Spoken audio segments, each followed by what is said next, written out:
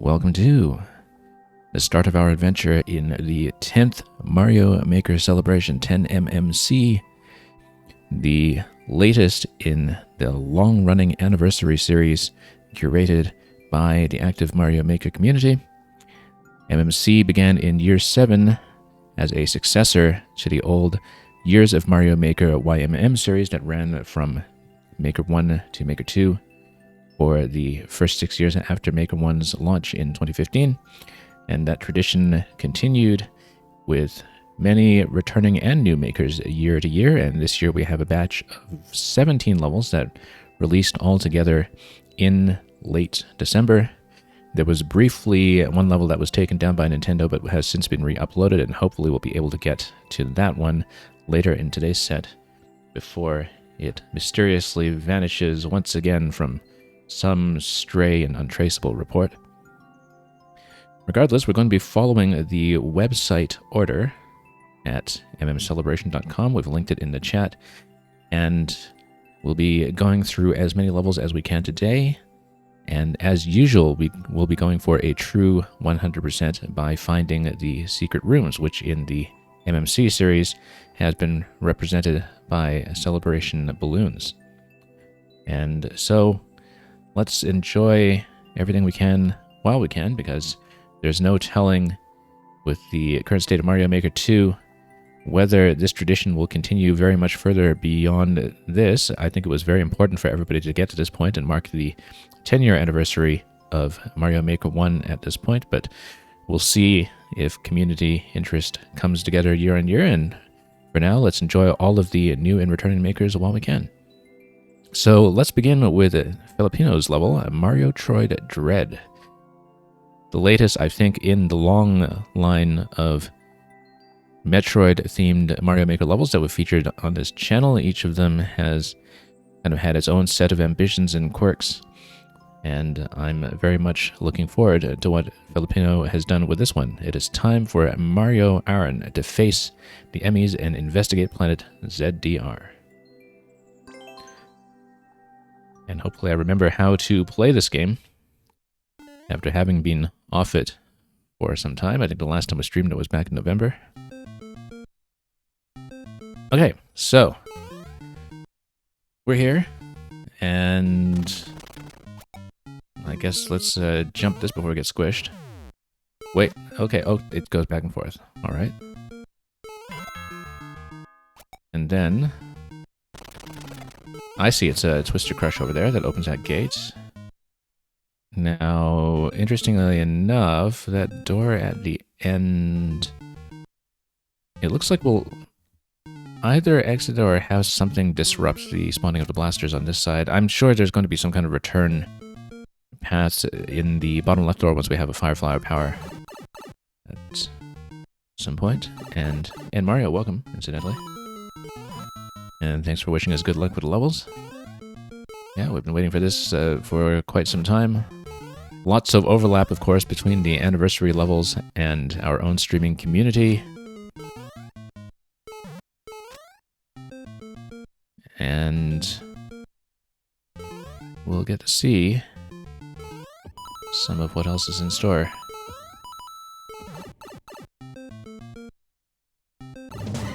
Alright, so this is going to open up. We fly out with a cloud.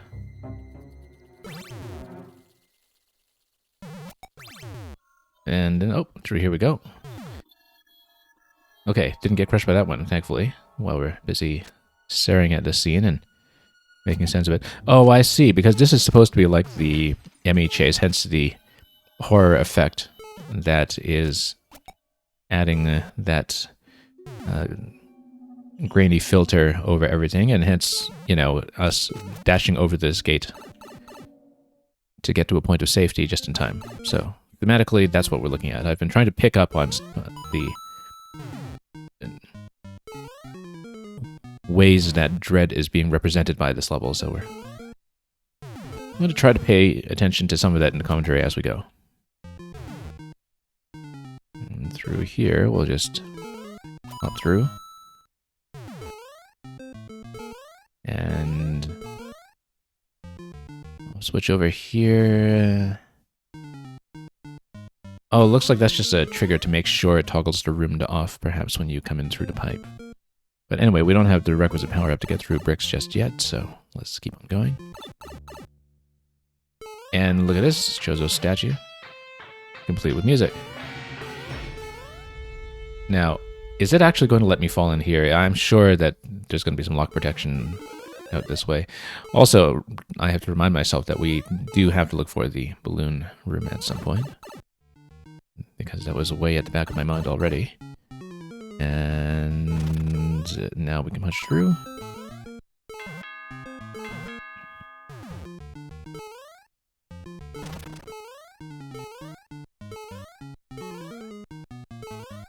Because,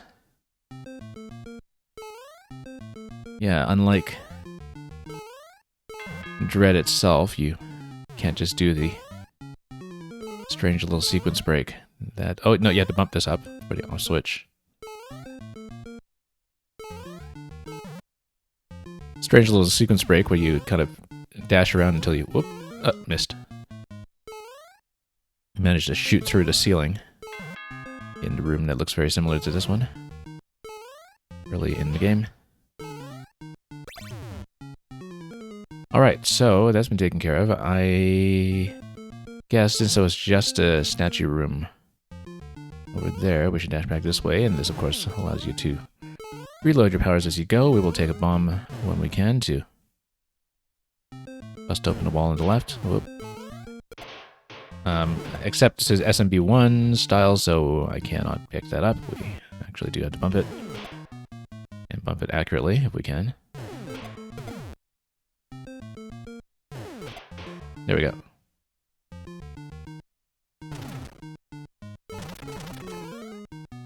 Okay, having come through here, this is not going to be safely traversable just yet, so let's head over this way. And it's going to switch. Great. Right on time. And, oh, same as before, except I kicked the cloud too far. Okay, we have to take the death, actually. Because otherwise I'd lose the power up and take the death anyway. Too much cloud momentum. Unfortunately not deliberate this time, unless... yeah, unlike that one level we played a few years back. I might be thinking of one of Donkey Mints, actually. That was a level that was all about kicking the clouds through walls. As the central platforming gimmick. Here, we don't want to do that intentionally. However, we seem to have progressed. Or not, actually. I didn't, for some reason, I just didn't notice that last time. Okay, let's head through here.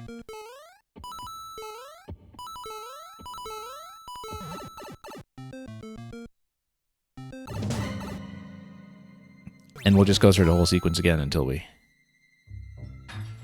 come back here. Yeah, have to do a nice safe jump there without kicking the cloud too far, and then whoop. Through the makeshift Emmy gate. Oh, no, hang on. Let's be careful here. We know how to play this game some of the time.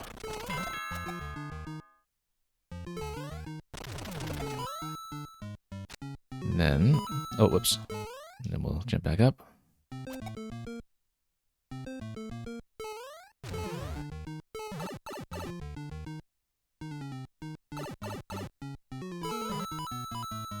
And then do the whole Buzzy Helmet sequence once more.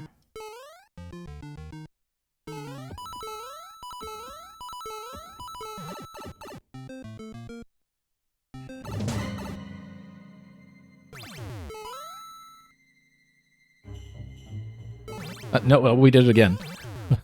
Too much momentum. I guess maybe that's why it says diagonal arrow, you know, just in case you don't take the hint. I mean, you know, naturally what we should do is just fly directly under the cloud, stop, and then jump, but it's just a matter of habit, I think. To sometimes jump straight for the switch and not think too hard about your point of origin.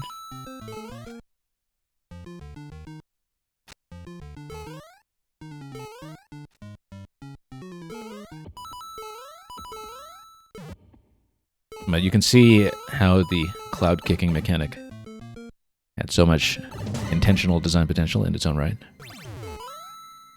Alright, careful. Now jump, and then... now we sail. Yeah, later on when we come back there, with the Buzzy Helmet, we're able to raise that thwomp that is coming down towards us on the left side, and so that will be how we progress somewhere different, I would assume, by heading over to the exit in the top left.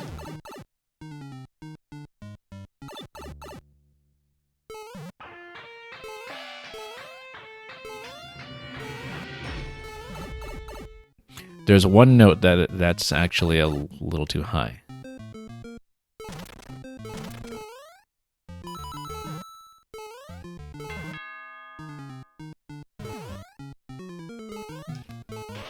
Oh, whoops. In fact, we'll probably hear it again.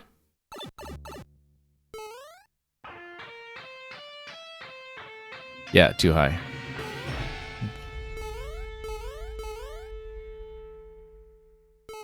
Bum bum bum bum bum bum bum.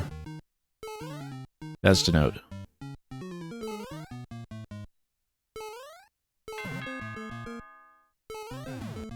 Okay. This is what happens when I'm not a playtester.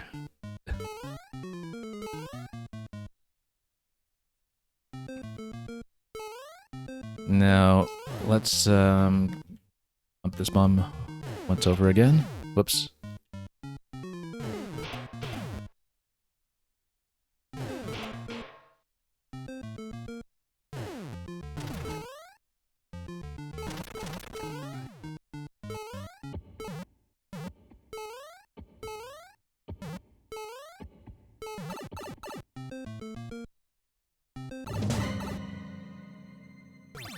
Okay. Over. Let's not kick it too far this time, and then this time we can go under and bump that. And fly. Actually, we should have considered... oh, I guess... yeah, there was that one tile gap between the thwomp and the pipe. If we don't find a balloon room, that's a spot worth checking, actually. In case we were able to scroll up further. I wasn't thinking too much about the layout of that subworld, though, in terms of how much height we'd already accounted for. So, let's clear some space. Grab the checkpoints. We'll get the Fire Flower beam at some point. Obvious scroll break on the left over here. And... yes, we'll, yeah, jump back across since we've... but we need to spawn the red cannonball first, don't we? Actually, I don't think we do. We can just jump it.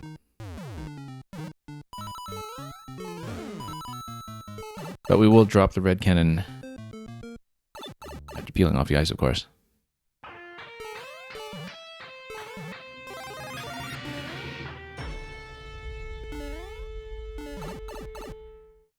Oh, we should have checked the other pipe on the left. I don't think I could have reached it necessarily, though.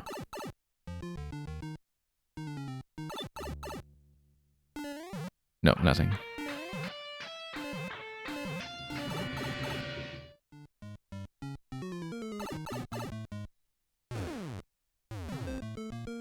Okay, now... let's go to this side and... whoops, oh, never mind. Well, we'll start a checkpoint, which was right before this, so...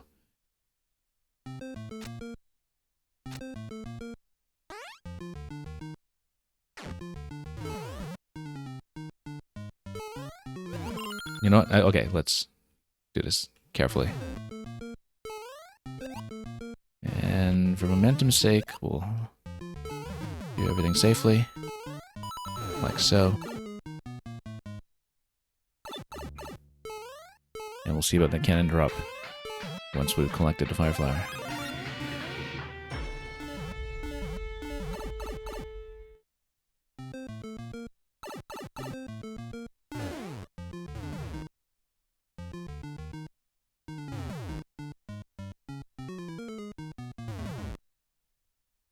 Okay, let's grab this.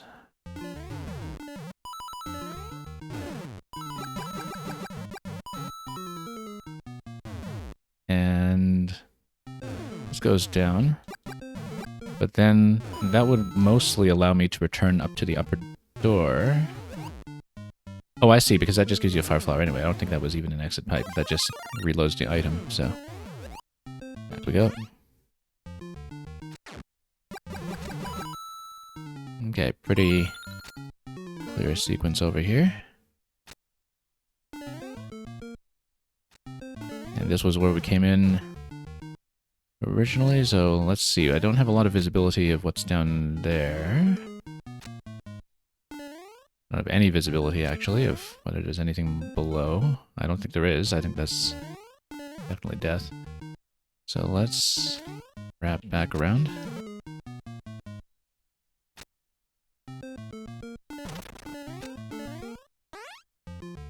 We might have manipulated some kind of spawn block somewhere, perhaps. Hang on. No, it doesn't look like it is the same room as before, state-wise. Except we can come through here.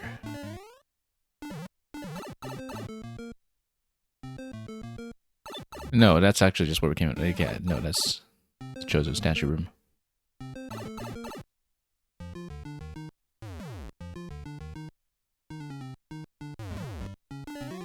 Okay, so we need to rethink this. What did I not see here? We had this. We had this gate blocked off.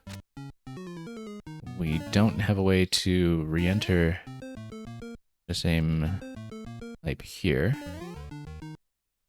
I think we just should dare to drop then. Because I think when we came in here and spawned in originally, maybe we did see some floor, but yeah, there is some floor here. Okay, yeah, that's just bottom deck. Yeah, I don't think I remembered or saw that this was part of the layout. So a bit of a camera issue coming out of this one here, I think, because it's not necessarily clear what parts of the previous section it's built over. But...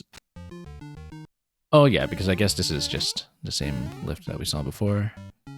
Was there something we wanted with the fire flower on this side? We'll see very shortly. And Descriptivist, have I been busy? Yeah, we've been off stream since finishing Metroid Prime 4. I've been able to play a few things off stream in the meantime, but it just hasn't really worked well with the streaming schedule, the holidays being what they are. And whoops. And of course, with this batch of levels, we postponed it a few days because there was one re-upload that we were waiting on, which was one of the levels by Shearwater, which got Nintendo'd. And it is back up online. I did check before this stream. It was uploaded again yesterday, I think. And so that's back in order, at least. This was just a statue room, but then... yes, we can get the helmet off of this, though, and then that's how we proceed.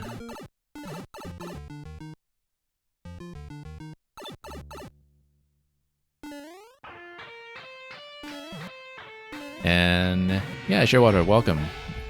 Yeah, I was saying that I was going to stream this a few days ago, but we noticed that you had the level taken down, and so we thought it best to wait, and so it is online as of this stream anyway, when I began and when I checked the codes ahead of time, so hopefully that remains true. Let's bump this lump again, as we did before.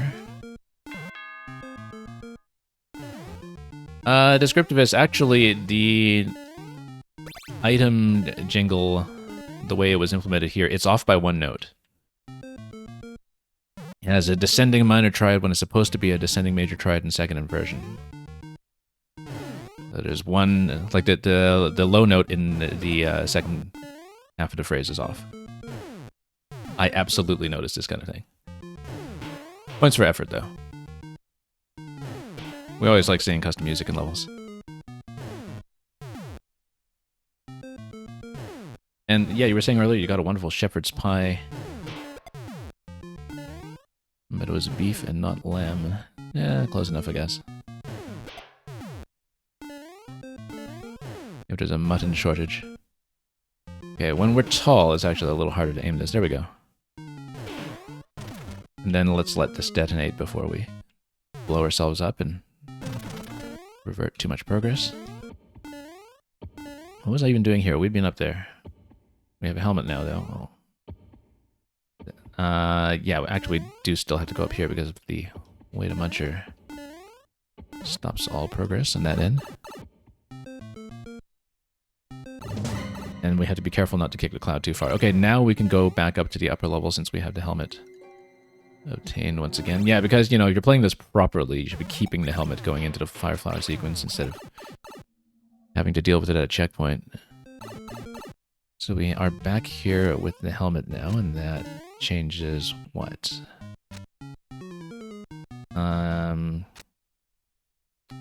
This was... Yeah, eventually there's going to be a spiny hat area we see on the left over there. Okay, so... No, we don't have a way to blow through that just yet, so I don't think this will be any meaningful progress here with statue room on the left. No, we just need to progress further to the left again, I think.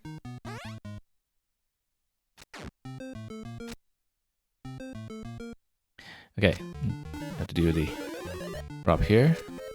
Now, this comes up, but why? I guess it just lets you easily explore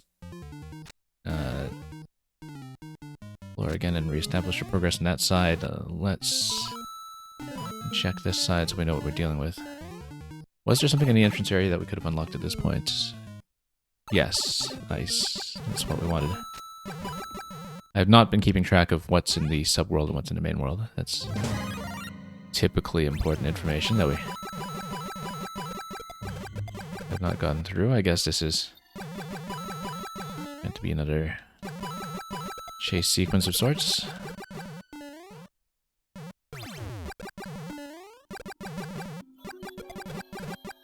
But we'll make it out. Okay. Oh, good. We didn't get squished.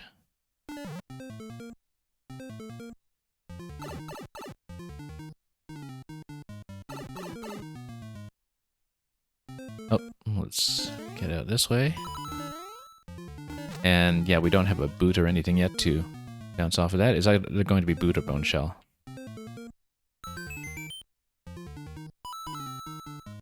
And given the stomp on the on switch, it looks like it's going to be bone shell.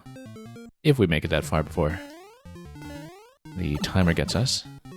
Anyway. It is going to be boot. Let's be quick about it and try to get through. Oh, come on. Now, Cat, taking a break from playing Metroid 4 to play more Metroid. It's funny that you say that, because the thing I was playing off-stream while I was out was actually Metroid Other M. Which... Oh, we're gonna have timer issues, unfortunately.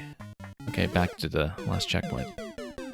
So I actually am taking a break from Metroid to take a break from Metroid to play even more Metroid.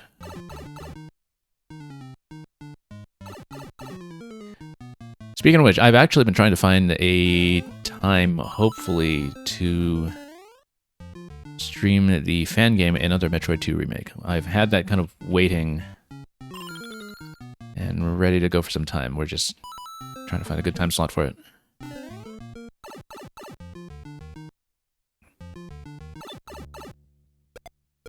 Oh, well, I feel like I'm supposed to have that helmet. Let's come back here and try that again. I didn't expect it to get nuked like that. No, there's no chance to get it. The point of the helmet there is actually to stop the spike ball. Then, well, why would you need to, given that the spike ball would just hit the wall anyway? Because, yeah, it would kind of make sense to, you know, simulate the player stacking their progress through the game so far by allowing you to pick up the helmet, so we don't need to do the whole sequence to do every helmet check.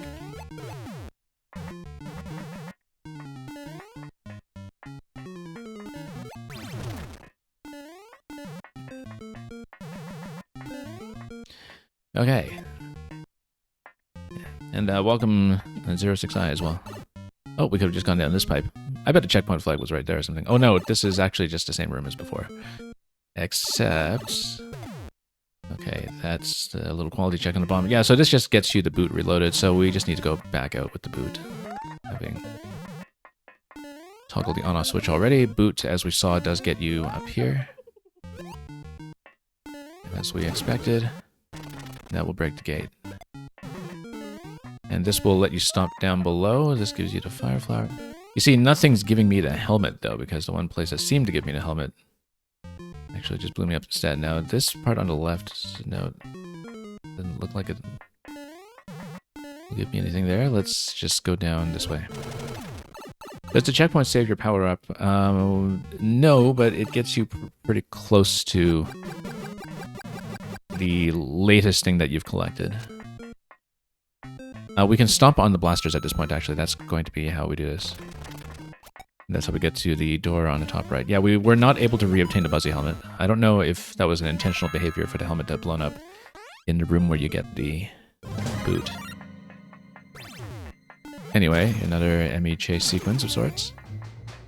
A couple of different timing checks that we'll do here. This is a neat little moment here, actually, just taking a dive. And, oh, we lost a boot, though. I wonder why. Okay, there's going to be a bit of an item check here anyway, but what is the bomb doing? It's blowing everything up here, which allows me to go through. Okay, neat. And we have a key. Now, at this point, I still have not found anything like a balloon room. But I can't say that we've been looking very carefully, and a level as networked as this one.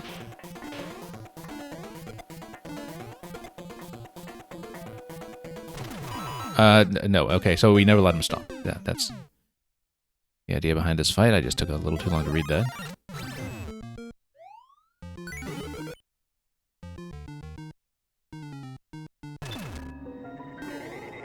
Balloon room, Shearwater is saying, is very sneaky. I would expect it to be, given the way this level is structured and just how much information there is to look at. So we'll take our time and we'll find it. We always find all of them. Oh, well, there we go.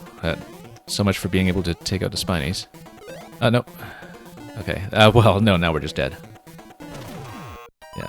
It's one of those fights where if you lose the requisite power-up, then it's just over. Natcat, nobody knows when, if ever, there will be a Mario Maker 3. So I think every year the Mario Maker Celebration team has just been kind of taking it based on maker interest, you know. They'll do another one if they can, and if the people involved are able to organize it. Mr. Electrodude did a lot of the heavy lifting for putting together this year's edition. And for that, we're quite grateful, since he's been part of the various anniversary series for such a long time.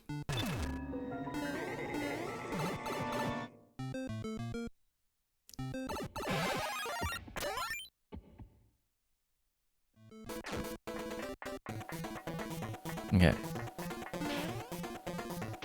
So, I guess we just juggle until... Well, let's try to take out the... Oh, no. I was thinking if we take out the Spinies on the tracks, maybe there's something entity-based that will trigger there, since that'll be on a different limit than Morton himself. I don't know if the level's really structured in such a way to permit that, though, but we'll try to take a look at this carefully.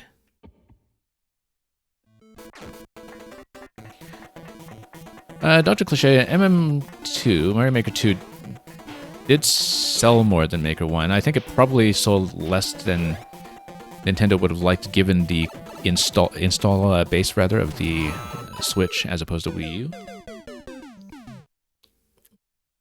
But it has enough of a stable population, and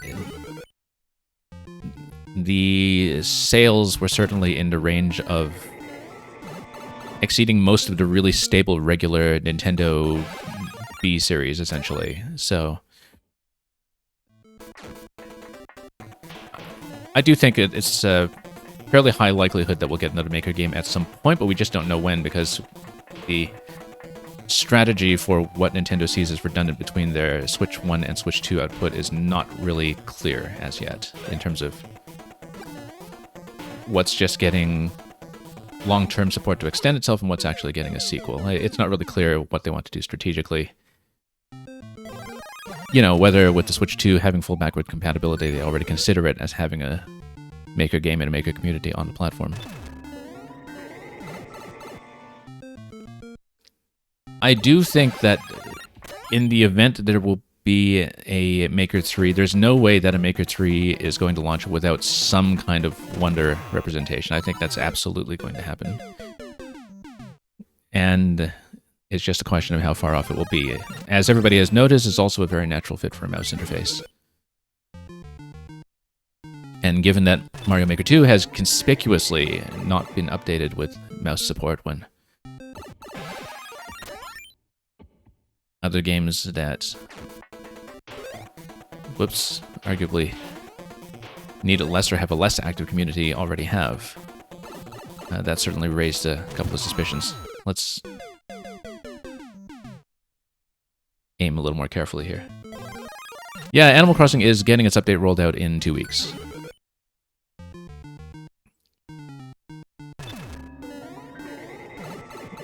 And so, the important thing to remember about the software that is sold as a Switch 2 edition is that part of the purpose of them doing so is because they... why don't we just use the Fire Flower? Why didn't we just shoot him with the Fire Flower all this time? I wasn't paying attention. Too busy, like, trying to take care of the Spinies, and... Yeah, of course we're supposed to kill him with the Fire Flower. Because, you know, Samus uses beams, right? This is a natural thing to do. I didn't even think about that. How many attempts do we have where I didn't even think about that? Okay, let's move the Boo out of the way. Yeah, part of the purpose of them issuing so many Switch 2 editions is to have a shelf presence for the Switch 2, right? Where, you know, if retailers are kind of replacing all their Switch 1 sections with a Switch 2 branded section, they want Animal Crossing, for instance, to be on the shelf in some form when gift-buying parents or whatever go there looking for Animal Crossing. And so that's one of the things that is distinguishing what's getting a Switch 2 edition versus what's getting just a patch. As far as I can tell, is because the physical retail's presence of the Switch 2 edition actually does matter quite a bit more than people might expect. Certainly, I think that was true for why they wanted the Zelda games to be refreshed right away.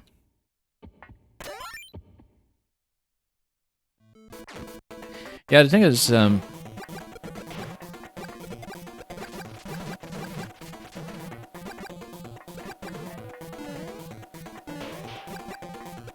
yeah, Dr. Cliché, is that it was actually kind of astonishing how well Maker 1 did, even after the Switch 1 had launched, in terms of keeping the Wii U relevant for the people who had one.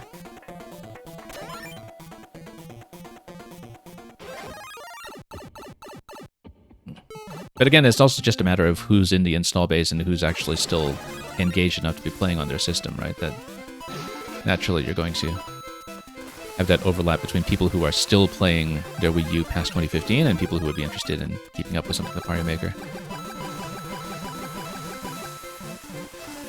I think it's very true that Mario Maker 1 had a noticeably more sizable cultural presence among people like streamers who are not Mario regulars. Like, you'd have a lot of people who are kind of dipping into this game, back in Maker 1 rather.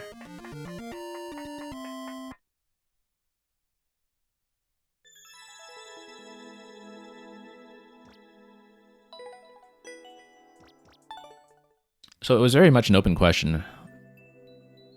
How much of a ceiling is there on Mario Maker going from 1 to 2, given that a lot more people had a Switch? And I think the answer to that was not as high as anybody necessarily would have wished, but certainly high enough for it to continue as a Nintendo series. It's bigger than most Nintendo series that exist. We didn't find a balloon. We had to go back. And we have to investigate carefully. I have to remember to go back for the balloons because we have never missed one in YMM or MMC. I didn't really do much secret hunting in one YMM. That's the exception. But back then, I think the cake rooms back then weren't really codified as such yet. It wasn't as much of a regular expectation.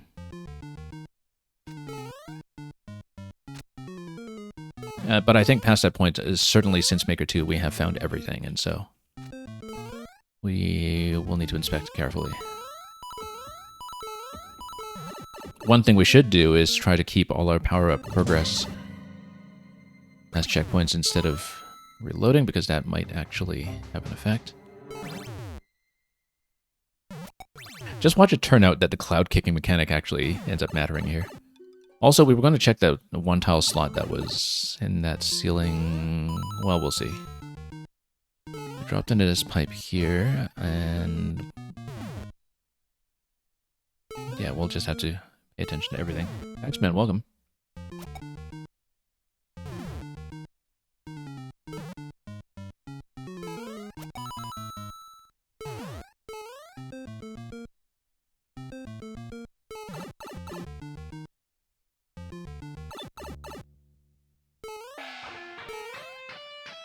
Okay, now let's head on back. Did I check the... Okay, no, now I understand how this was structured and why you had the yellow pipe with a state switch here is because, yeah, later when you get the boot, it's a state switch in this same room with the boot spawn and the spike ball triggered. That's why it was set up the way it is. Okay, yeah, because it's actually the same room with these pipes. It's important to notice these things as you're disassembling the level, even if that isn't really relevant to the balloon itself. And then, oh, too late. Let's try this again.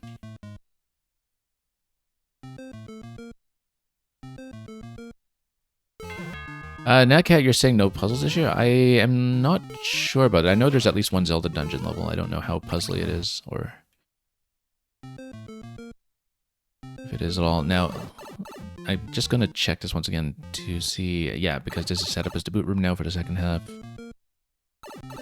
The other thing we should pay attention to is whether there's a reason why we might want to play quickly in order to get things to spawn the way that we want. Whoops. Well, no, we could have kicked that. That's okay. Let's try this again.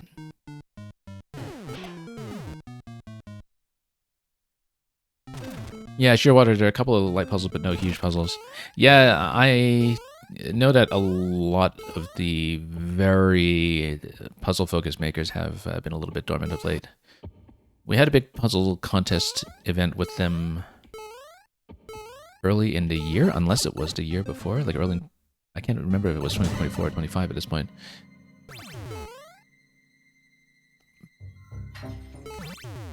But that was really the last time that a lot of the puzzle makers were kind of out in full force. Oops, my mistake. I was supposed to bump that thwomp, but we didn't come through here with the helmet. So actually, this is worth checking because we hadn't looped through this with the helmet in quite the same way previously, and so... But then this is just the same state as before, though, with... Yeah, on state and still bumping the balloon, so no change. Okay. No change at all. But... Yeah, it's just ground blocks up top. That is going to be formally the ceiling. Yeah, no. Then we just need to do the cloud area properly and head up.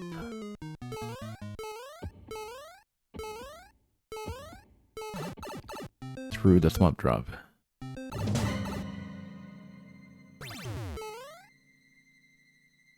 Okay.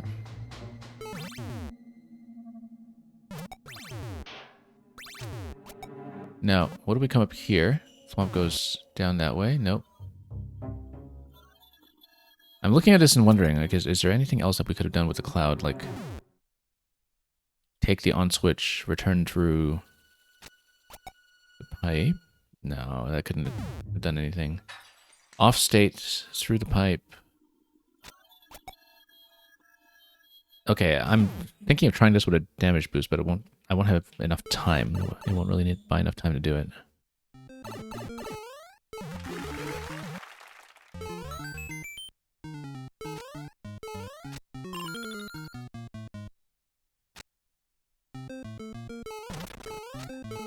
And here we go.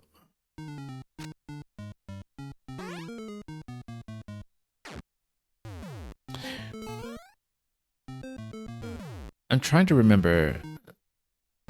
Yeah, we had flower in this area.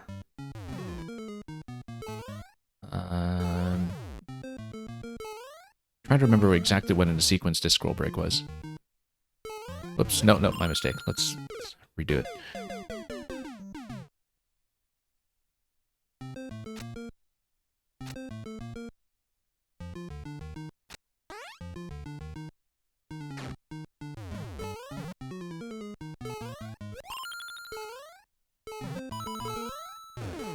Okay. Let's get over here.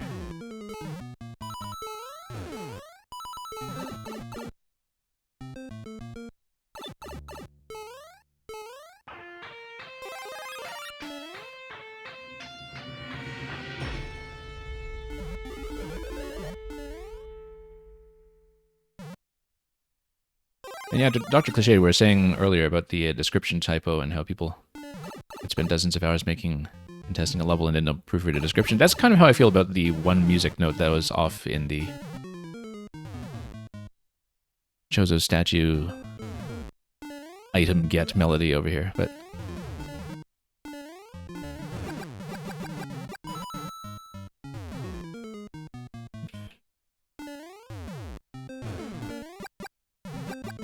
let's go through here. So yeah, I'm trying to remember, what did we even do with this scroll break? Could it have affected anything anyway? Oh, well, first of all, let's grab the flower again. Because let me just scan this area. There's nothing else here for us to look at, though, I don't think. Because it's just the statue power-up room on this side. However, this one is a different statue room than the other one, and so it might be worth a second look. Because I know I didn't check it as thoroughly. I don't think there's anything to look at here, though. Yeah, same escape block here as before. But nothing else that notable. I'm just looking at all the bricks here and thinking, oh, is there a way to activate a P-switch somewhere? I'm pretty sure I did check this pipe at some point.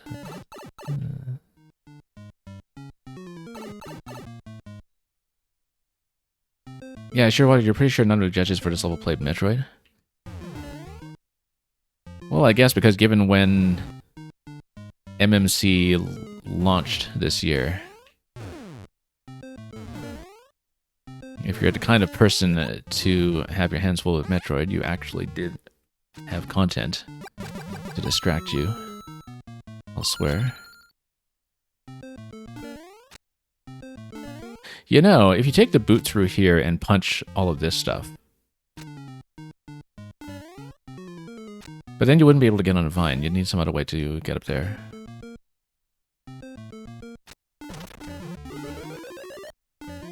Yeah, because no, there might not be a way to actually come down here with the boot. I'm trying to think about how that could happen theoretically. Let's watch this for a moment.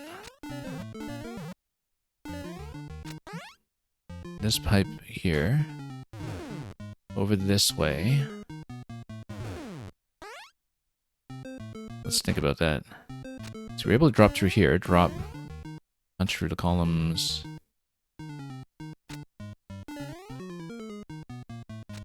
You could conceivably see there being like a door that's tucked at the highest point of the platform, which would then be enterable if you punch out the blasters.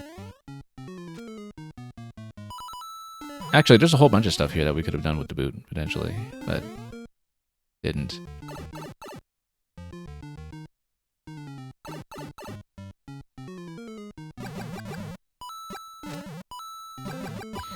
And Natcat, you're saying people read the description? No, just wonder if being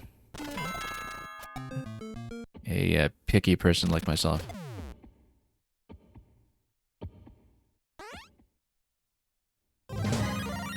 I have a bad habit of forgetting the descriptions pretty much as soon as I've gone into a level.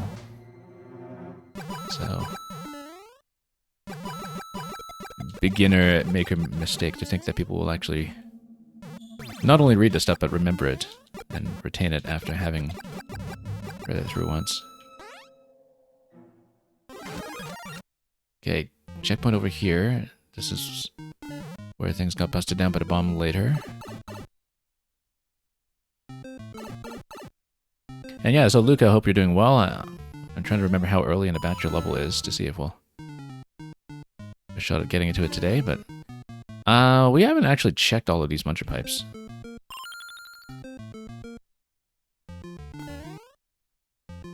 We do, in fact, need to check all of them. I doubt it's something like that, but we need to know for sure. Okay.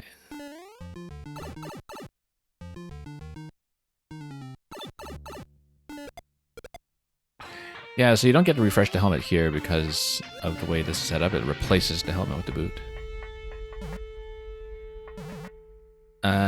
Okay, no, you can't fit the boot here. I was thinking, could we contrive a way to lock ourselves? Also, you see this floor here? Do we die? No, we don't, but I want to see if there's anything else that we can do with that. Okay, at least we know what is actually located there. That's also important information to know.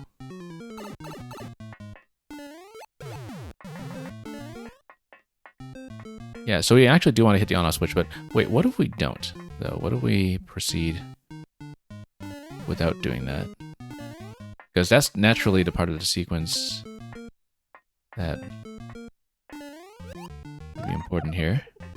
Then it doesn't let us stomp this for the scroll break. But what if... Oh no, nothing there. Let me just double check that. Okay. Alright, so you do in fact need to switch then. Oh, whoops. Well, guess we're returning to the boot.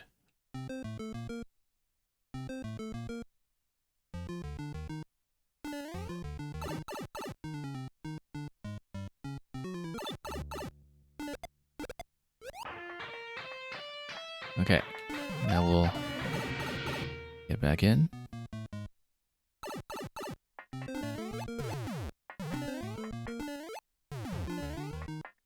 You never know if there's some kind of, you know, muncher bomb activation on the other side of a wall that you can just push with a boot. It probably isn't anything that obscure, but... Yeah, so that breaks that scroll on the left side. Oh, I see. Yeah, because we didn't actually check that scroll break before because we went straight for this thing. I didn't actually look at what had opened here, had we? Oh, no, this was just... Yeah, we had seen this. This was just a boot area for getting more boots. So, never mind, we had in fact seen it. Wait, but had we gone down... Yeah, no, this is just the area where you get the boot in the first place.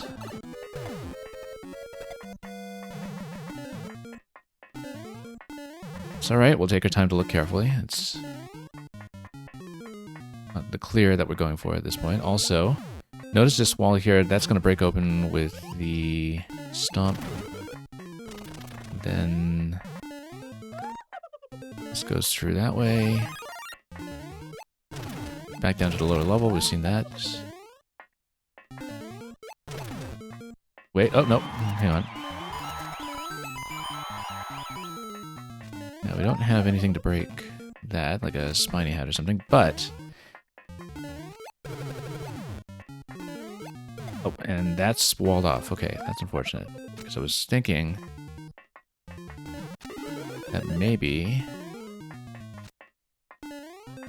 You know, if we just jumped on top of that, we would have had enough height. Instead of stomping the whole stack, we get on the stack and then we actually jump on through here. That's how we take the boot up this high, actually. We take the boot up here. You see, I'm running out of time at this point, so I can just illustrate this. We take the boot up here by jumping on top of the stack. Then we float over here. Then we stomp all this. So we actually are going to try that, because I feel like this is by far the most suspicious thing here.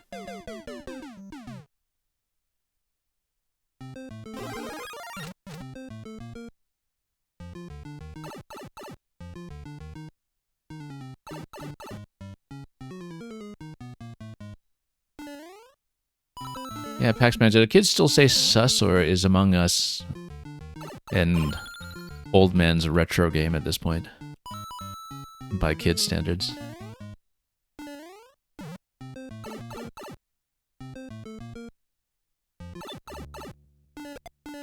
Alright, let's get over here.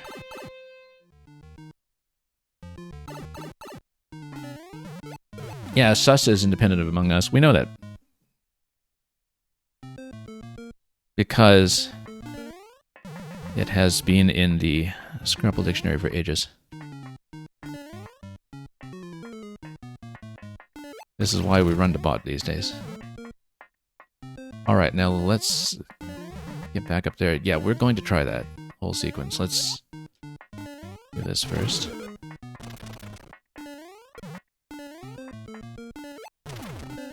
And not forget the flower while we're at it.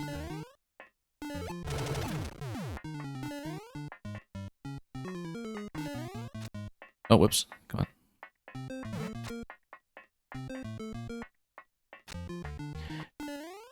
Yeah, Natcat, in a sense, Metroid-style levels were actually more popular in Maker 1. Because, well, first of all, people were generally thinking a bit more thematically, given the presence of things like the amiibo costumes. But even beyond that, whoops, let's do this first. I don't want to get squished on the left while we're trying to get a jump, so let's do it carefully. Even beyond that, because of the way that Maker 1 didn't have any scroll stop, people would tile their levels in ways that were much less schematic in terms of having lots of interconnection between zones that were kind of overlapping each other and going all around each other. And yeah, there we go. That's exactly what I thought it would be. Whoop. We'll stomp the other ones anyway, though. That's exactly where I thought. Oh! Let's not do that. Okay, well, fine. We'll lose everything, and then we'll check the balloon room. And by check, I mean...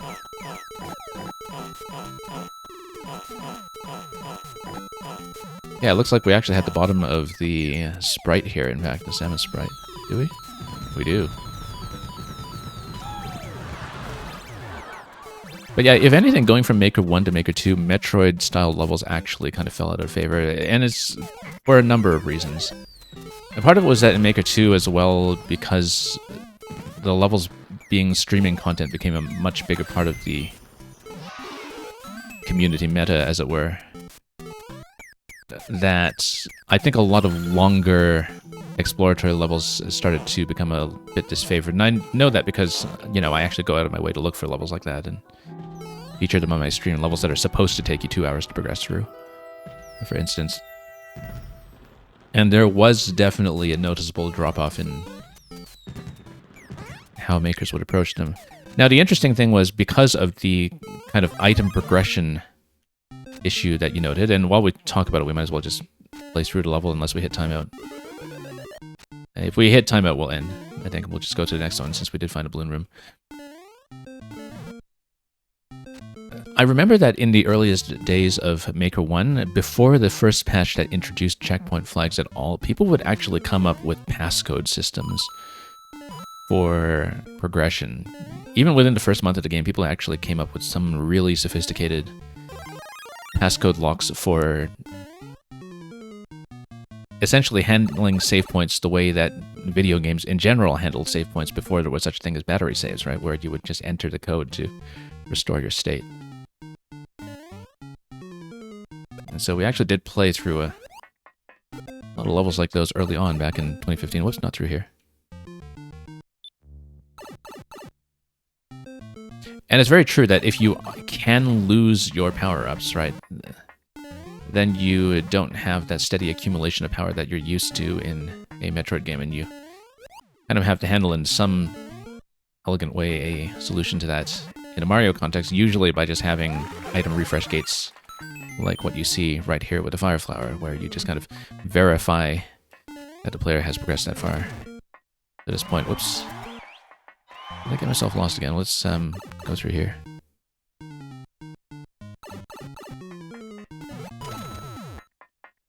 But yeah, as someone who really likes long, sprawling dungeon-style levels, definitely... Whoops.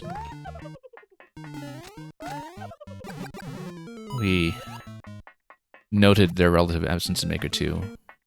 I've definitely found some makers in the past that were very interested in that kind of design and specialized in it. We've tried to feature them in past streams in other years. But yeah, it's an impactful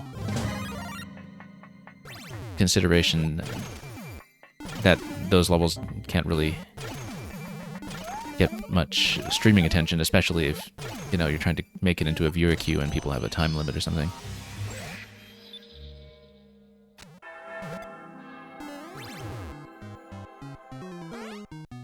Because designing a meaningful 2-hour level,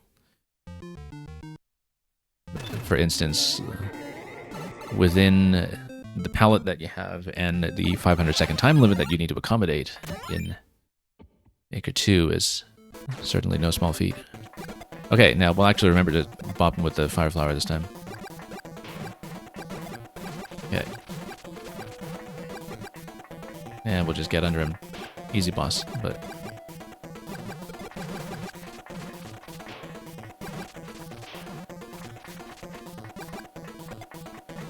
and just let him stomp. And... okay.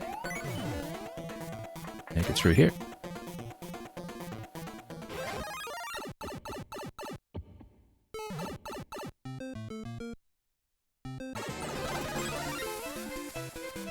Oh, let's actually do the escape sequence properly.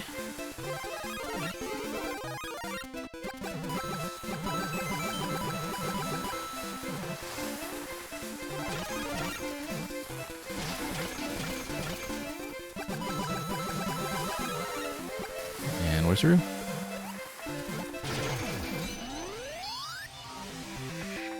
And back to the gunship.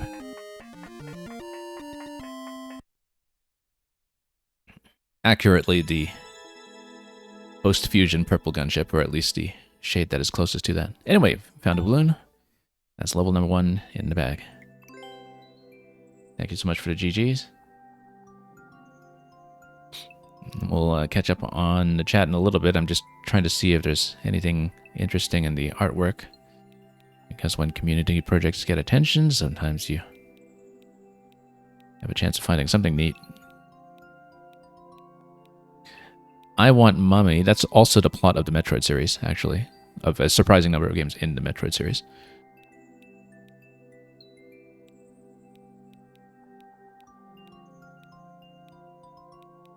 And...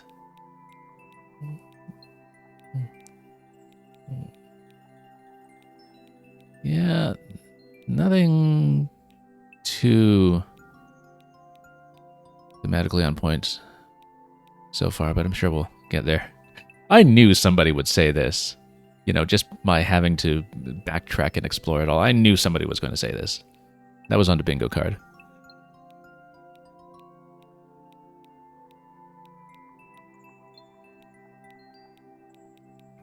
Oh, somebody violated code of conduct. And... anyway. Let's move on. Like I said, the codes are on the website, mmcelebration.com. We linked it in the pinned message.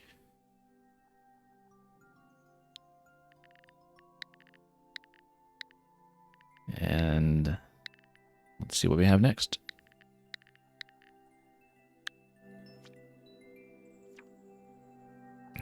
This is Big Big P-Switches by Noguchi. The developer made the P-Switches too big. Must be like World 4 of SMB 3, except this is an SMB 1 theme, so we'll see.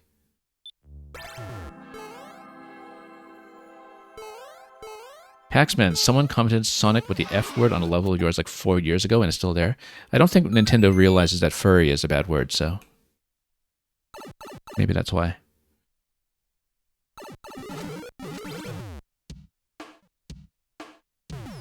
Those are some giant P-switches, actually. Anyway, it is a looping music level. Notice that first coin as we came down. Oh, I see. That's going to be the progress checkpoint coin that allows you to reload the music in stage, perhaps. Yeah, because something is going to stop there from a state switch, which allows you to continue from that point if you have a timeout. Just Let Me Koopa, welcome. And Zach Divine coming with a party of 9. Let's acknowledge that for a moment.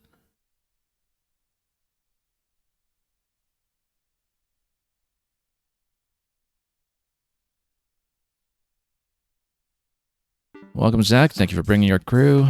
Hope you've enjoyed these levels in your own right and that you had a smashing session today.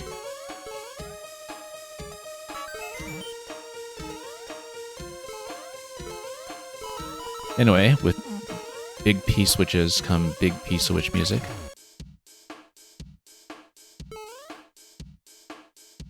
Well, from time to time anyway, you have to actually hit the switches first. Yeah, that's kind of neat. It is a state-dependent music loop. We've seen a lot of interest in that, actually, from a number of different makers in recent years. There was a while when Shushiro was all over this, actually, just doing all kinds of different state switch music loops. And I'm not really caught up on Noguchi's profile, even though it is a very prominent profile, but I think there's been quite a lot here on that score as well. Anyway, we do have to drop a shell.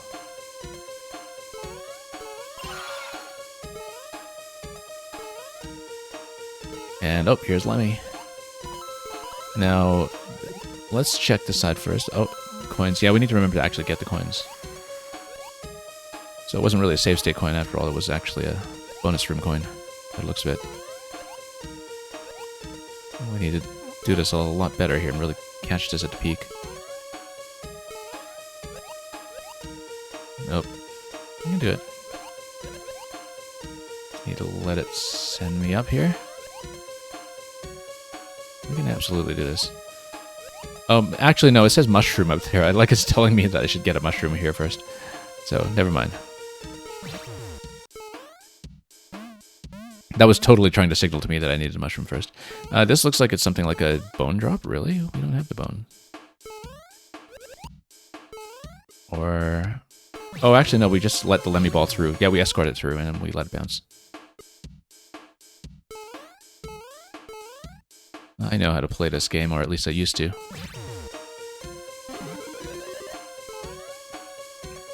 Then I took an arrow indicator to the knee.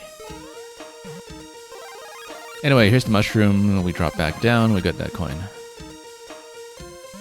Wait a minute, I gotta try this. Oop, there we go.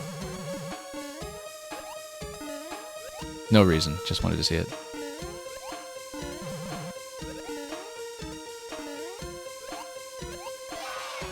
Okay. I'm not actually locked anyway, so.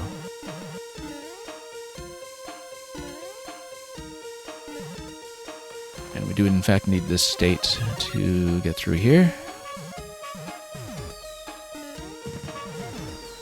So we did see that one coin that was on the way down on a drop earlier. We'll keep an eye out for that when we can.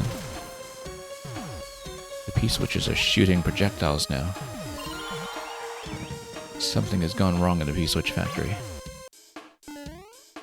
Okay, Master Sword, and that'll just be a power-up check.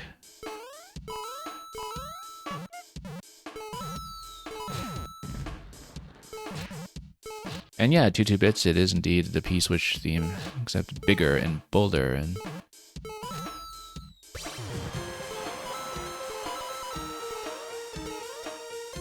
with a whole lot more P.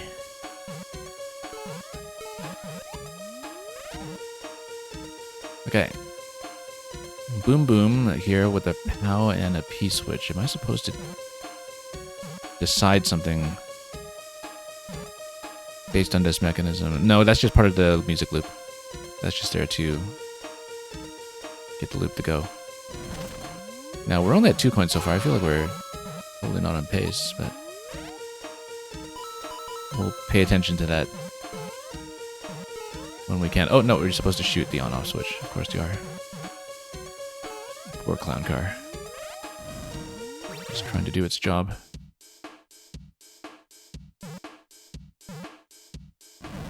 Okay. And then we ditch. And now that's interesting. Why would we... Oh, let's see. We would want to projectile. Yeah, that's right. That's what I thought. Okay, 3 coins going into the second section. I hope that's on pace, but we'll find out. Zactifine, I don't know how many I'll get through this stream. I tend to take my time going through all the balloons. Given the pace that I went at in previous years with a batch of 17 levels, I'm expecting I'll probably take 2 streams. But we'll see how we do today. Even if the levels tend to be pretty easygoing, I like to poke around and see what we can do, so...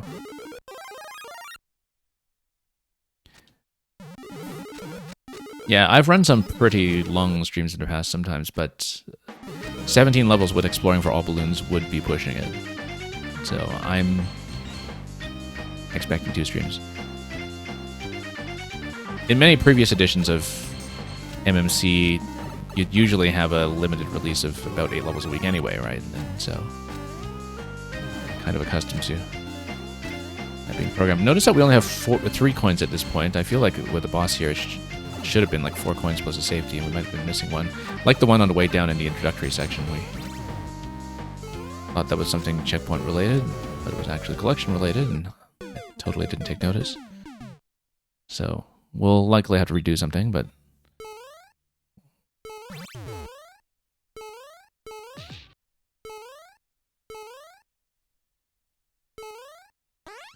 Let's go back into the boss room and deal with that later.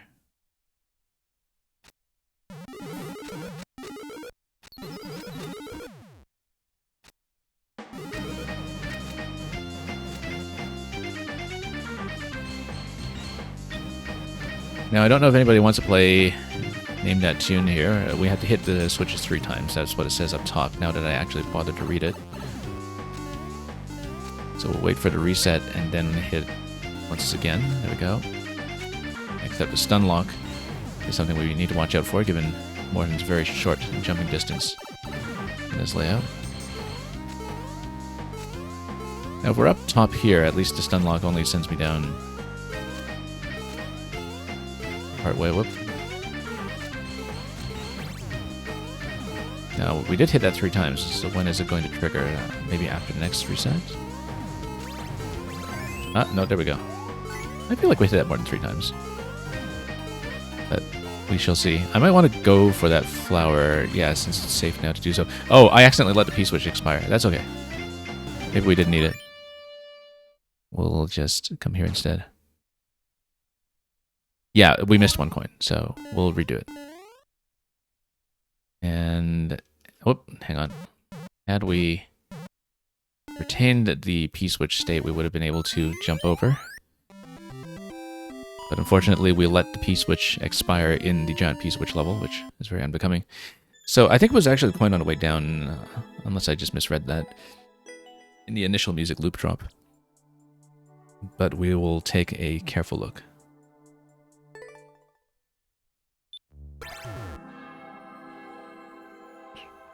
Because I definitely saw something by the left column on the way down. We just didn't register that as a collectible at the time. So we'll hold right here and see if we can get in that slot.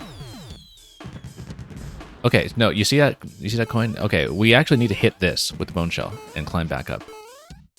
That's what it was. I didn't look at this brick, but yeah, that's the coin we were missing. That's all accounted for then.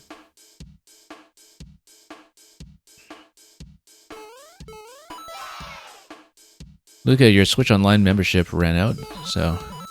well, I hope you got the uploads in that you wanted in the meantime. I know you uploaded for this project. I don't know if you had anything else you were working on.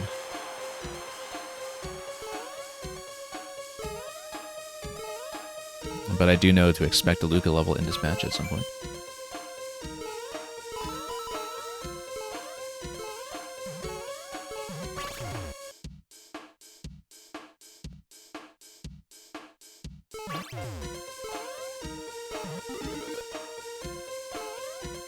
Okay.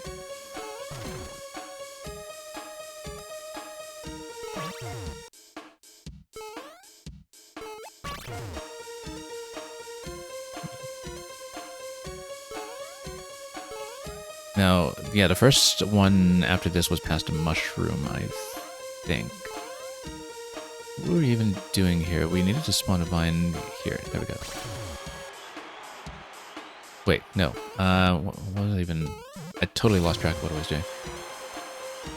I thought it was a vine climb up here where we dropped a shell, but we didn't hit the trigger for it, did we? Rather... Oh, no, we just come up here. This is the vine.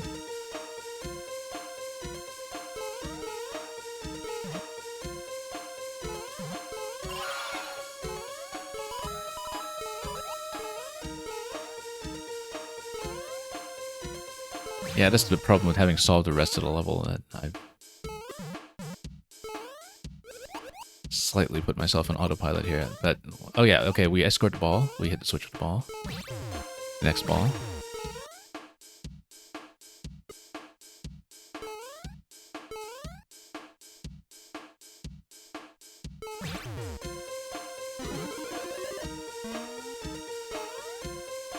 Okay, now...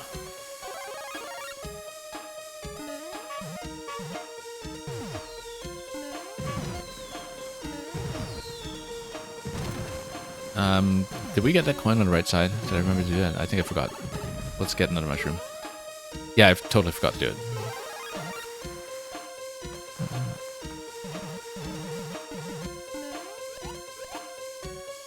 Let's bounce on the next one then. That would have been a grave oversight if we went really far along in the level and realized afterwards that I was short that coin.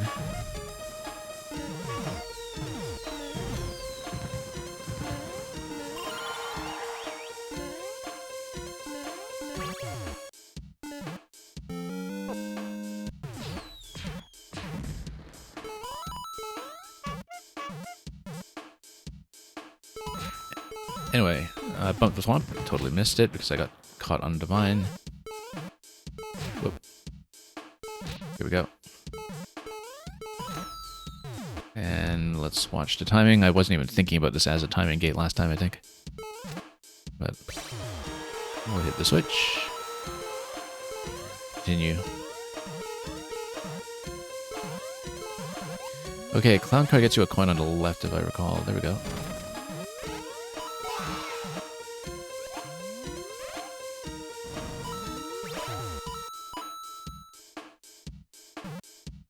And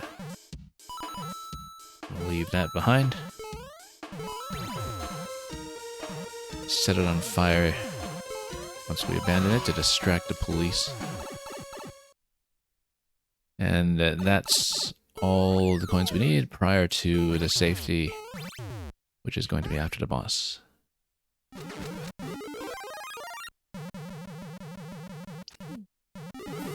So yeah, the main thing is the Morton Stunlock here that we need to avoid.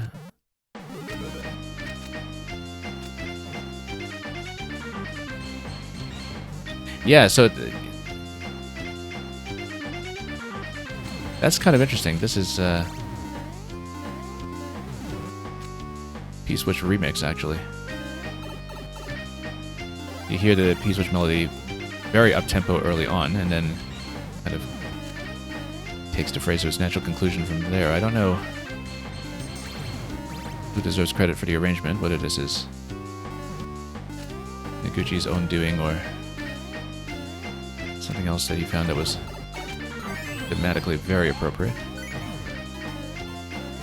Oh, we already expended a flower. That's too bad. Let's go through. And we will take this.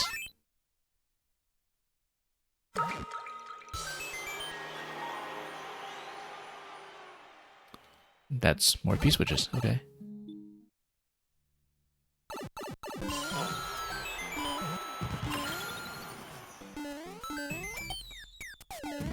Anyway, P-Switch shaped balloons.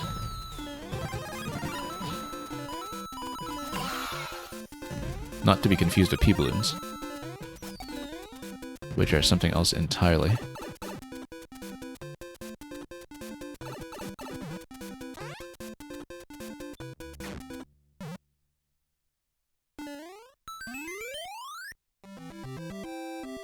And that's it for number 2.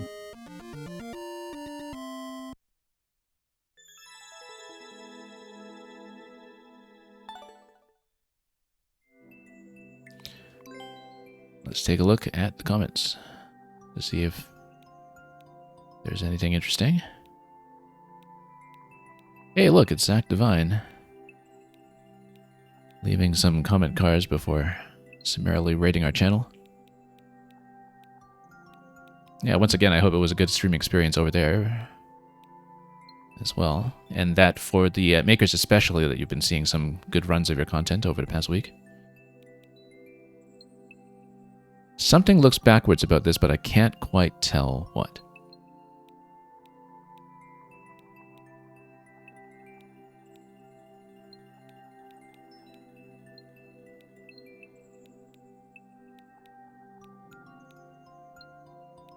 And yeah, they picked up on the P-Switch remix. And look at that. Once again, not to be confused with the P-Switch balloon, or P-Balloon, rather. Even I can't quite keep their names straight. Look at this P over here. Unfortunately, because it's handwritten in Japanese, I doubt I will be able to make heads or tails of it with something like a machine translation. So if you're able to read handwritten Japanese at Switch stylus resolutions in a comment card, this looks like a comment that is probably saying something quite interesting from Coco here, who, if I'm not mistaken, also contributed a level this year, but just working on memory here. Okay, let's move on to the next.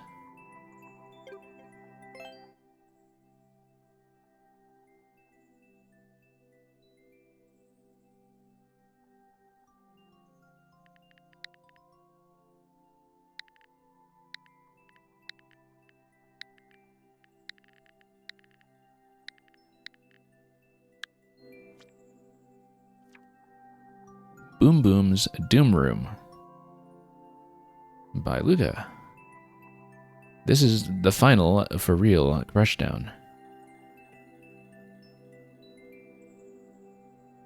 Shearwater, you're saying your therapist said anthropomorphic P-Switches aren't real. They can't hurt you.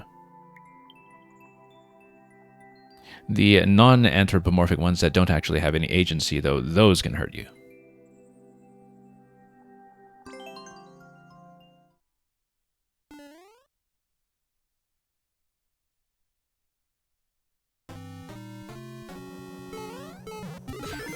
I'm saying 67 is the new sus. I know that the number 67 thing exists in some form. I have no idea what's going on with that. I just know that people have made reference to that being the new youth culture. Let's not get bopped right on a shell. I was going to jump on that to reach the upper level there and jump on a note block, but I missed. Anyway, a crushing blow.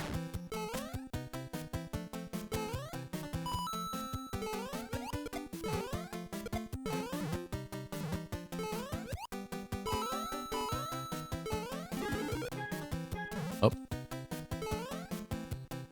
Well, that didn't quite go.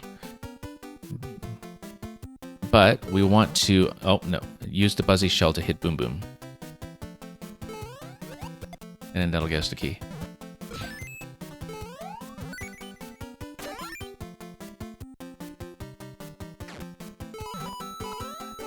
Okay. Now, we need to bump this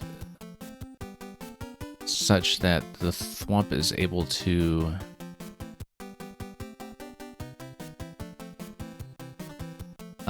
yeah, because normally the Thwomp would just hit, right? But if you bump it, you want the Thwomp to carry this in such a way that when it retracts the... Or rather, when it overshoots, that Boom Boom is going to follow that whole stack down into the pit. So Thwomps first, and oh no, we need to raise this first. I have no sense of timing here.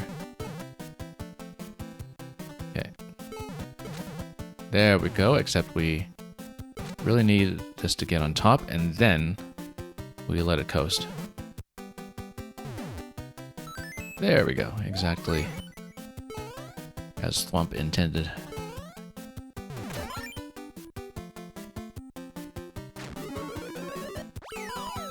By the way, the Super Mario 3 Boom Boom music is extremely appropriate here. Flagpole already? That can't possibly be right, so let's see where we'll go over here.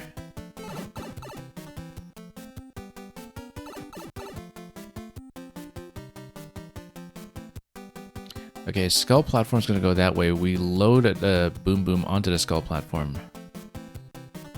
And will there be some kind of drop past that? Well, we'll find out. Load him up. And then... that's not right, but we can reload him. The idea is that if he's being loaded onto the right, then we can catch up to him and jump him, and since he's going to be in the jumped on state, then that takes him into the pit. Then we also go for the coins.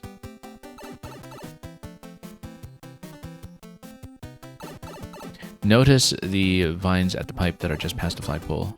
Oh, actually, let's take a look at the right of the flagpole in general. Key door located there as well. That looks like an exit, though. And then... okay, bump him. We bumped him a little too far to the left, and I left myself no room to jump next to him. So we'll try this once again. Oops.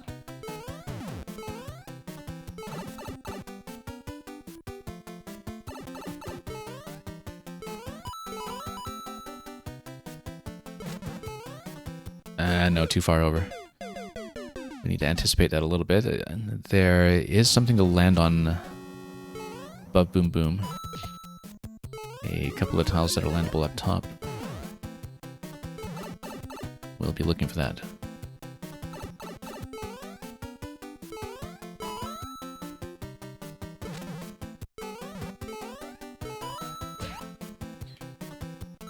Okay, key over here. Ground over here. Nothing else, though.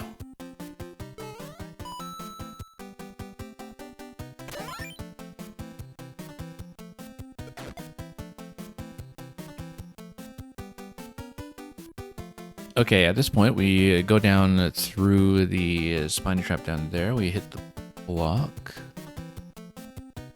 And then... actually, no, we send a spiny... well... kind of have to apply Mario Brothers arcade logic here, hence the music, and send it through both ways. Whoops. But not like that, obviously. We need to, you know, tap it on the side. We know how to play this game sometimes. Didn't I say something about Boom Boom music earlier? I totally was thinking about...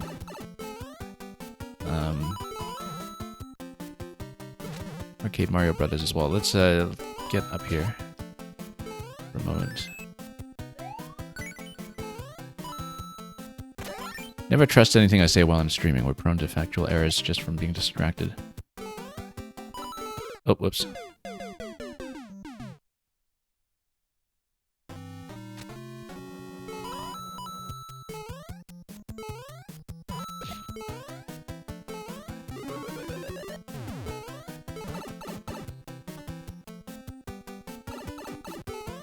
Anyway, let's head on up.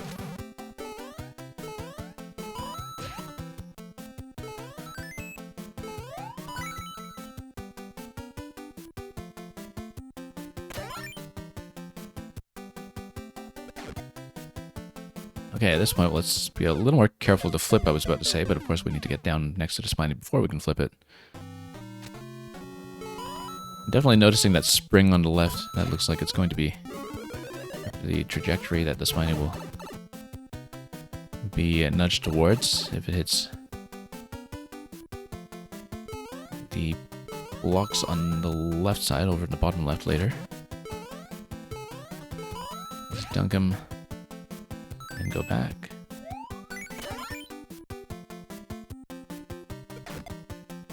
Look at that, is an extremely appropriate shell flipping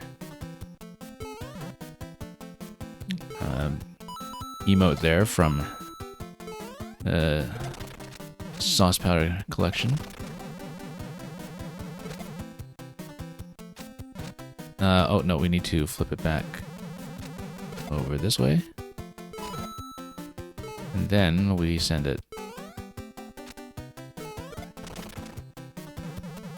Except we will now need to send it back. Okay, that works.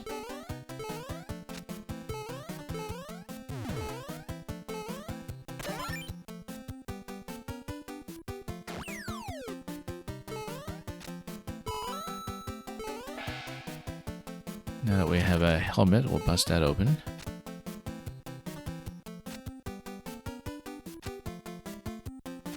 Interestingly enough, if we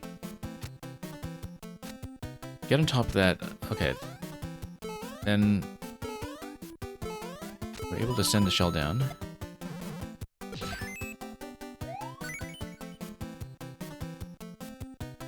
Now that gives us a key to get on top of the muncher, nothing up the pipe. I'm thinking about whether there's a way to re-obtain the helmet once we've taken a damage boost on the muncher for the key entry. I think we might be able to, as long as we spawn a helmet first, which means killing off the current one.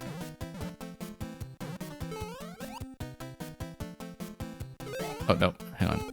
Well, never mind, we need to. Put another one anyway. Oh, I don't think we'll have enough damage frames to do it, though. Yeah, no. Not enough time. But if we bumped it this way...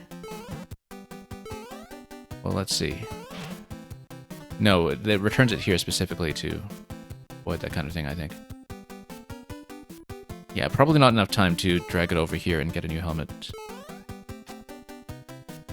Can't quite see how else we'd bump it in such a way that we can restore it.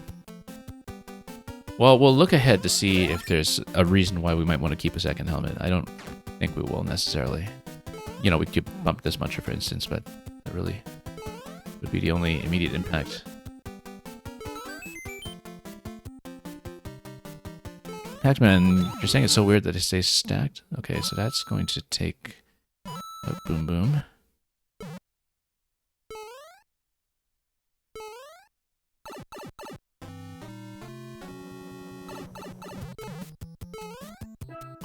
Nothing here, but if we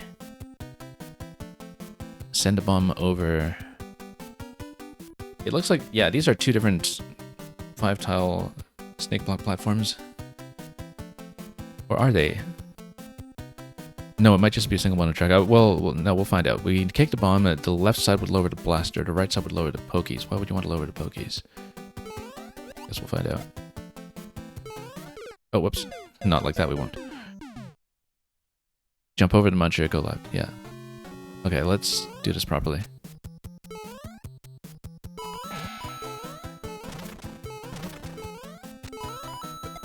We might just be a little rusty here.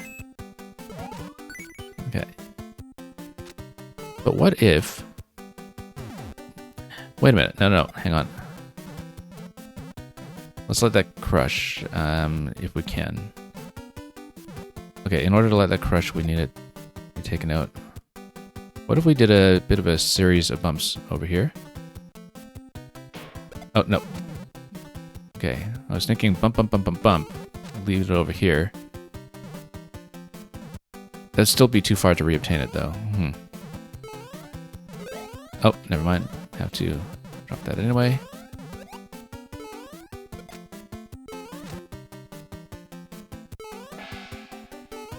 Yeah, but the thing I'm thinking about is whether I can actually get through here with a shell by reobtaining one after we take the damage on top of that muncher, but looks like it would be, at best, very, very tight.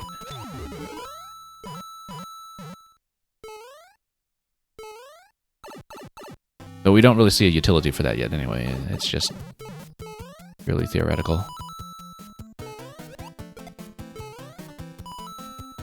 Yeah, it's a single snake block, which means we stay left and we get over there. It looks like maybe hitting the ice block on the right side is the more challenging thing slightly, though. So if we did that, maybe that's potentially interesting. Let's send that shell over. Yeah, because it looks like the kind of main intended sequence is to hit on the left side. And I think you lose the opportunity to drop the pokies after that, but I'm not entirely clear.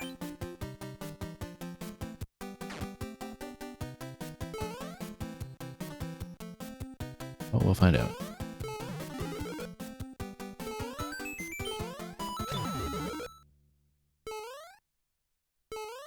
Music is bound to boom boom. At least in that segment. So yeah, it looks like you have pokies that are kind of launched from below initially to get launched into that position. So I'm thinking about whether it's possible to kick right, but if you do, then what's the exit strategy? Given that you would lose access to the snake block and you don't have a way to get out on the left with the blaster still up. Here's the way you do it. You take advantage of the fact that you can reload this room, because it means that the ice blocks stay down once you've removed them. Which means that you remove the gate on the left side, then we do this again by pushing the bomb to the right, and with this gate already open, we push the bomb further to the right and take out the pokies that way. That looks like actually it's just the intended solution for the standard sequence. Nothing too special beyond that. Oh, whoops, except of course you need to jump. A rather important skill in a Mario game.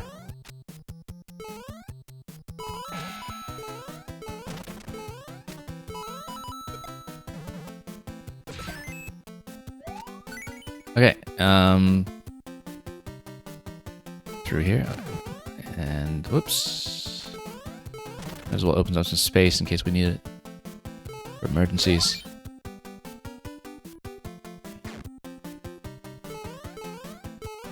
And I don't know why I keep going for that one up. We don't really need it for endless mode at the moment, but I see a block and I punch it, apparently. Okay, right side here, punch, over, and then we reload the room, and then we take out the right side.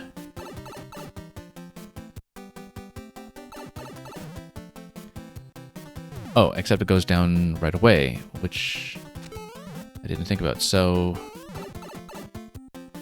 yeah, we'll need to jump on top of that while it's going down and kick it to right, and then follow it.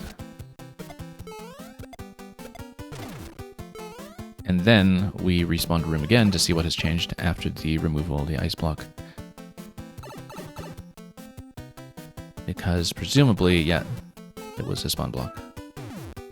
Or a boom boom to, well, not entirely sink. I was hoping that we would just jump him and head up to the key door that way. I think we actually need to reload in order to do that at this point. Are there any key doors back here we can break? No, we can't really get through here.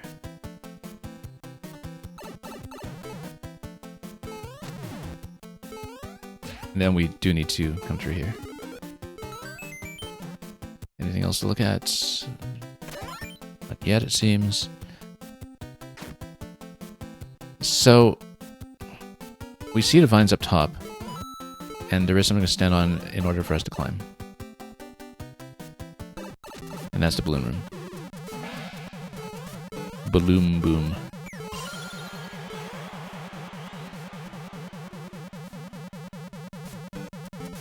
Boom boom's looking a little bit shaky here. Can we nudge him? Yes, we can. It doesn't really do much, though.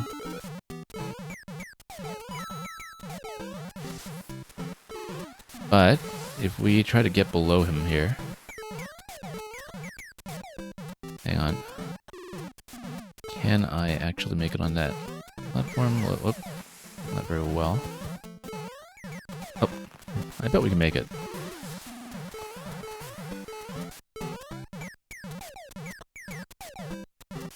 Because we know there's an additional key door that drops out of it. Oh no, that was just a key door that dropped out of the standard room.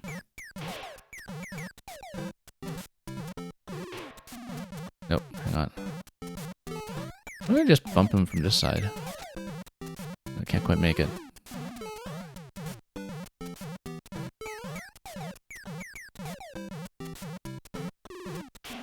Hang on. No, I'm slipping too far. I can stay on that platform.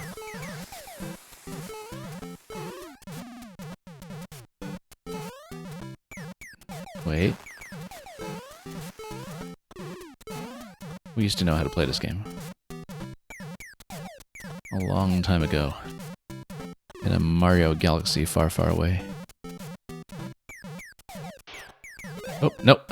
No, lost the opportunity. Okay, no, unfortunately we won't be able to bump him out of there. I was hoping to take him out of there. But... unfortunately, we will not see that. I did notice the shape, by the way, in the top right. Take a look at the top right. Very sus. Okay. Let's take the flag.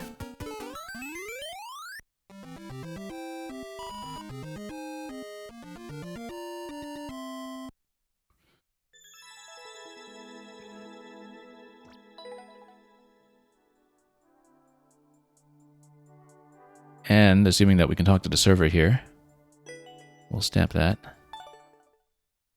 And thank you very much for the GGs, and especially to Luca for the level. Somebody buy Luca another season of Nintendo Switch Online while we're at it. Don't bother with the subs for your favorite Twitch streamers. What you should do is pay for your favorite makers. Actually, given how many makers in the room are in the room right now, maybe we shouldn't suggest that too seriously. Or indeed, maybe we should. Yeah.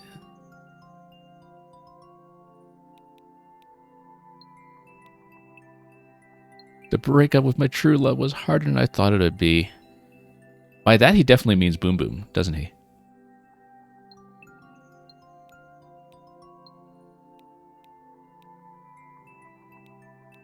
I don't think whacking somebody with shells and repeatedly sinking them in poison is necessarily the most harmonious breakup strategy, but, you know, to each their own.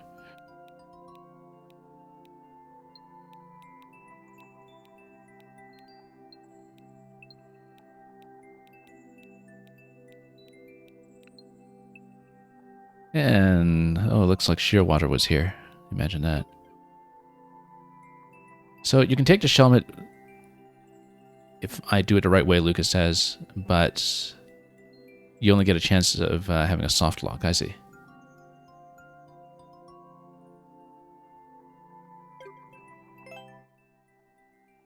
I was definitely kind of crafting that in my head to some extent. Let's take a look at what is next on the menu. I think Luca and Mang were actually scheduled back to back, which is great if you're a Boom Boom fan.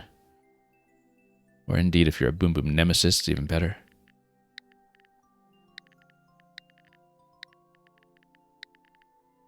And indeed, Mang will be up next. 10 years of Mario Maker garbage has to go somewhere in the eternal waste dump. Let's take a look. Of course, it wouldn't be a Luca level without a Mang record, or a Mang level without a Luca record, and so the tradition continues.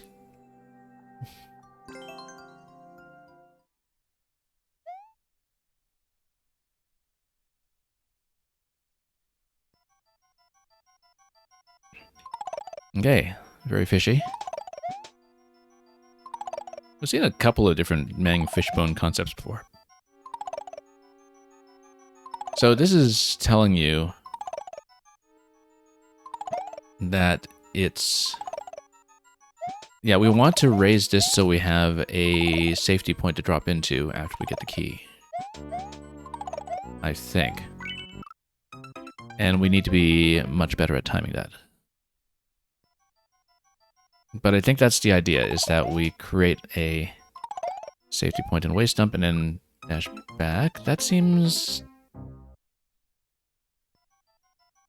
tighter than a real solution should be, but we'll think about this for a moment. Like, you get below here, then you can kind of set up the jump for the last possible moment. And then you dip into here first, survive one, then you get the key, then you dip in here, survive a second one. Yeah, that's how you do it, so you don't need to go for that right away. We come here first, and we come down before things get dumped on us. And then... Oh, no. What was I thinking? There's no ceiling there. We, however, should be able to maybe get a sliding interaction on a slope. Maybe that's the way to think about this. Oops, I missed it.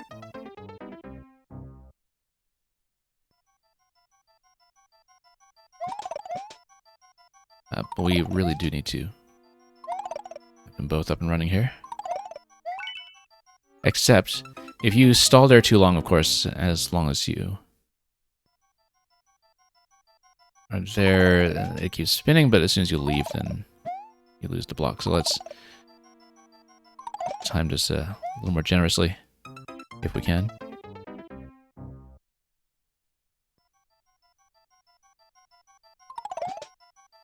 Nope, too early.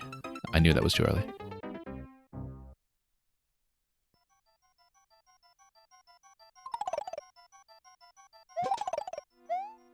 Hang on. Accuracy is key here. There we go.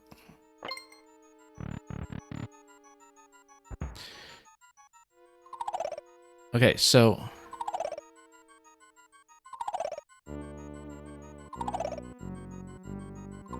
given the timing that is available here...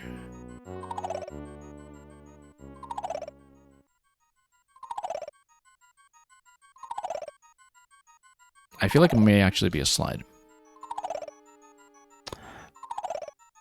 But then, how would that work, given that the timing isn't staggered on any of the fish coming down? Yeah, you kind of backslide into that. Oh, I missed it. Yeah, because you can get on a slope as long as you're in a sliding state, and then you should be able to protect yourself. So instead of dipping into something like this, you dip into a sliding state instead, and then that is your line of defense.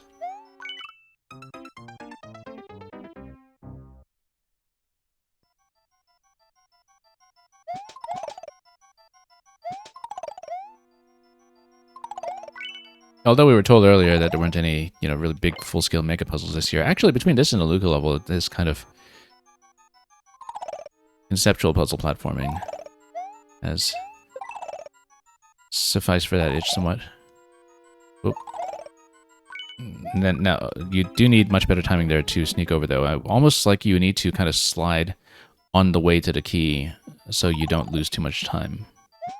Just need to find a better technique for doing that. Because basically, as long as you hit down when you're on a slope, you should be okay, and then you slide over, and you slide over. That's how you do it. Oh. Now, you defend yourself with the skull platform. Go up and grab the key, but then I think what we actually want to do is reload through the room using the door to get the skull platform back. Oh, whoops, too soon. Yeah, the escape after that is through the door for sure, I would say.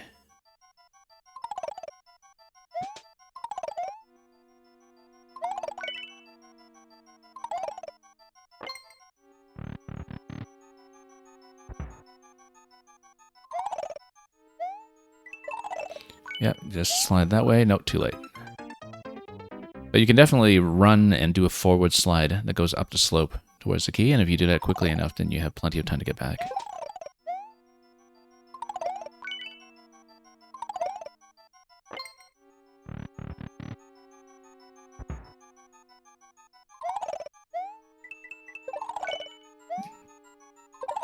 Oh, whoops.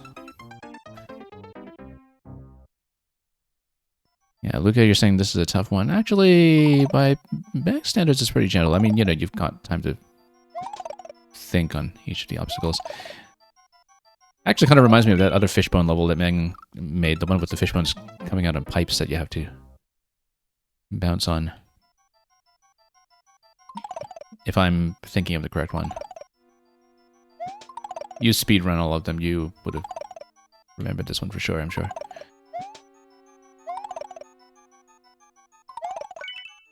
Okay, through here.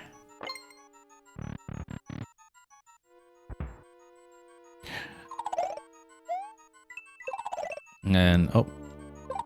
Okay. We need to redo this.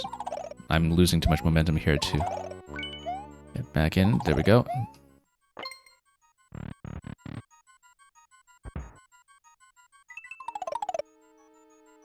Yeah, Netcat, apparently no full-on troll levels in this year's patch, but definitely plenty of opportunity to get fished.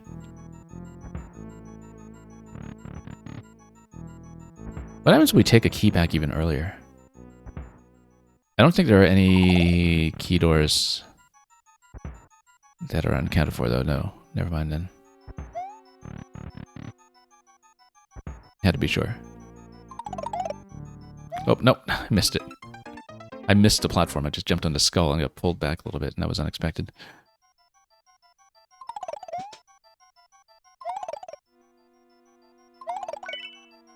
Oh, oops. Too late. I thought I still had some uptime on the blocks there, but that was not the case. No, bad timing.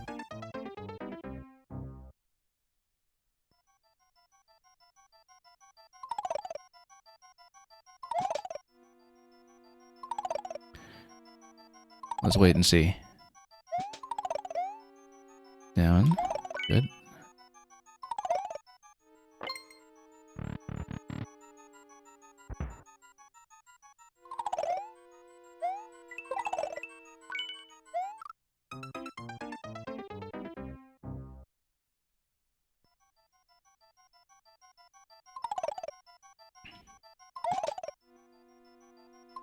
Yeah, Luca, definitely one thing I've been learning on this stream is that Sauce Powder's emote game has really come in extremely handy for maker purposes. Whoops. Oh, nope, thought I'd make it, actually. I saw for a moment there that we were definitely too late on the turn block timing.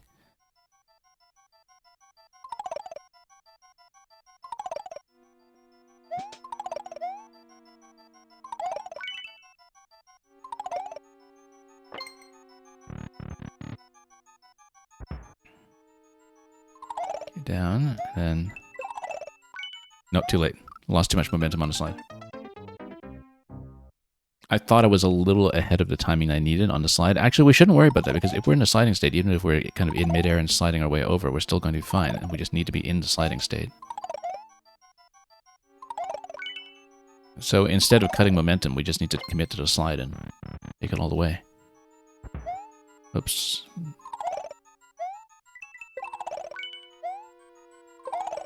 There we go, very smooth. When you think about it properly.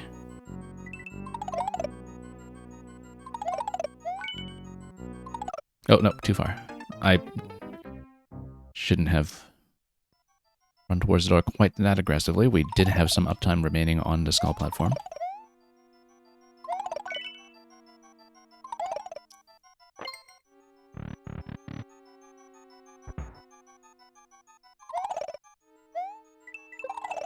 Too late.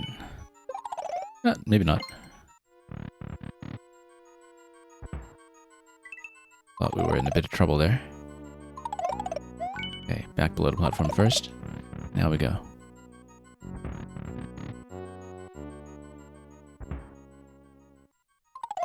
Yeah, I like that you have ample time to solve each room with your eyes before you proceed. Now, we need to drop the donut blocks well ahead of time and maybe do one loop and then go back to the gap, is what I'm saying.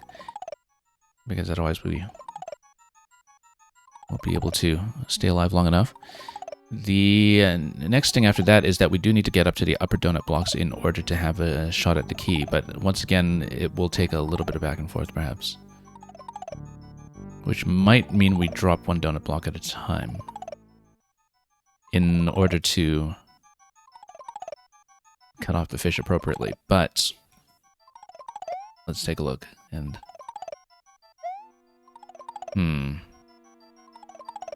There's not a lot of time available for this. Okay, no, you just barely make it. At least at this level. Up top there, maybe not the case. Yeah, no way. We actually want to stagger the timing by removing both of these.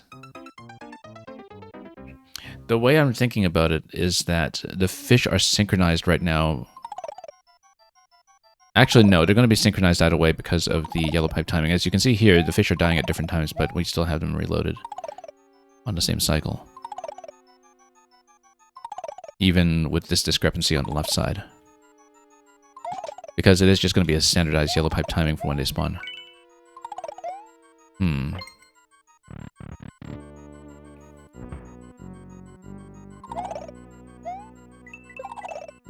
Oh. Barely made it.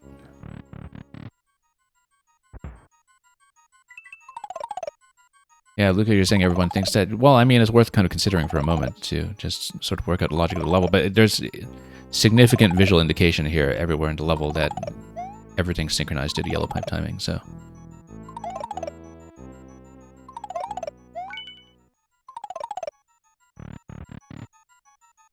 Just in case there was any lack of clarity there.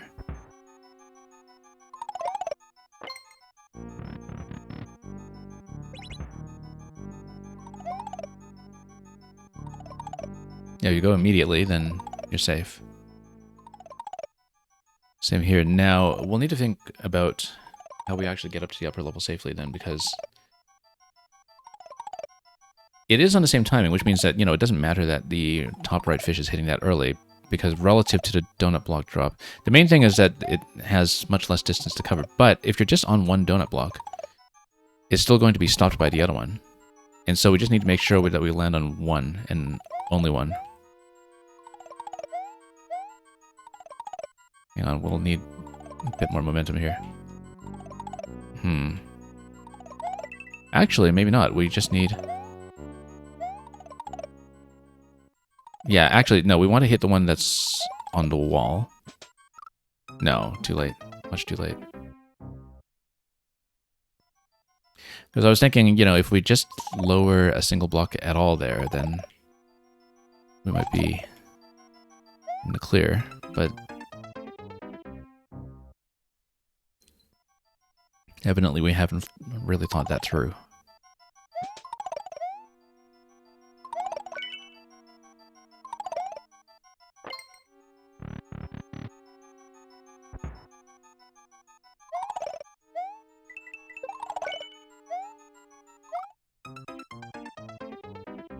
Jumped a bit too early there when we did need to slide just a moment longer.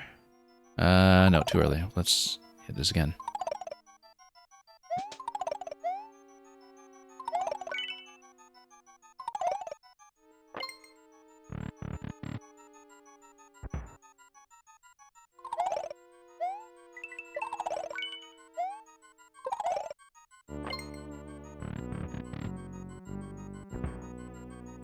Okay, first few rooms are pretty straightforward. Look, we don't actually have a solution to the donut block room just yet, but we'll just need to look at it a little bit further and understand the trick.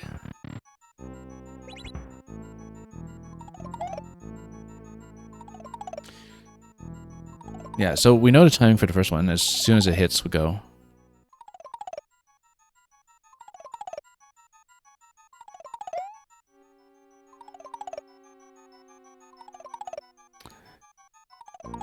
There's a bit of a timing trick here, where you jump when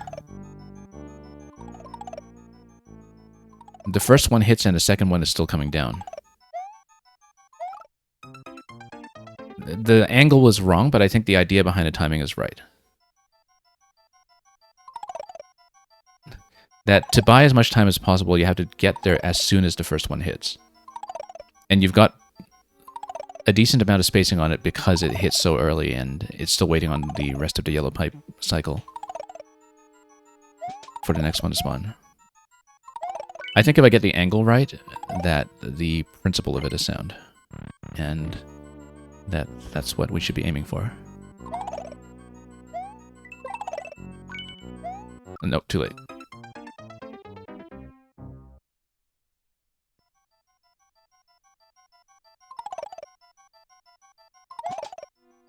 Too late. Or not. Cutting out a little bit close on every pass there.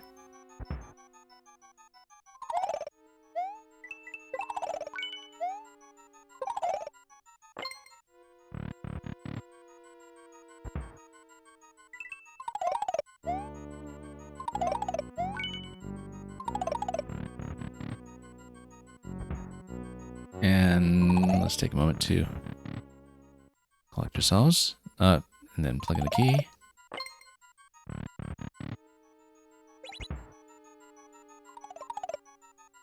Yeah, it might not look like it, but I can do the raft from one go. Yeah, I mean, you know, it's Mang level. Whoops. Kind of expect that most things in Mang's levels are timed in such a way that there's a speed pad for the first cycle. Luca would know this, of course, as the record holder for possibly all of them at this stage. Almost all of them, except for maybe one of the early ones.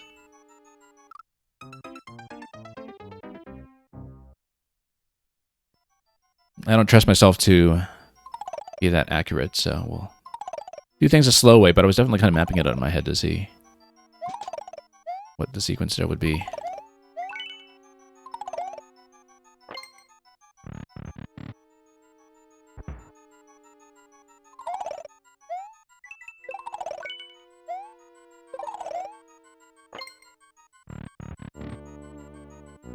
Yeah, we played enough Mang levels at this point to understand that the first cycle timings are usually strongly considered.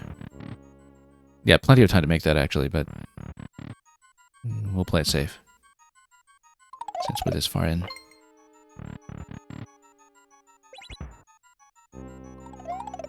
Okay, so, right away after the drop.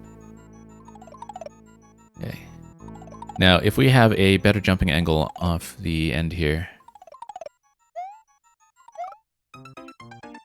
I am jumping off that much too late. I needed to go just a little bit earlier. It is doable. The donut blocks on the left side don't drop that soon. I can afford to get on them slightly earlier, so I can ride off of them before the drop. Just a matter of figuring out the timing. That's too late. That's much too late. I could tell.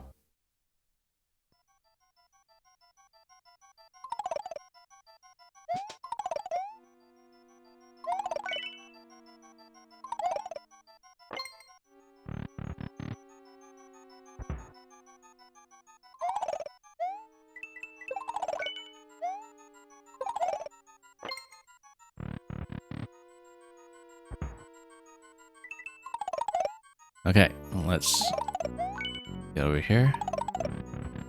And we'll just redo quickly.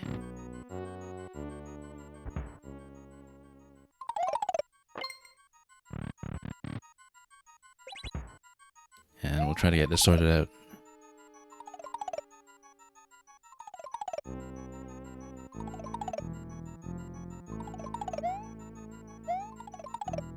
Yep, except we missed a jump. But that's the right way to do it. As they're starting to peek out, we go for it like that. Yeah, that's correct. I kind of had that worked out in my head a few attempts ago, but we just didn't show it off properly. We don't actually need to get that close to the claw. We just need it to be close enough for the drop, right? So... no.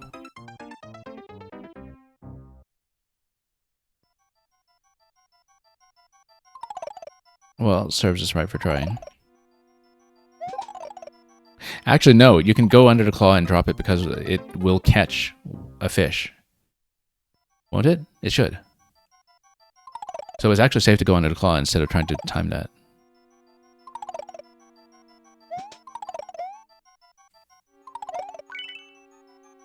It should catch a fish. That's what I'm thinking. But... well, we'll see.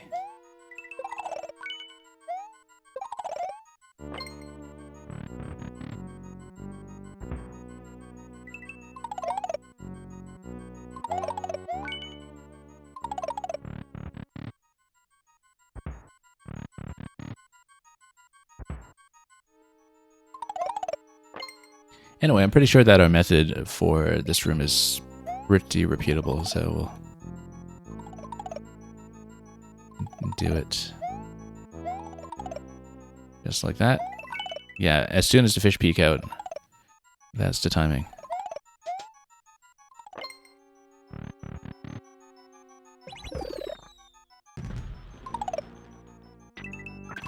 There we go.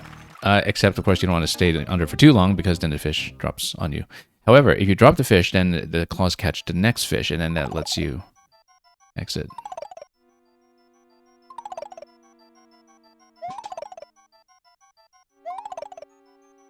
You think you got the key without going up top? You mean on the donut room in terms of getting enough running distance on it? Or do you mean the skull raft room?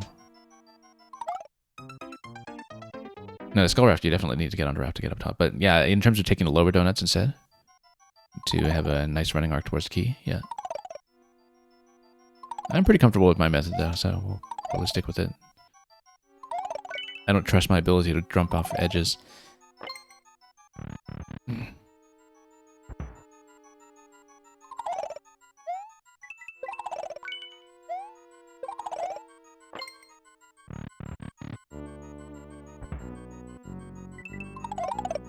Okay, launch this.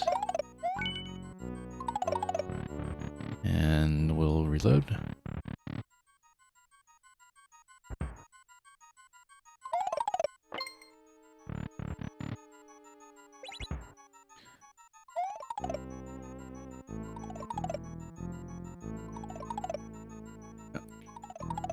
Okay, now peek. There we go. Yeah, it feels like a very comfortable timing at this point, so I'd like to stick with it.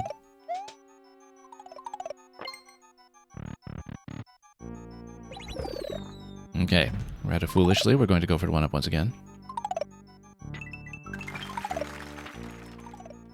And then we go back like this, back and forth. You see? Perfect. We didn't need the 1-up, but we needed the sense of accomplishment, so... Okay. Coin before checkpoint. That tells me that there will be anti-key death shenanigans. Notice that there's a second coin that is on the skulls in the top right as an exit point. So yeah, probably some kind of anti-key death, maybe even a hard mode checkpoint 3 or something. We'll see when we get there.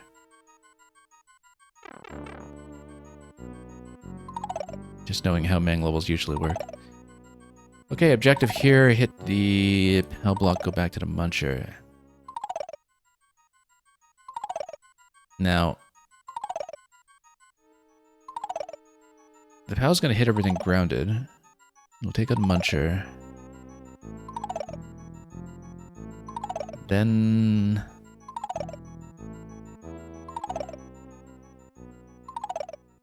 what is our safety point after that? I think that this is just a pure timing thing then. Let's... oh, nope. Totally missed that. That's okay, that's why we have a checkpoint right here.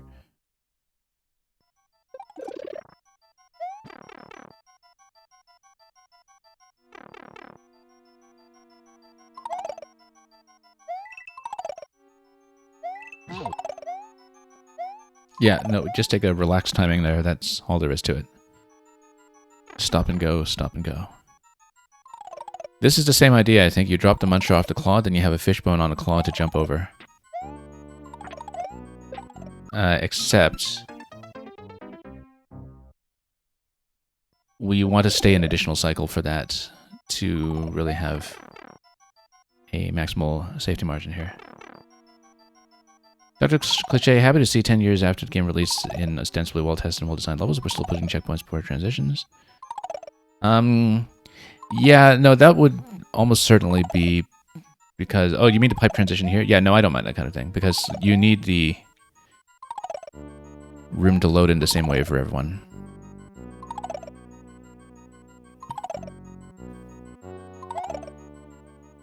I'm not particularly beholden to that principle, unless people who are, you know, really impatient to go, go, go after a checkpoint. It's a little different when it comes to puzzle platforming concept.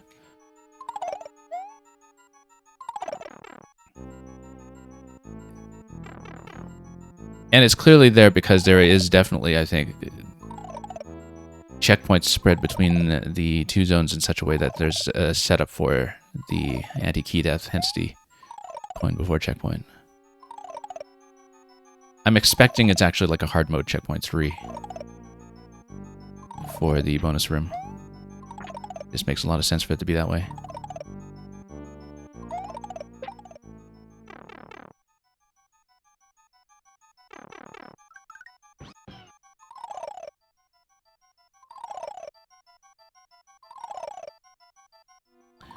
Okay, so at this point, what happens when we step on a skull platform? It's going to load somewhere, right? It probably... well, we'll see. It looks like it's going to go down, but then is it going to manipulate something after that? We'll find out. Whoops. No, it says no. Alright. So we don't want to step on that because it likely locks us somehow, so... we're supposed to skip over that. Maybe. But maybe if you crouch by it or something, then it actually has enough of a hitbox to work as defense. Maybe that's the idea. Even though it looks like it's a half-tile offset, like if we crouch by it, maybe that's sufficient.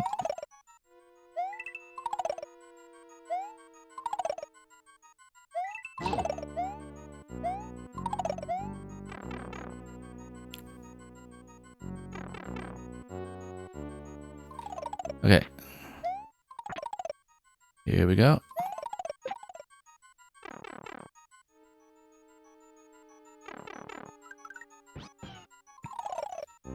Yeah, it looks like down arrow probably means crouch.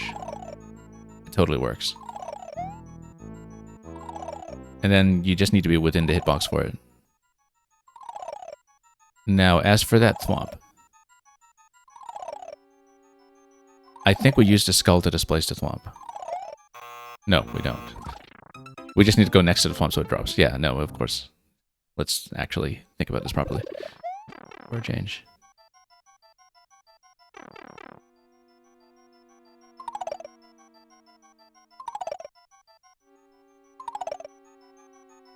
Okay.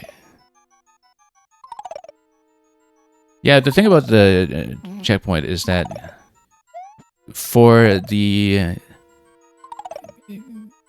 pink coin before checkpoint, for setting up the anti-key death mechanism, you do need some kind of like forcing path. Pink coin to checkpoint. It gives you a lot less real estate to work with in this room.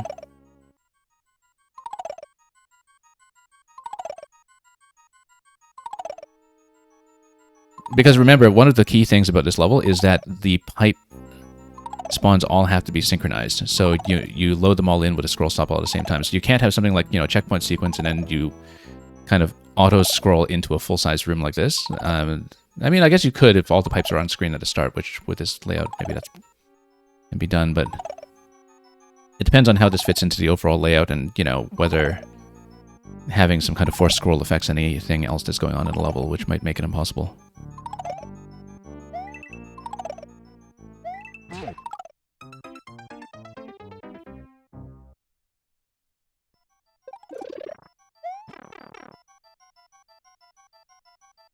But again, you know, I'm more of a puzzle player. I'm not a Kaizo player. I truly do not care about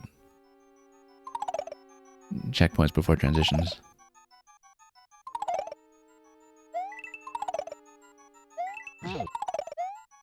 Oh.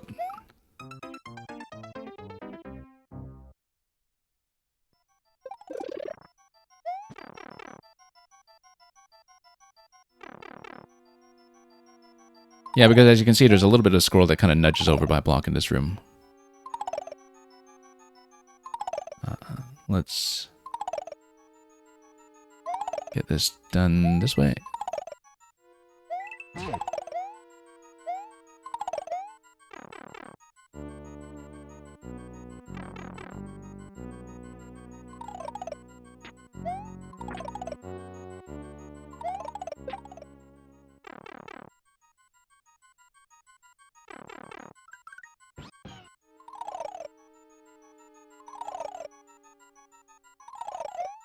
Okay. There we go. Drop the thwomp and then back. Yeah, and you got plenty of room to slide back into that corner. And then exit.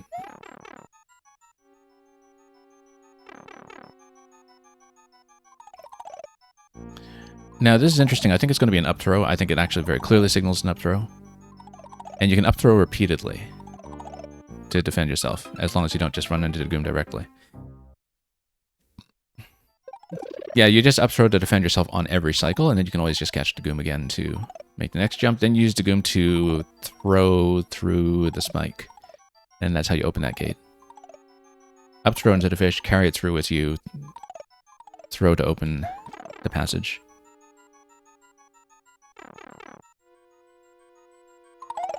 Seems very clear.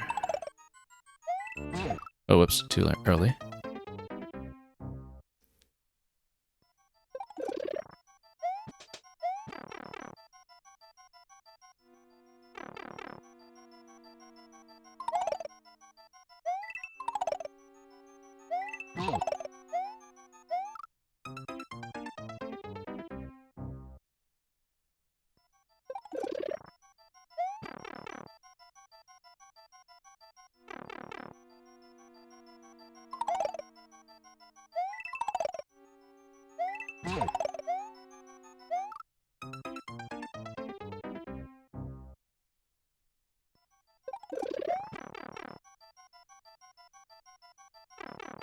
Okay, now let's dump everything in.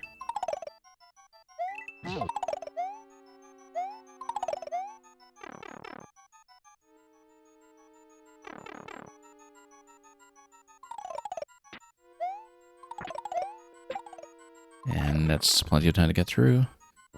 Now, we haven't really thought about anything like the balloon room yet, but again, I think there's a fairly high likelihood of something like a hard mode checkpoint for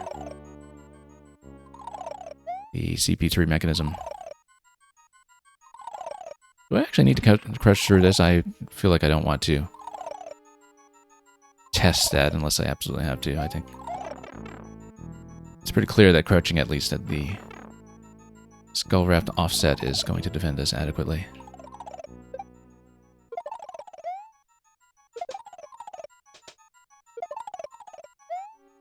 Oh, no, I was trying to throw it forward. I missed. I accidentally hit a bit of an up diagonal on that one. That was absolutely supposed to be a forward throw to get us through, and therefore I had all that running momentum, expecting that I just cut through that cleanly.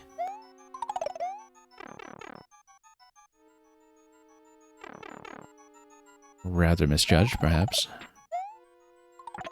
Nope, let's back up.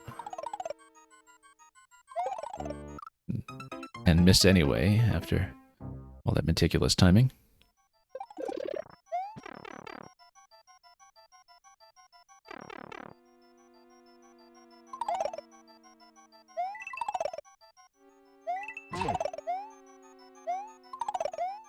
Oh.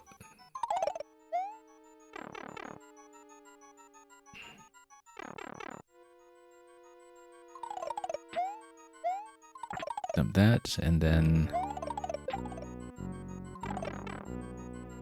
I don't think we get enough bounce height off of that to check one of the pipes or anything. I doubt it's anything. Whoops, no. Too far to the right. Totally got dunked on that time.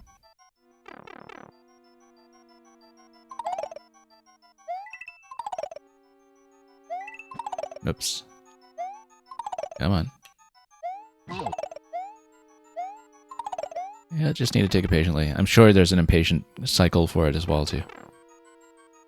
Make it all work quickly, but not seeing it.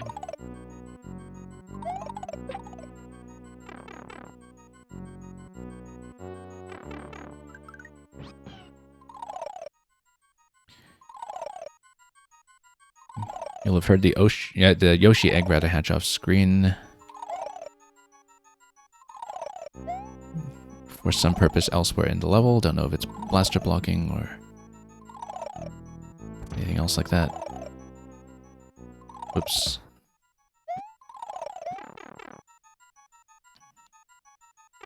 But we'll figure that out eventually.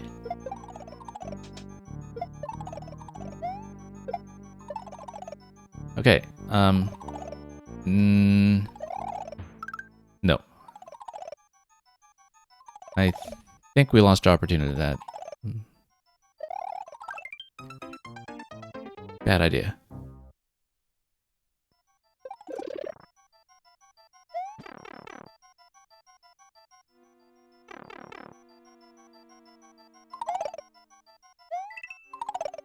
We'll see if I actually want to puzzle that one out. Whoops. I was kind of hoping that spin jump would get me within the 1-up hitbox.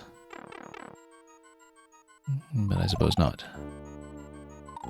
Maybe if we waited for a wake up on it. You know, have the Goom wake up and then do a standard jump on it, maybe. That gets you over. Or rather, within mushroom range. Not actually entirely sure. Off the top of my head without trying. But at least with a standard jump, you don't just, you know, destroy the Goom completely, and you actually have another shot at that. Oops.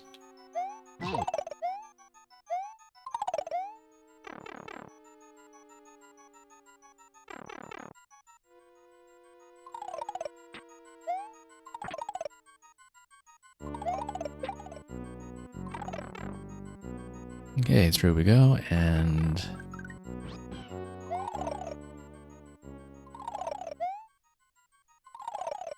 on the offset.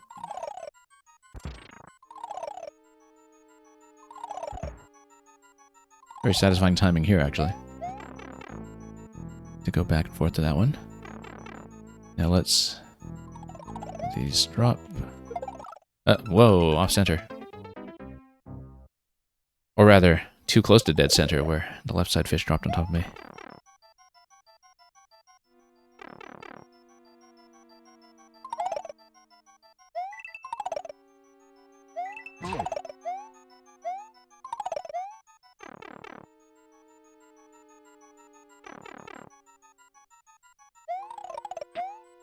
Okay, Muncher goes down.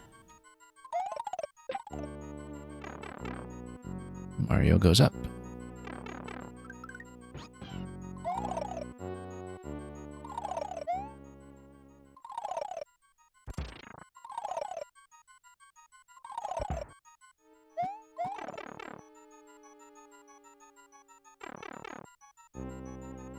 Yeah, let's actually leave ourselves enough space for up throwing.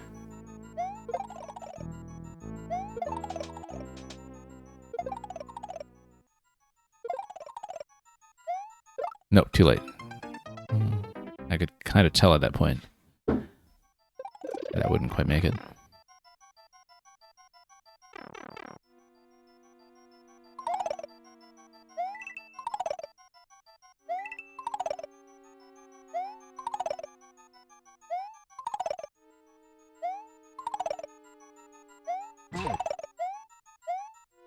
Okay.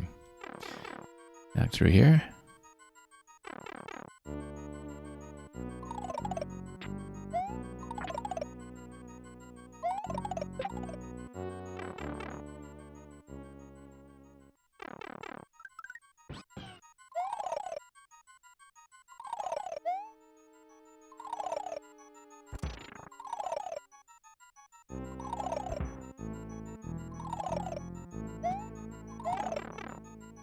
Still wondering about that Yoshi we heard off screen.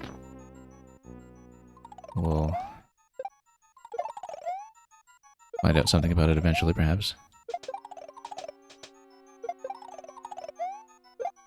Okay. Let's let it wake up. And we'll do a standard jump on it.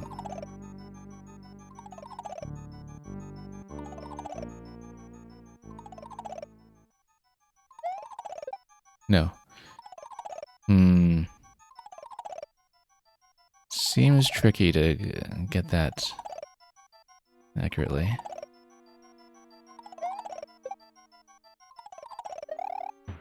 No, not really. I think I'll bypass that one. I'm thinking about it, but...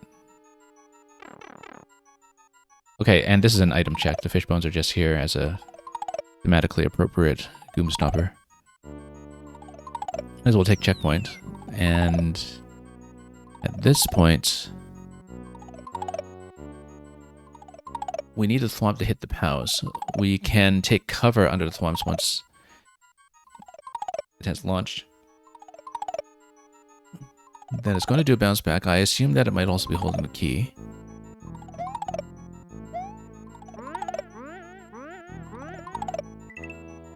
Oh. Didn't know if it was going to be a fast thwomp or a parachute thwomp, but that answers my question. Now, of course, we can't really just keep pace with the thwomp from a standing start. So...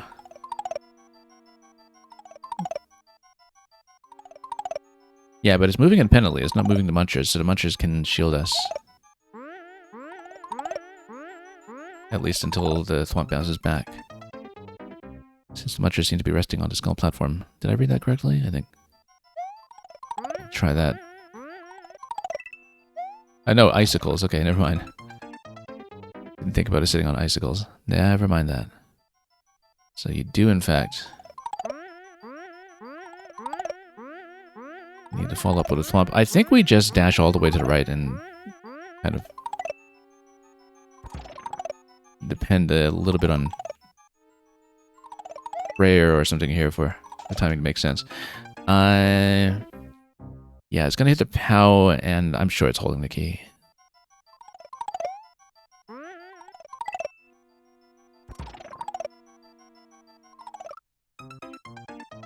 Now, we've got plenty of opportunity to be accurate on the way back when it comes to staying protected. Timing works quite well on the way over. On the way back...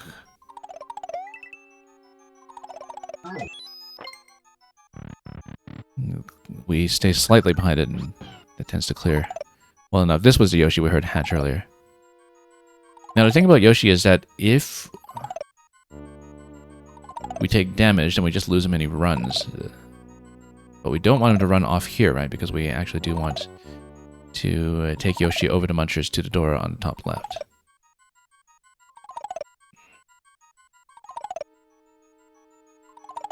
But he is going to run, and we just need to catch him as much as possible, I think, and there we go. Oh, nope. Although that's interesting. Gives you a 1-up. Wait a minute. Let's take a look at this possibility.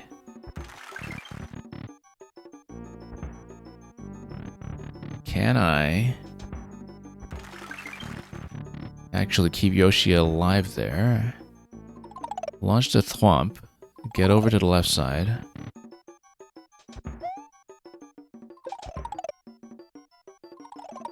The answer is yes, totally. That doesn't do anything for you, though, because you can't get Yoshi past this point. So that doesn't help, actually. Because it just sets back our progress. Oh, actually, I locked myself. Look at that. I think I did anyway. No, I can just get off Yoshi. It's not really a lock. Just push him. It's a Mang level. We don't lock ourselves that easily.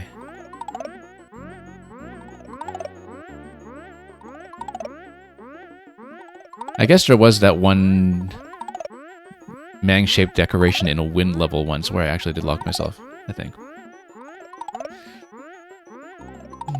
If I thought about this really hard.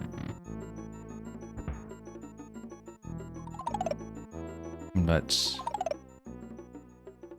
yeah, let's proceed through here. And think about this.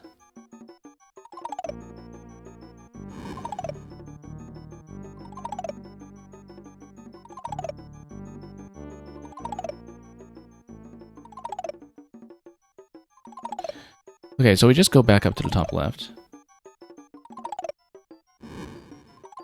Oh, whoops, no, hang on.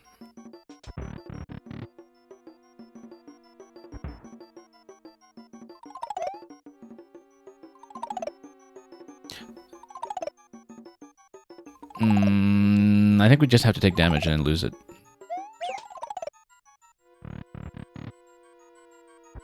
Yeah, that's absolutely Yoshi check. Okay, so now it's staggered thanks to the block on the track that is arranging them in this fashion. Patience will be key here. Oh, whoops, I missed a door. I totally had that timing, I just missed a door.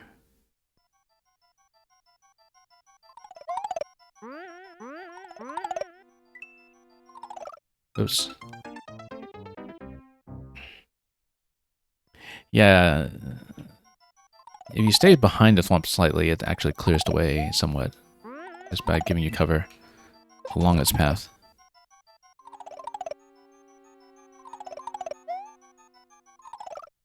And stay behind, not ahead.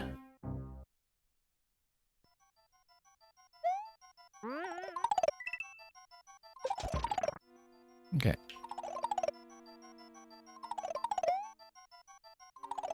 Yeah, if you kind of stay in the middle in that part of the cycle, then you're okay.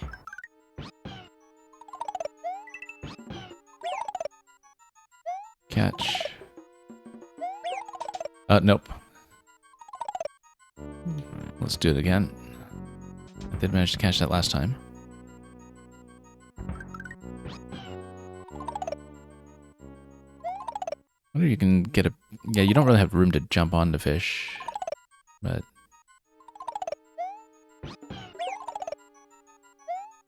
Oh, nope. Let's do it. Amazing that I did that on the first try last time.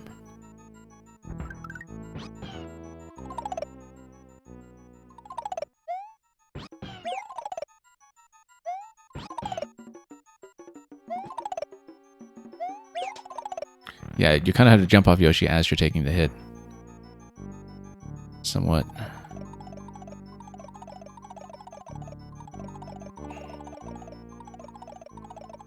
Okay, follow the pattern patiently. And we'll try not to overshoot the door this time.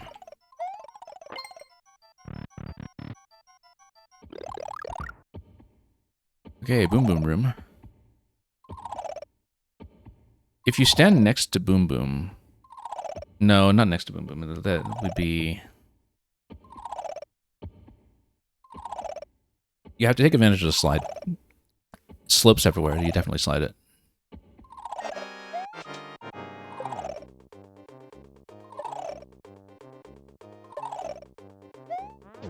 Oh, no. Hang on.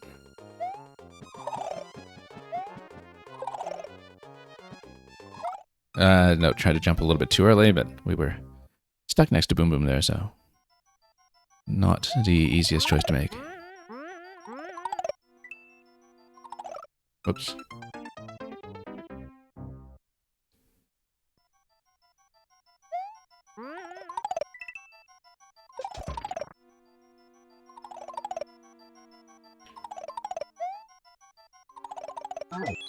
Okay, over we go.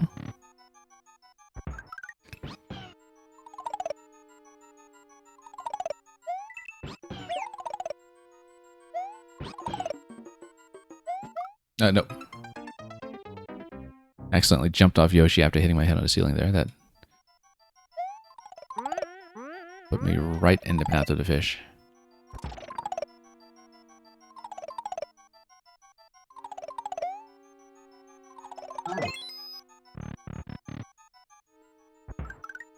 Yeah, still not executing that jump on the left side very cleanly, but we'll try to find a way to fix that. Whoops, nope. Hang on. Through.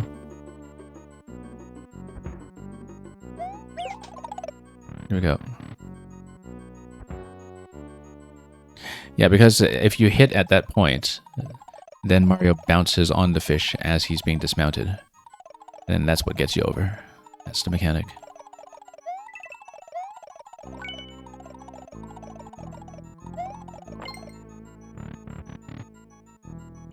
Okay, so once Boom Boom is running around, we find ourselves in a spot of difficulty. As long as we always get back into a sliding state in time. Let's slide towards him so we can actually jump. Oh, nope. Too soon.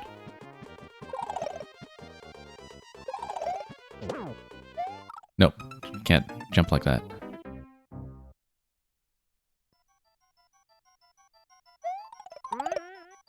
Takes a little bit of working out, that one.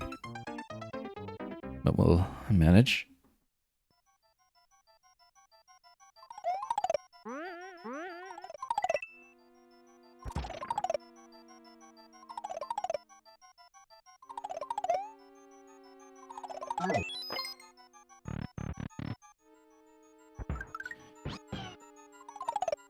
Okay, let's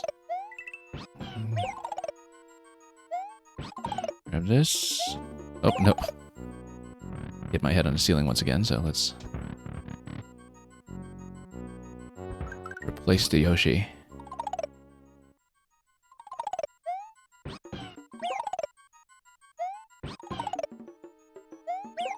There we go.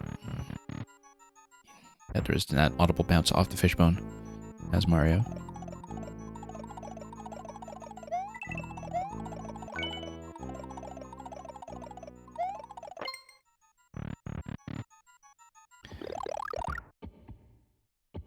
Okay. Let's try to develop some momentum. Just slide towards Boom Boom on the first jump. Oh, no. Lost a slide.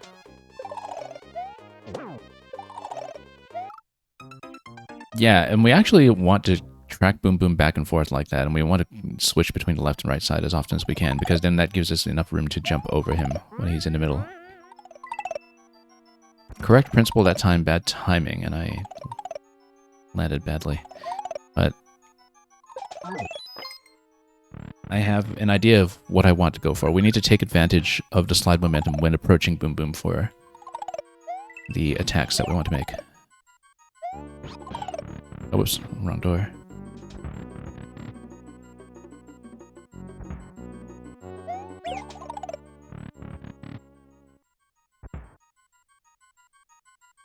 Yeah, this room's pretty easy going. Mostly just showing off the staggered timing.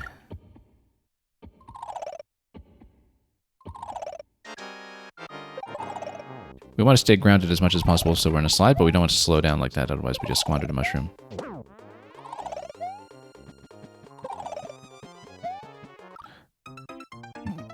Bad jump height that time, and that wouldn't have caught anyway, actually. We would have been intercepted by the fish at exactly that time when we were in the air, so we did need to recalibrate a little bit there and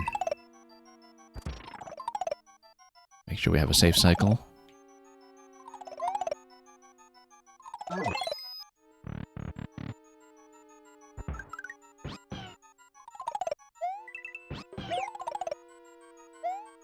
Oh, no.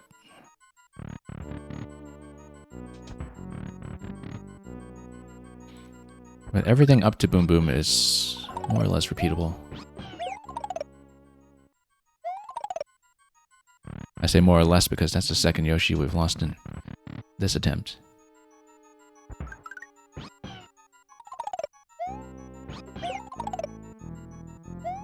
Out up. Then up we go. Oh, no. Didn't quite catch the timing or spacing we needed.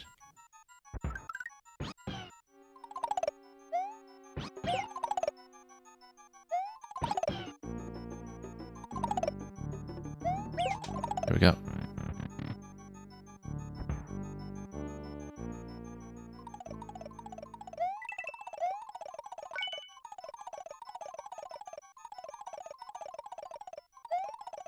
Nope, missed it. I was holding up, I just overshot the door.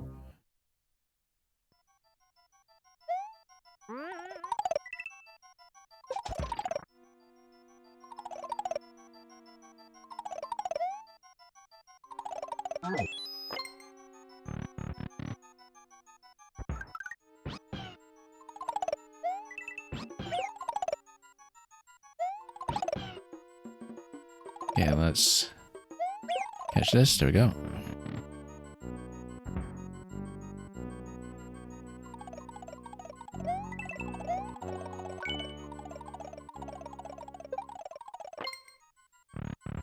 Interesting that we actually managed to pop a fish that time. All right, now let's not lose all momentum into the pit.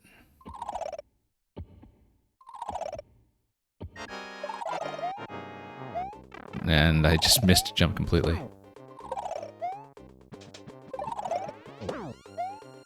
Nope. Yeah, I lost too much momentum. I didn't have enough time to get to the slope. It's kind of tricky to make that call about which slope to head towards is the one that would get you back into the sliding state faster.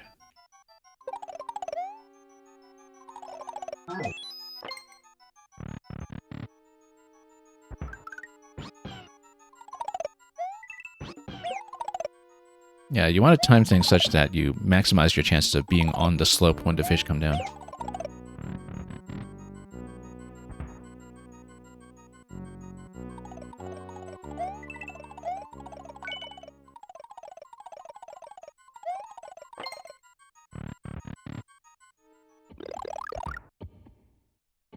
So for example, you stand here, as they come down you get into the sliding state. Then you stay grounded with really short hops. As they come down you slide. Whoops.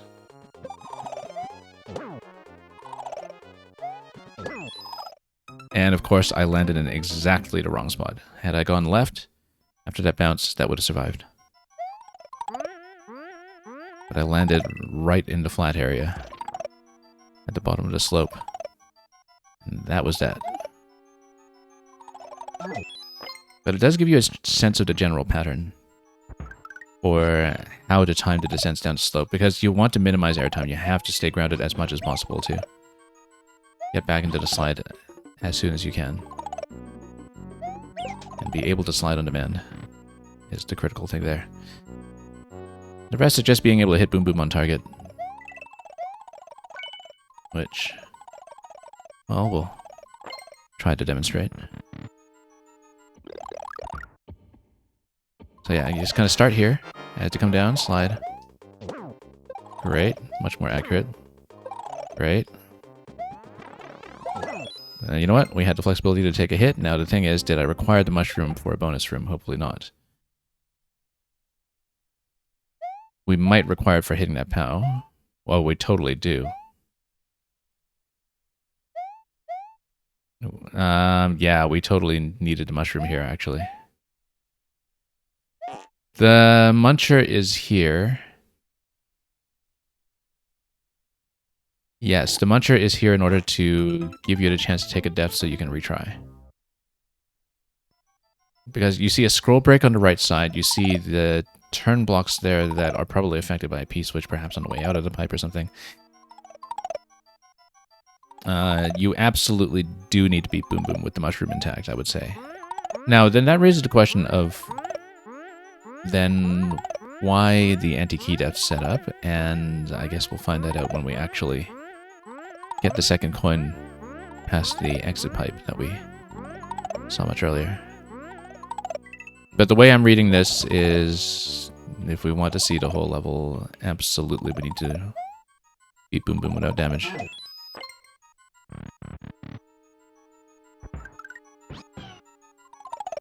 Yeah, once it goes at red pipe, you can't go back. It seemed like that. Yeah, it did seem like that was a muncher for voluntary deaths. Or the genuine completionist.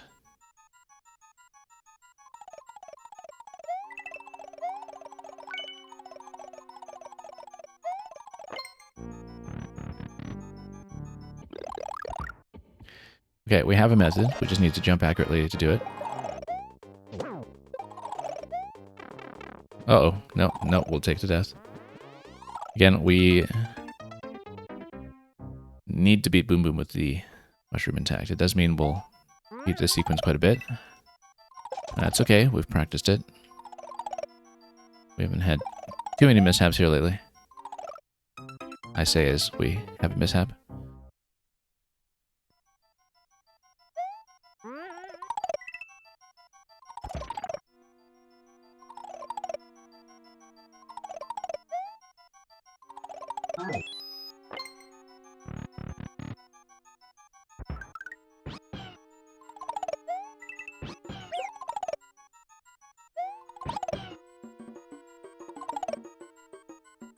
Okay, let's head on up.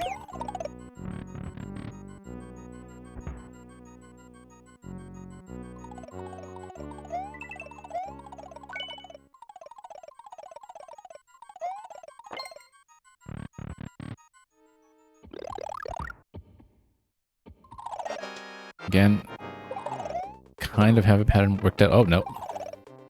Needed a higher bounce on that. But we have the timing that we want for the first slide. And Boom Boom resuscitates just in time to get a quick second bounce on him. But the question is whether we can do that with a timing that is safe from Bones as well. We'll just have to figure that out. It's going to take a little bit of work here, I think, just to really get that straightened out properly. Because, you know, being able to take a point of damage there and get out with the key the way we did the first time, that's simple enough.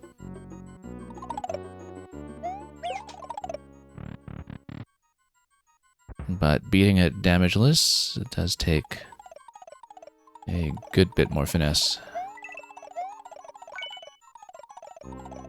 And even after you defeat Boom Boom, still quite a bit of attention to the slopes. Whoops! I got thrown off a little bit there. I think I didn't expect to bounce on the fish.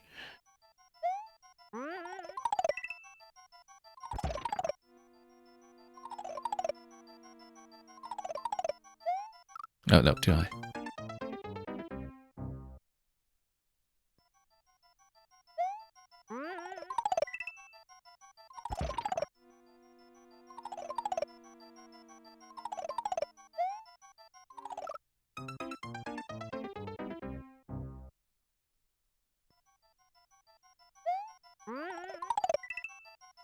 Okay, Flump goes this way.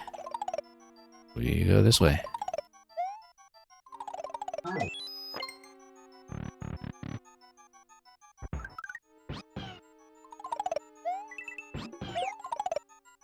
And grab our Yoshi. This time we'll try not to make some unnecessary adjustment jump that puts me right in the path of a fish. Yeah, I see what happened last time was I accidentally bumped a fish and that threw off what I was doing.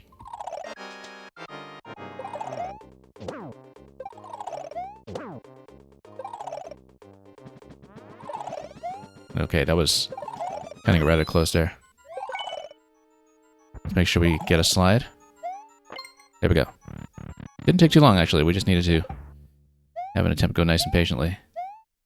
Also, yeah, we can bop both of these blocks as Big Mario, but we want to hit the POW first to see if it gets us to scroll stop, because... Oh, actually, maybe we still can't reach. But if we release this, then maybe we can reach if we have a spring or something to jump on. Let's try it. Oh, of course, yeah, it's fish. Thematically appropriate. Just like that sewer level, in fact. Okay, here's the balloon room. And, oh, I got dunked in the balloon room. We need to be careful with that. I totally did not think about this being a wasteful balloon. And actually, there's still fish kind of coming up the top here that we want to be careful with. So, let's not die to the bonus room. That would be suitably embarrassing. However, we did manage to get up here. But the thing is there a bonus within a bonus? I guess we already took care of a Boom Boom, so maybe not.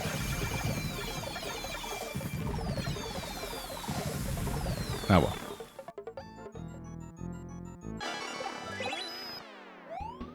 Okay, so now we have the recycle checkpoint here for CP3. We do not have a mushroom. I don't know how much of a difference that makes. Auto scroll is going to stagger the pipe timing here. Not the pipe timing. Yeah, the pipe timing. But we will just have to take care. I totally did make it out that pipe at the end.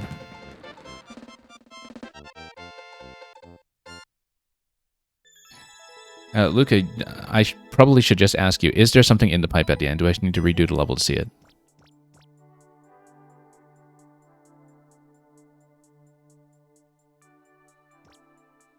Because I bet there is something, isn't there? The 10 MMC sign. Now, it's in a subworld, so we can't actually just look at it in more info.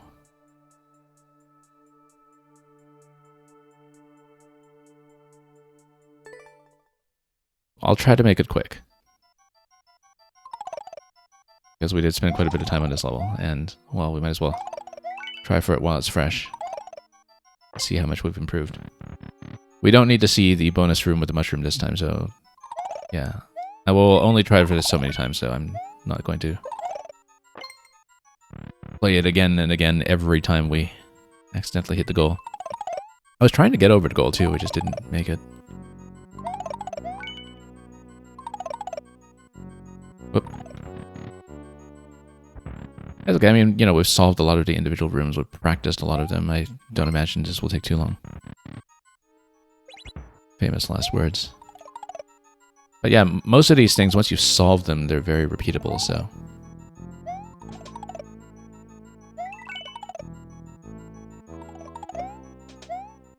We should be able to get out without too much trouble. I suppose we didn't really solve that other one up. That's the Goomba area.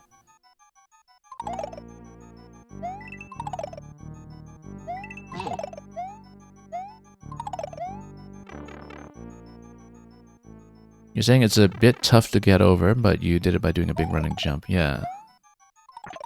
Didn't have a good sense of the required momentum there.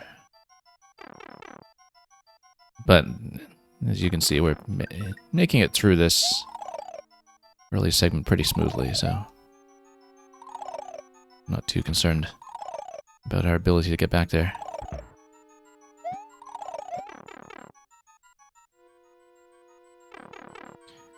Yeah, Shearwater, is it a little bit too late for you to stay? Yeah, we're getting to you fairly soon, I think, but if it's too late for you, that's fine. You can catch up on the VOD for sure. But thank you for coming by for so long regardless. I'm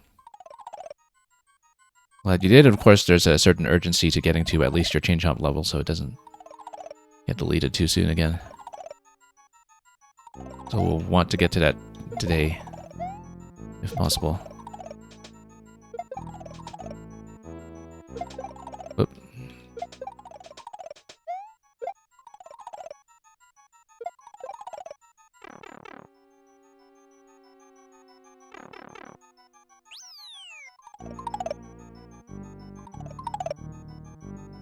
Okay, so that's going... We're past that checkpoint already, so we'll...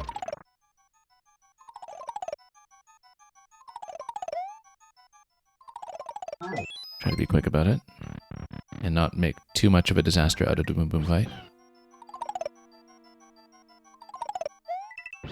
It's actually going pretty smoothly, all things considered.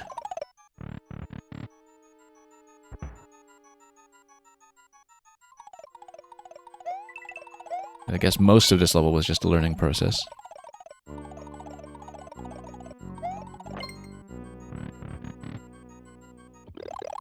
Okay. Oh, too early. Nope. Bad timing. One-shot time? No, not this time, but we made a decent effort at it.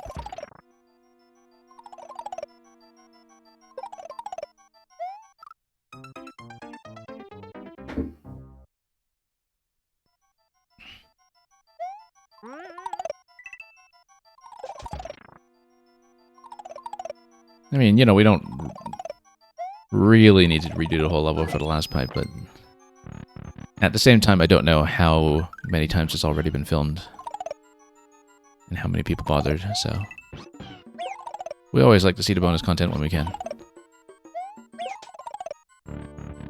But of course, when it's something over the final gate like that, like I said, we're not going to try it too many times. Maybe even just this once.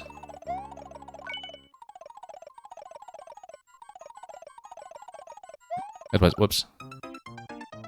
Yeah, but of course, you know, if we are able to deliberately miss the gate, even if it's at risk of taking a death, that's almost preferred because we know there's going to be anti-key death at that point. Or at least it seems like it.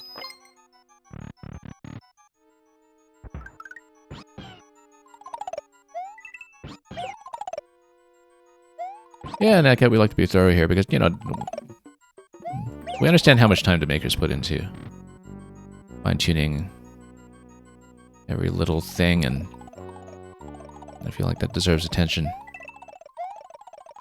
There have been some really good super bonus objectives in some Mang levels too, like in the kitty chasing a laser puzzle. If you remember that one. That one has a fantastic bonus objective. Like it has, you know, true endings stacked on top of true endings.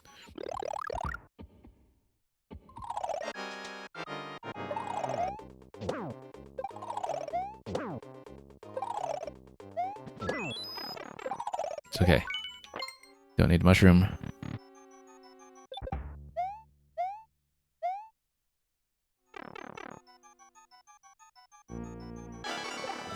And yeah, we have anti-key death at this point. So we will try to get over the goal. At least we kind of see it coming this time.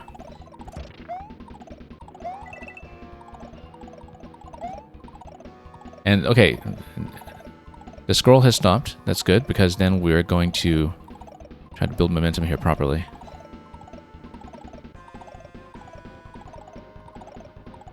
Tricky. But we get a really good run off of this.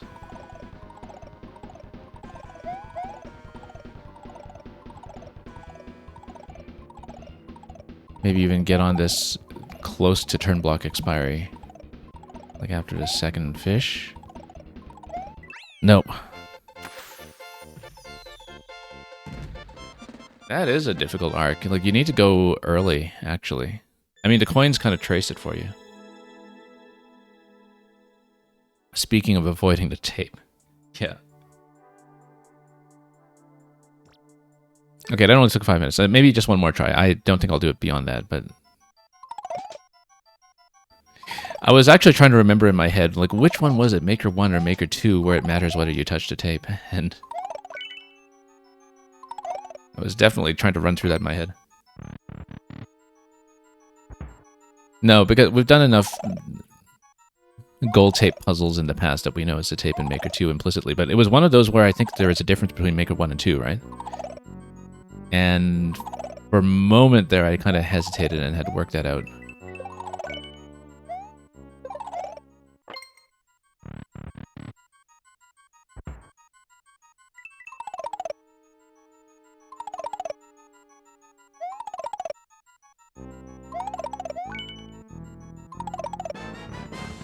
And the gaming stage. Let me get to a point of safety before I give you a shout out.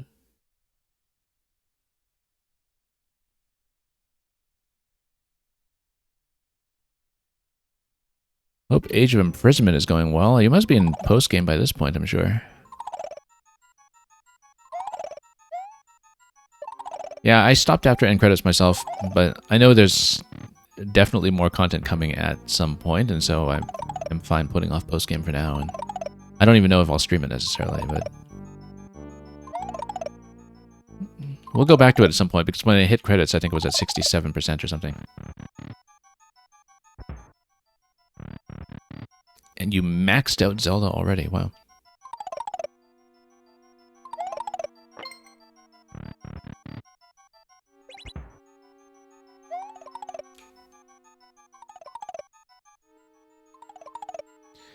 Okay, let's watch this timing carefully here.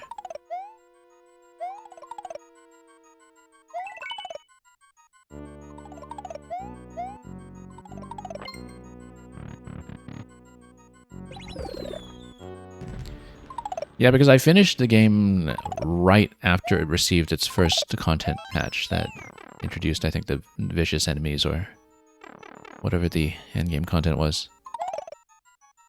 So I did decide to put it aside for the time being.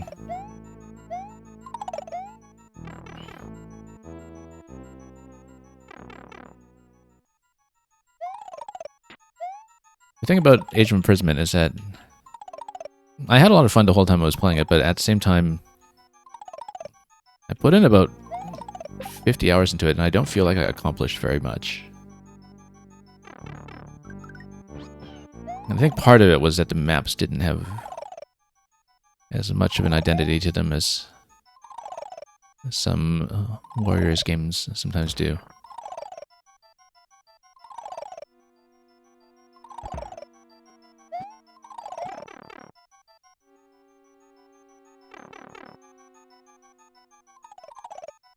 You're saying you still have a lot to do, but you'll 100% it soon. Yeah, have a wonderful journey there. I don't know who you've found most satisfying to play so far. I guess you've maxed out Zelda. You've gotten a lot of mileage out of her.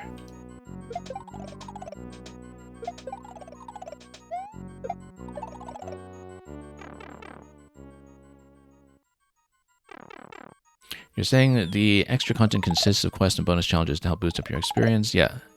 Yeah, no, I know what it is because I've looked at it on the map. I've looked at the things that I have not accomplished on the map so far. And I know I need to refight bosses at some point if I really want to finish all the character quests.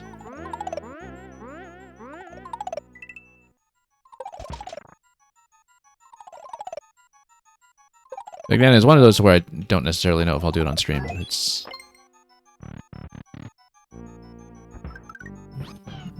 potentially repetitive enough that we'll want to do it in smaller doses.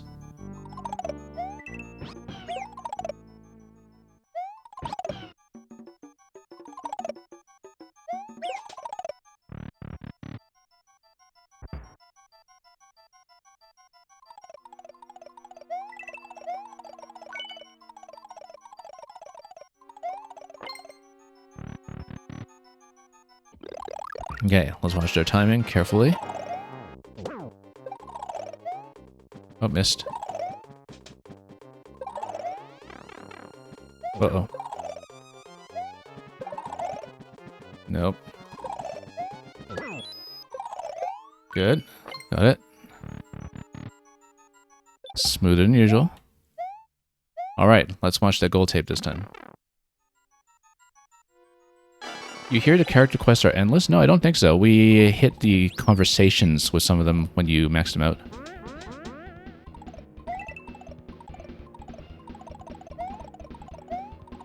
So I know for a fact we actually did finish the conversation objective with some characters. Oh, so there goes the one shot. But that's why there's an anti-key death. Yeah, I was a little bit sluggish getting into the sequence here, so we didn't get the timing. I was definitely behind pace even before the first pipe here. That's what happened.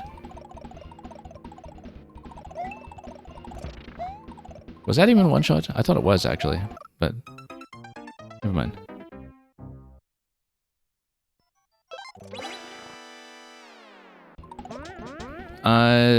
Gaming stage, I am talking about these side quests.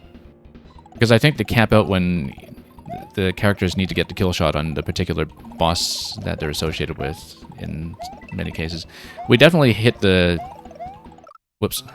final conversation with a few characters, so that's definitely finishable.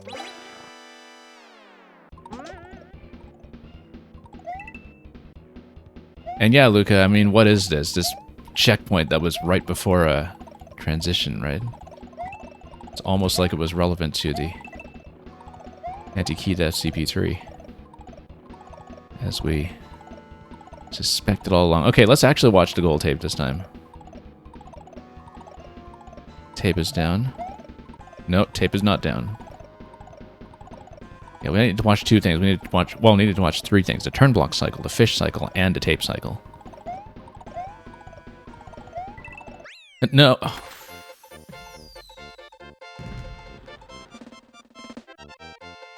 We hit that every time. Okay.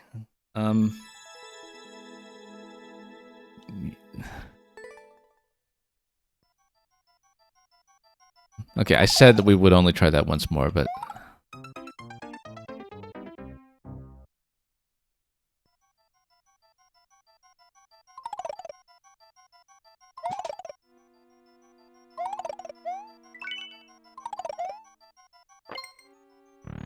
There we go.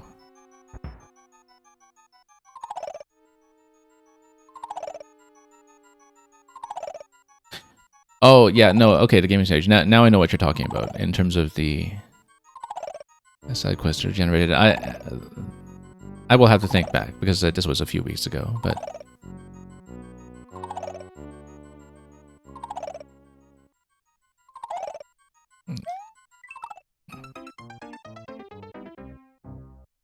right, because you hit something for getting through all of the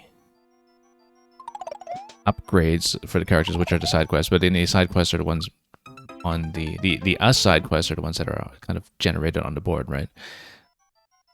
I'm trying to remember. I know we hit some kind of endpoint with something, but I may be wrong.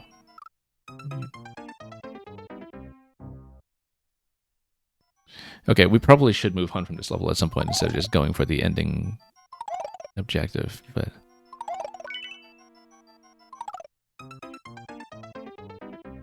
Yeah, and we're actually regressing quite a bit now. So I've been on this level for about an hour, but most of it has been self-inflicted mishaps like this. Okay. If we're kind of starting to regress on the early stuff, I think I may just call it. We don't need to see the end room that desperately, perhaps.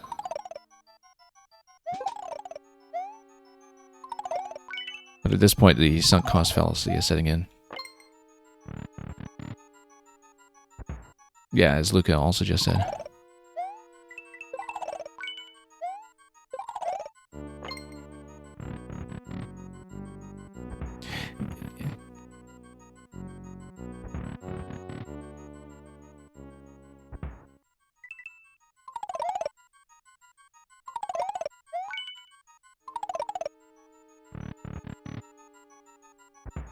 Right, because you get the conversation for finishing the completion percentage on the quests that you fill in for the character, right? In terms of the various upgrades you get on the map.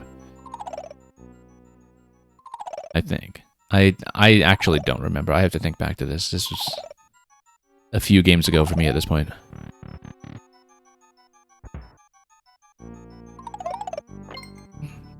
It'll come back to me when I actually stop to look at it or think about it.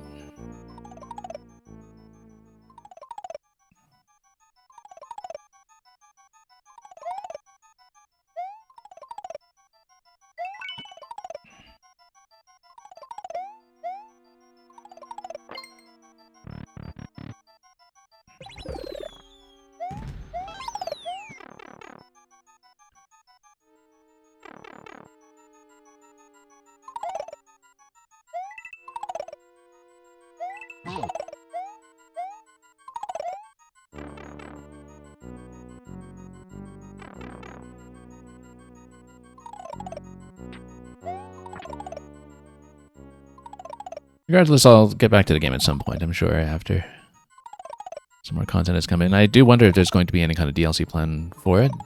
There was for Age of Calamity, but there conspicuously wasn't for... Oops, I got caught in the claw. Conspicuously wasn't for Fire Emblem Three Hopes.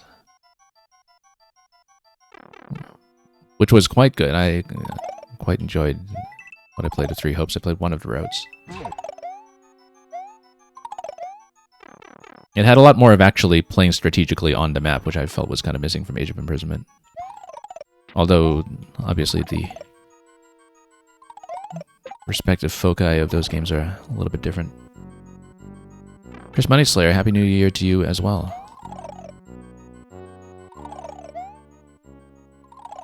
Happy New Year to anyone who has not already had that said. Whoops.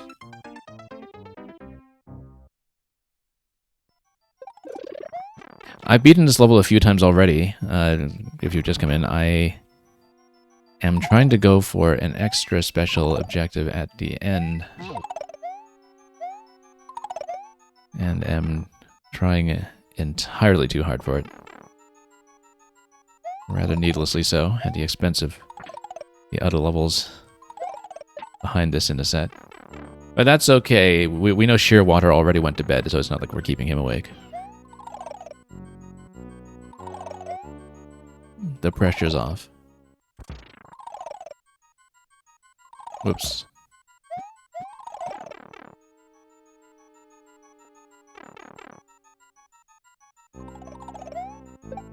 You're saying if anyone can do it, it's me. Stubbornness gets you places. Oh, no. Too soon. Too late on a jump, actually. Too soon on the throw.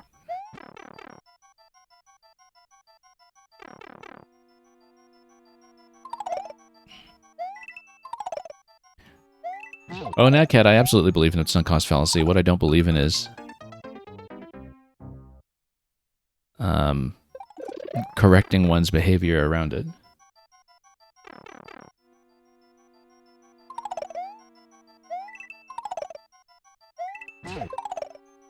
It's a simple 10MC sign on the ground. Those are two very satisfying bounces onto Fishbones there.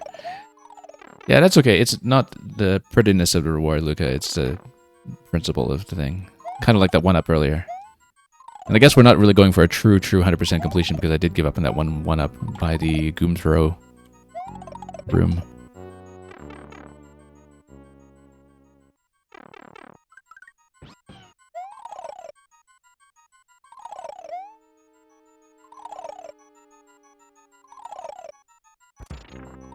Valuable lesson in life. The sunk cost fallacy doesn't matter if you're not the one responsible for the budget.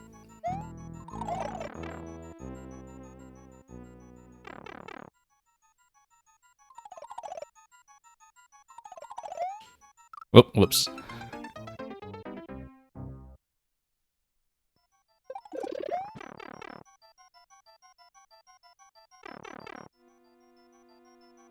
This is not financial advice.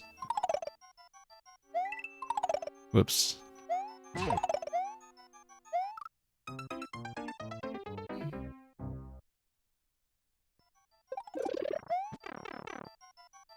Anyway, I'm doing quite a lot worse in this level than I did earlier, but it's okay. We've had, what, 3 clears at this point?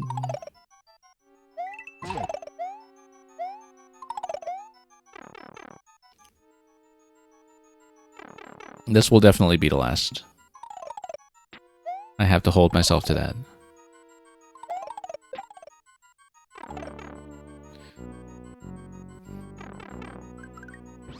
That's okay. Interesting things are happening in the meantime. Oh, whoops. And by interesting things, I mean mistakes that we don't often make.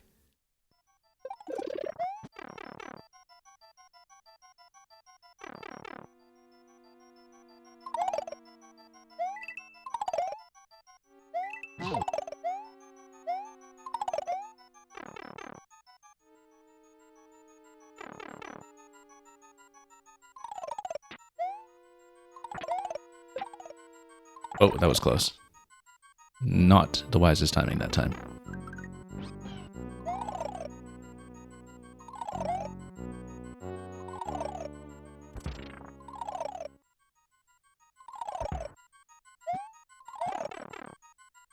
I never really did establish whether it was necessary to crouch there, but I didn't want to test it.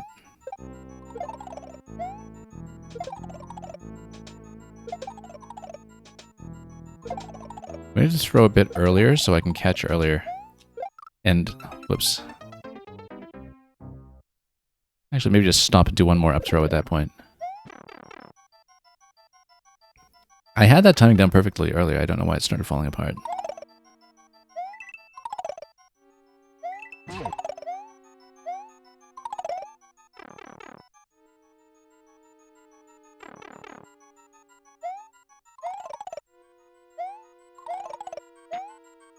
Oh, slipped off the corner. Yeah, considering how on completions 2 and 3 they went really, really smoothly and didn't take much time at all, this has been a marked regression in our clear time. We got the 5-minute range, I think, on those previous attempts. This one will be somewhat over that.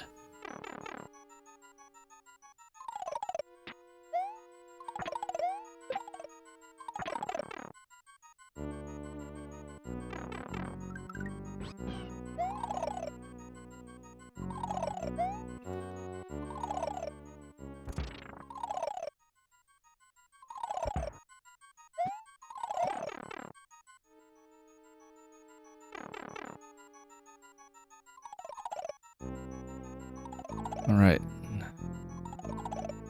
Now let's get into the up throw sequence this time. Do it a bit more accurately. We had this earlier. There we go. That was actually really quite fancy, in fact. Getting an up throw onto the fish and the spike at the same time.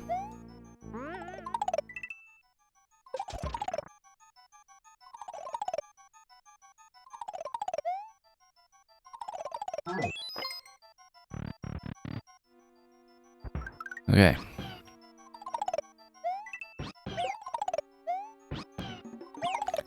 That was sticky but salvageable.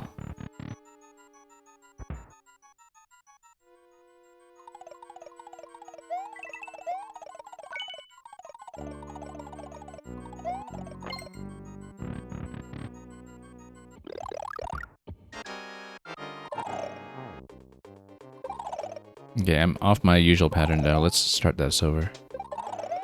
There we go. It's important to be consistent. Oh, no. Yeah, got thrown off slightly on that third jump. It was looking good.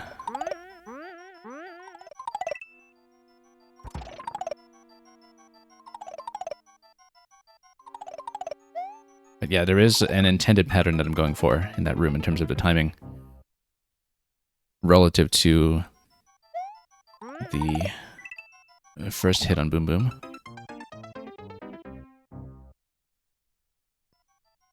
The gaming stage, did I say I was going to end shortly? Not the stream. But I've completed this level 3 times already, and this is my 4th attempt to add a bonus objective at the very, very end. That is not even a serious bonus objective, but just an Easter egg. And I spent enough time trying to go for something frivolous like that that we'll move on to the next level after this. I'm not ending the stream anytime soon by any means. We've got lots more that we want to do today. Yeah, it's tough to have consistency on Boom Boom. I am getting an intended pattern down for the first 2 hits, though. Basically, I've been able to get that multiple times, and it's difficult to make the jump exactly the way I want, but I know what I'm trying to do, at least, for the first jump. Like, I have an intention for it. And that's important. It's just the first step towards keeping things under control.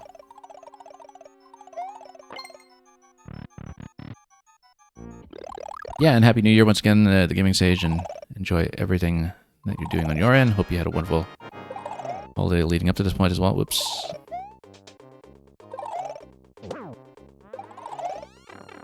Yeah, no, too shallow a jump there that time.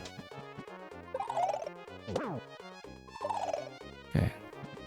No, too early a jump that time, but I was not in a position where I couldn't jump because movement was so close. It's okay, we'll perhaps even understand that fight by the time we've cleared it 4 times.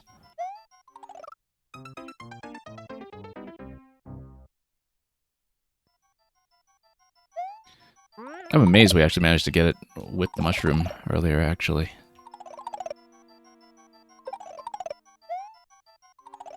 I did not expect it to get it done that early, and you'll notice that I have not been able to do it since, although I haven't really been trying.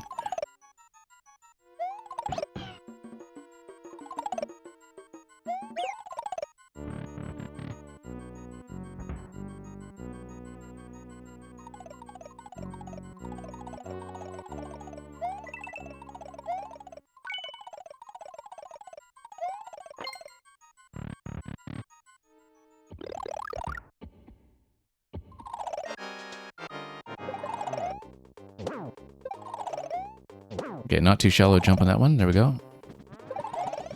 There we go. With the mushroom, look at that. And this time we will even be able to keep the mushroom because I won't get dunked in the bonus room in quite the same way. we're going for this anyway. We don't actually need to do it because we've seen it many times, but just because I earned it. This is going to get me into so much trouble. Whoops. We actually hit it pretty early last time too. But maybe that's because I remembered the mechanic from the sewer level. Anyway, we are not going to duck under the fish this time and get dunked by the balloon itself. We will, however, celebrate 10. 10 what? Well, I guess we'll see if we can find it. Oh, actually, there's a mushroom check here anyway. Never mind that. So, it was only useful for the bonus room. Okay, CP3. Which we need.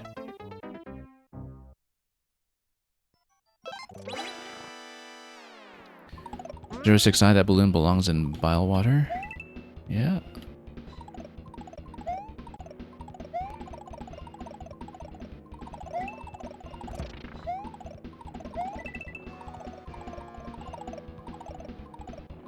As in, we actually had to do more than one step to earn it. Which people don't have the patience for anymore, apparently. I did not plan this out at all. Let's watch out here. Okay, big jump over the gate, over the tape.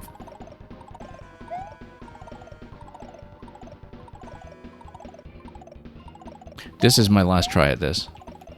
We're too close to the tape. Okay, we didn't even try, but that's okay, because if we don't even try, it's better, actually, if my timing is way off.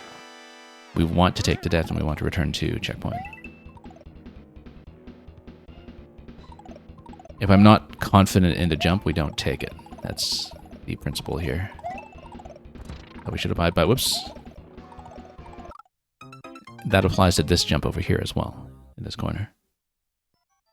You're saying it's similar to the donut room timing. Well,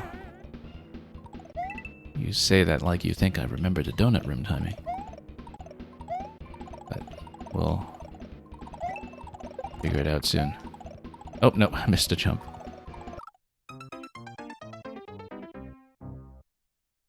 Yeah, because the fish kind of crashed down over the goal nice and early. Also, you can kind of get ahead of this whole pattern. Why don't we just consider doing that?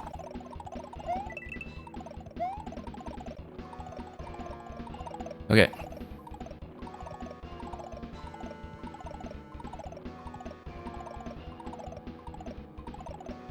Yeah, because they start peeking. I wasn't even thinking about the fish on top of the goal, actually. Every time I was just more concerned about getting over the goal at all. If we take damage, it's not a big deal because we just redo it. But if we hit the tape, that's the actual loss condition, right? Okay, we got 450 seconds to work this out.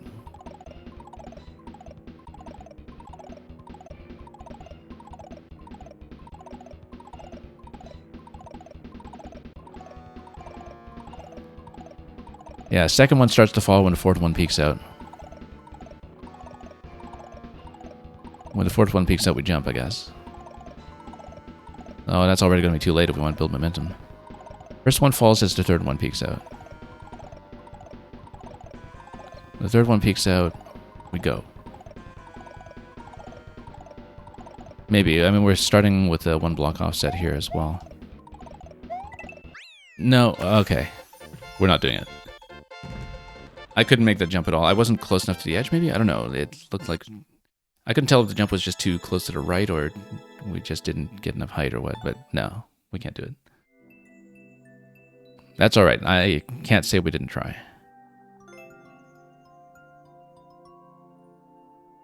Let's take a look at the comments. But, yeah, we have to stop. But hey, we figured out the Boom Boom fight and beat it with Mushroom twice. That will be our endpoint accomplishment and our excuse for bailing on it. Leave Yoshi before enter the pipe. In case it wasn't clear that you had to.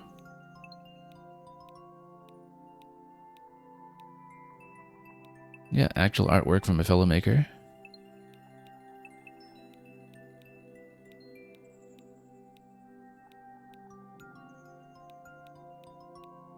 Use multiplayer? How do you cheese it with multiplayer?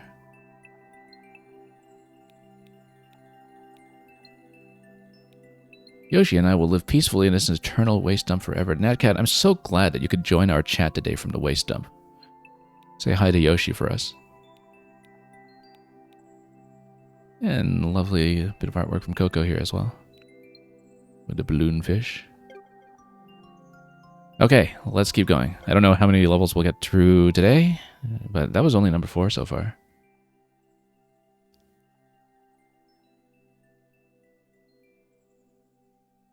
That's what they call it, an eternal waste dump.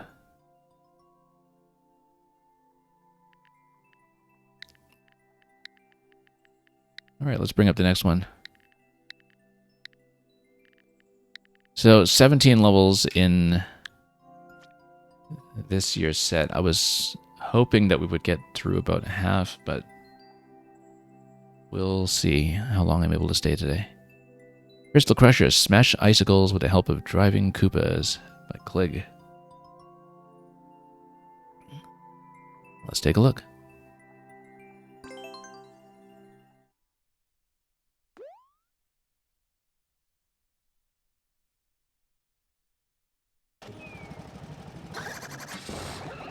Okay, oh, on switch, and then, yeah, we need to hit that earlier. And then that's going to move the car here to get rid of the icicles. Very neat mechanism, actually. That it uses the car collision and forces that position. Whoops, we need to actually pay attention to when the icicles are gone, of course, so we can actually survive there, but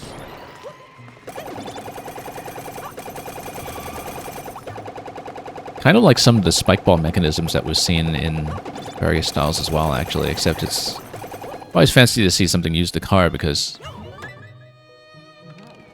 the Koopa car is difficult enough to work with that. Oh, no, long jump in here, this block, we missed it.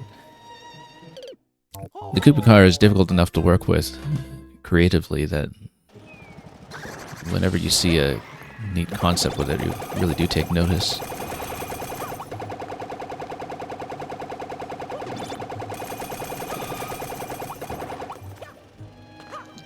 Okay, long jump into this over here.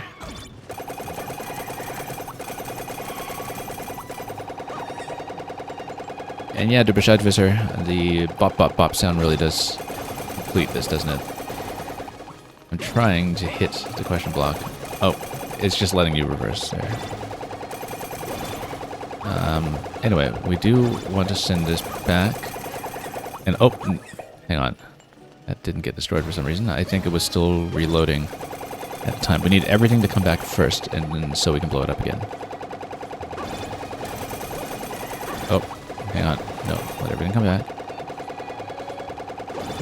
Then we reverse, and then come back out this way. Whoops.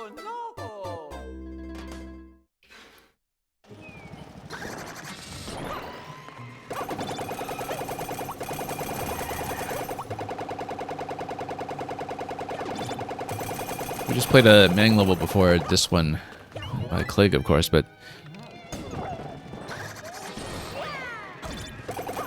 you can definitely see some concepts here that are reminiscent of Mang's 3D World set as well. The dash panel reversals and, you know, like I said, some of the spike ball-like mechanics. Why don't we just... Oh, no, no room to stop it. Okay. Okay, let's wreck it again. Whoops, no. Stay here on the right side until we reverse it. Yeah, really cool idea, actually. No, too slow. We're getting a bad reversal on the left side that is coming in a little bit too late for me. We need to work on that.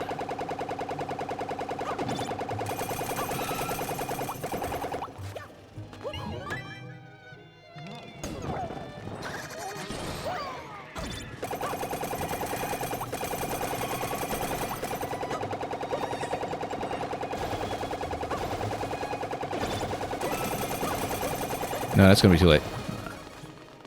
I stumbled enough there that I knew that timing would not work.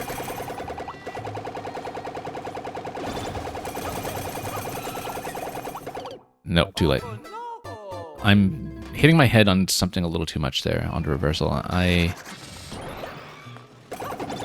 definitely not doing that quickly enough. And I'm trying to identify the exact snag that we're running into. Yeah, Luca, you're saying Clig gets a lot of inspiration from Meg. For this level, I can absolutely see. But this particular destruction mechanism using the Koopa car, though, that is new to me. In terms of this specific setup. Like, it's thematically similar to what a lot of things we've seen in the past, but... You know, maybe we can even roll forward at that point, and maybe that'll get me across. Or maybe even long jump forward, actually, once we land. I think a long jump forward rather than trying to run it might be better. If we can do it quickly enough upon landing. Because right now the issue is that I'm actually proceeding through there too slowly before the icicle comes back up. That is solvable. You know, we land, we jump. Because then we don't have that initial acceleration timing that's been throwing me off.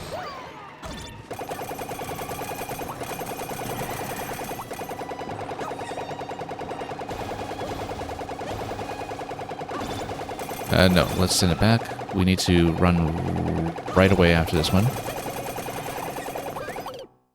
Oh, tried to roll out of there. I was actually trying to long jump, but we're still holding down. No, again, I am reversing too far into that left side pocket. We need to hit the reversal sooner as we're entering that, not at the very end of the left side.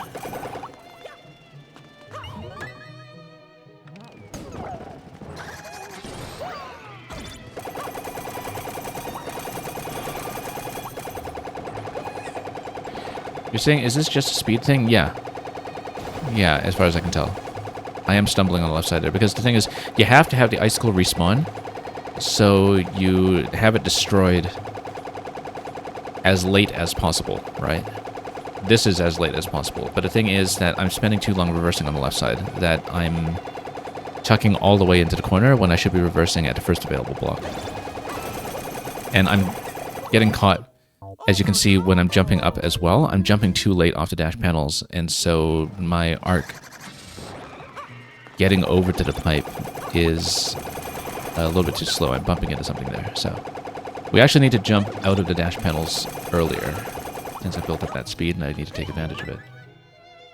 So I can see a couple of fixes that we can be making here, but actually executing those fixes will, of course, be a real test. There we go. Yeah, I was definitely just jumping off the dash panel too late. That was absolutely the problem.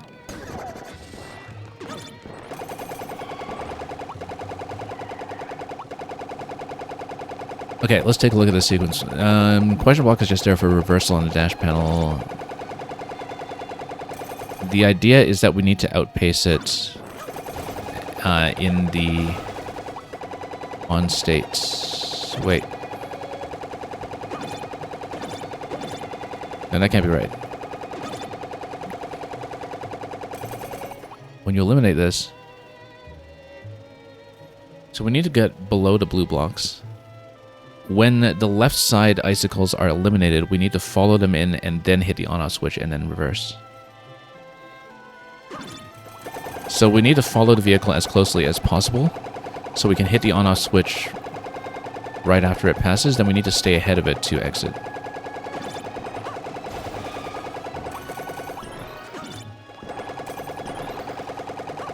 Yeah, I see that the dash panel is supposed to be there for in case you kind of spill over too far, but just dropping directly the way we did through the blue blocks was an efficient solution in its own right, so that worked. Now, 4 pink coins, we have not seen them yet. They might be in the same segment, for all we know. Notice these icicles here looking all mysterious.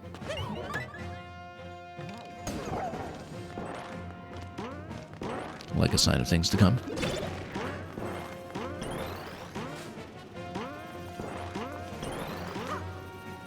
Okay. This is kind of telling you what to expect with the icicles, I guess. Ant Trooper in that position. Let's think about it. Were we really being that slow? No, we needed to wait for the icicles first.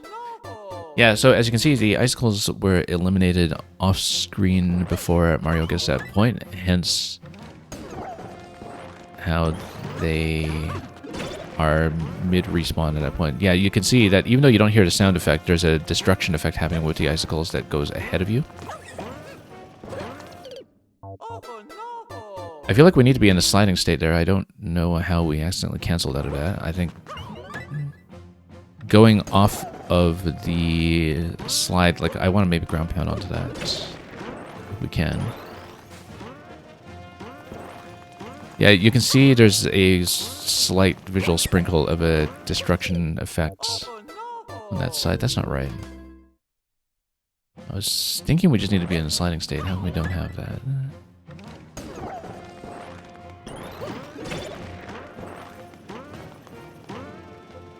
Well, we'll think about it.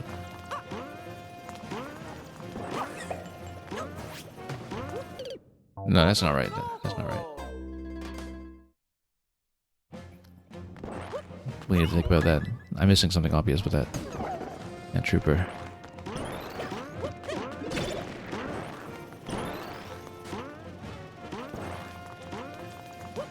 Yeah, very neat segment, actually. There we go. It is a slide. Except we were too late here. Wait, but there's a state switch. Why is there a state switch there? So yeah, if we can ground pound onto the conveyor belt, that takes care of the entry for me. Then we need to maintain momentum. Oh, whoops, too fast. Figure out the reverse on the dash panel, perhaps.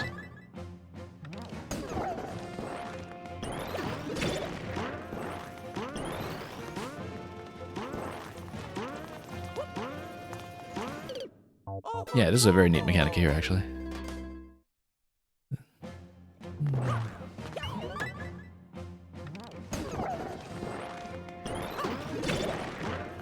And the nice thing about using icicles for this, that you don't run into entity limit issues in quite the same way.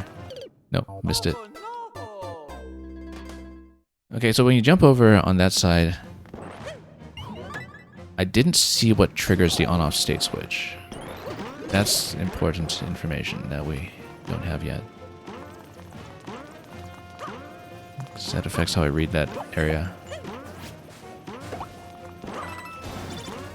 Okay, no, we just run through. Except we need to get ahead of the icicles at a point.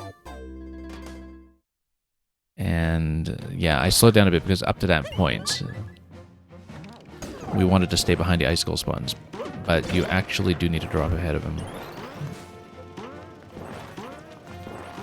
at that moment.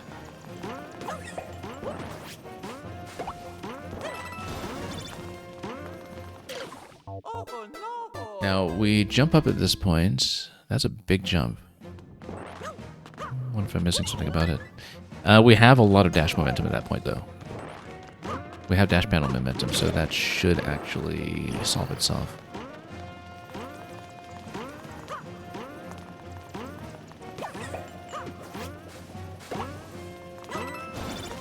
Yeah, hug the dash panel.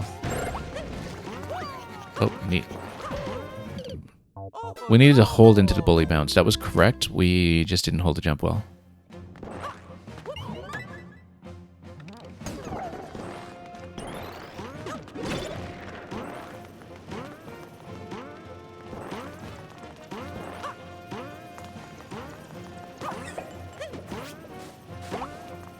Stomp into that.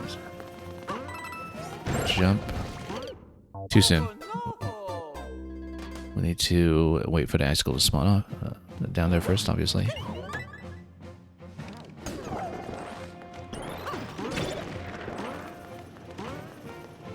I was just kind of instinctively trying to jump to safety there, but no, we do have icicles coming at that point.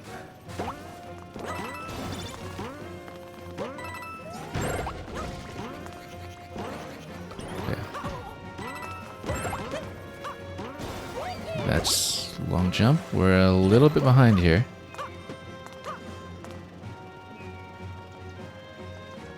The key That can't be a death key, is it, for doing something wrong? Or were we supposed to obtain a key by this point? Well, we don't have any coins.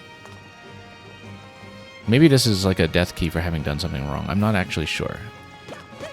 Unless it's a bonus key for having killed something the way we were supposed to. I actually am going to try this segment again. I want to read this properly.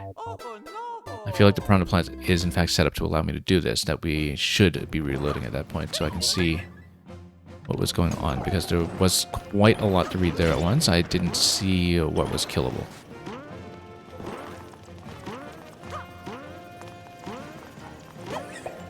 That would potentially give us a key. Whoops, no, we don't want to crush into that. We just want to ground pound into the slide and leave it.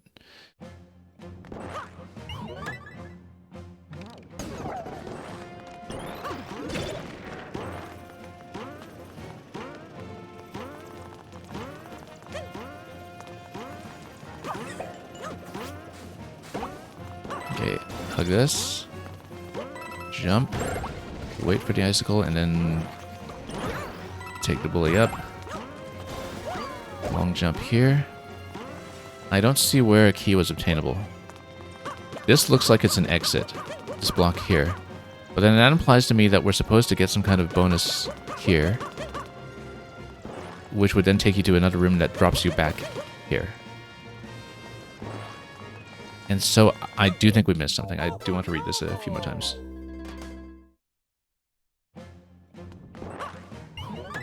You're saying I don't need a ground pound on a slide? Yeah, I probably don't, actually. Think about it.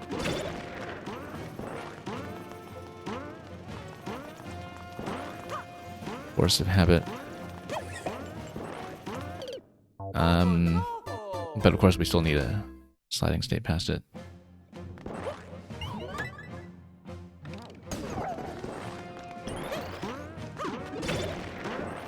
I'm trying to read this carefully here to see what is it that will get us a key. I don't see it yet. Piranha Plant, maybe. No, the Piranha Plant looks like it's just there to kill you if you don't jump out of that position.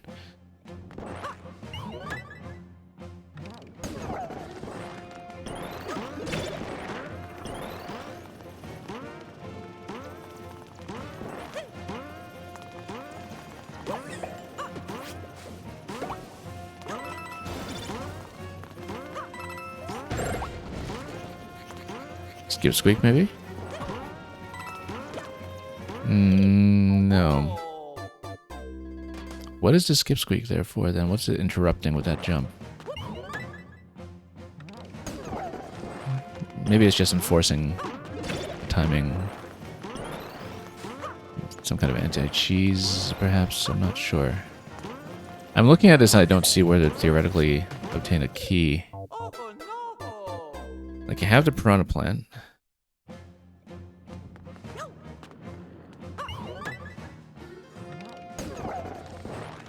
But again, it looks like that's just a way to enforce that you have to jump out of there.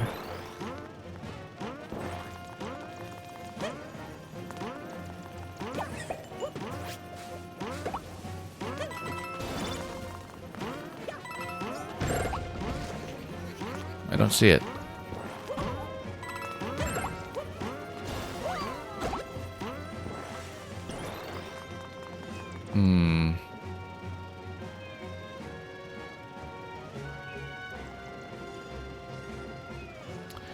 Yeah, I don't see anything that we could have actually hit for that, but given the placement of everything here, it looks like I should be checking. I mean, this absolutely looks like the spot. And Luca thinks I'll see it. Will I now?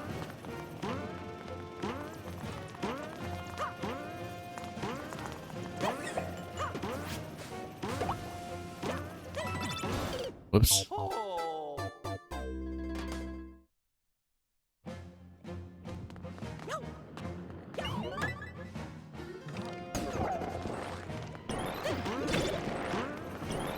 Yeah, structurally speaking, we should be checking this spot.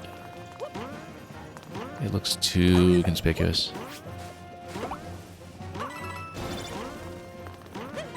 It's actually some kind of jump trigger there. So there's the Skip Squeak, there's the bully. Only thing I can think of is maybe something else that we're supposed to hit. Need to think a bit out of the box. Yeah, we try to do that. Often. Without realizing it. I'm just taking my time to try to read this level and just look at it properly. I'm also thinking about whether there's a way to take care of that piranha creeper at the end.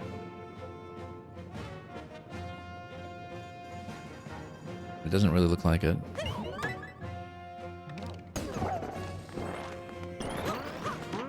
Or anything that would require us to get below the icicles. If there's any kind of safety point.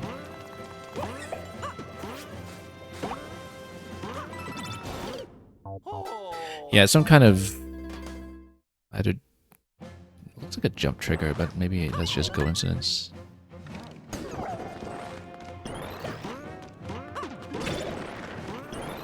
That state switch over there.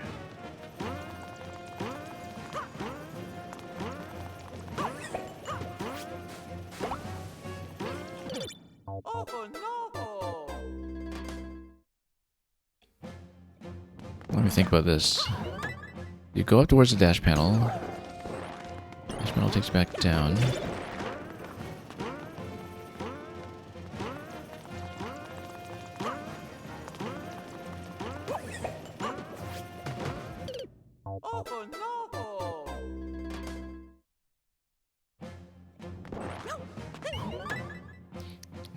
Now, one thing we're kind of taking for granted is that long jump over to the blocks later.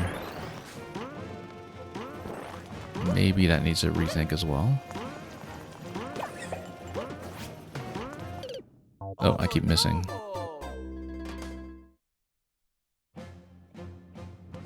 Yeah, we need to slide off it, and we need to retain the sliding state without crouching on the ground. We don't need to stomp with the ground pound necessarily. Right now, I'm still trying to scan the level to look for plausible candidates for the key.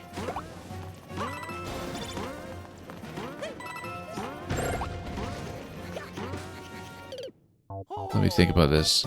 I'm just stalling there for a moment to see if we can read what's going on. So the way I'm thinking about this is there a way to take care of the skip squeak? Also, these icicles up front in the beginning of that segment, that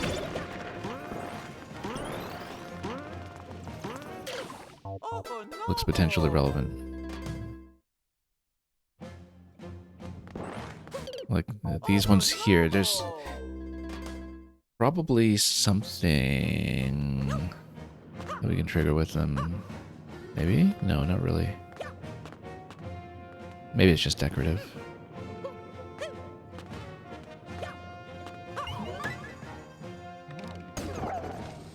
Yeah, I know I can just hold down the slide on the conveyor. I just don't tend to let go with very good timing. So we end up ground pounding out of habit anyway. Oh, whoops. So we made it through the Ant Trooper. But potentially, if we have enough momentum to make it over the Piranha, we can still outrun the icicles. As in, if we have some way to actually pop the Piranha. Actually, is it possible to double back towards it? No, you can't really touch it that way.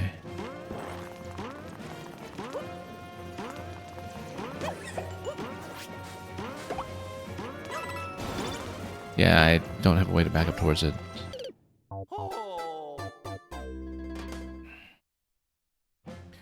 So, Swamp dies, all the Ant Troopers die.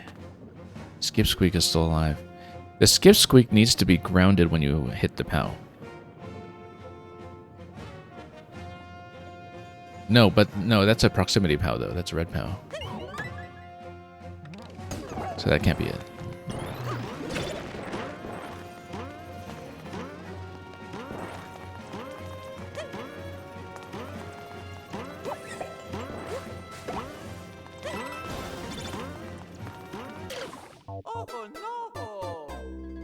Yeah, I took a bit of a dive there because I'm still watching this.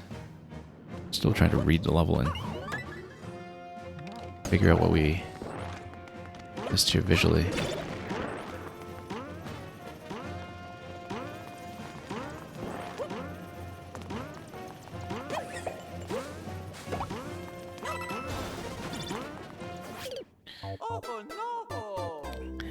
I'm thinking about this piranha plant, whether it's possible to reverse towards it. It looks like it's just a way to force you up, though, so you don't stay on the icicles as they're spawning, because the icicles do kind of have to spawn continuously. Maybe.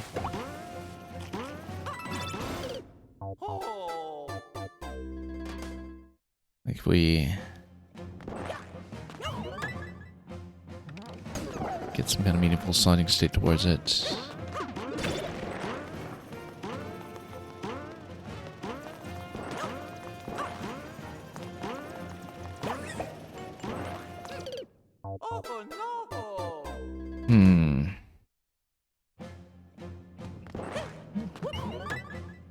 I can't see a way that it can beat a piranha plant.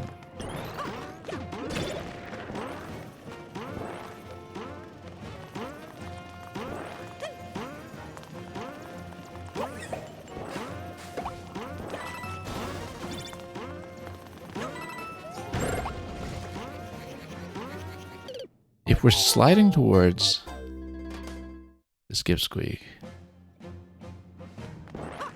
well, let's think about it, because I'm manually triggering the POW. After that point, I'm wondering if there's anything else I can do with it timing-wise. Oops.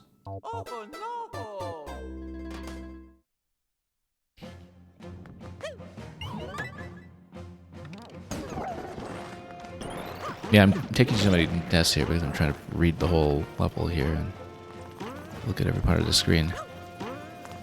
The clues. Or other things that we could manipulate potentially.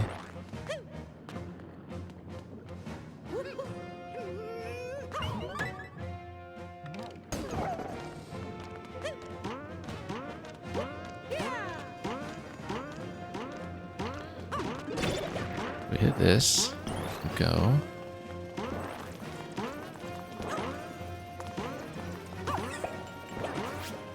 Oh, nope, missed completely. But what do we get onto the dash panel? Dash left.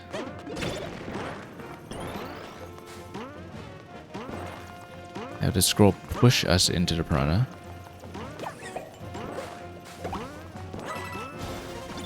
No, we can't dash left out of there. That... However, no, if you jump, though, you can. Like, if you get trapped there for a moment, then you dash left, then you get pushed by the screen. When it releases, you should be able to get pushed by the screen, going left to right in the correct state.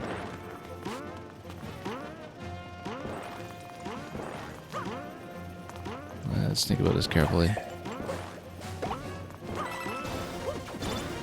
No, because it just shuts around you. It doesn't work. Yeah, you're not even sure how to hint at it without giving away the answer. In that case, don't hint at it. Let's just try to figure it out. I'm definitely supposed to look in this place, though. Can't see any possibility where that's not the case.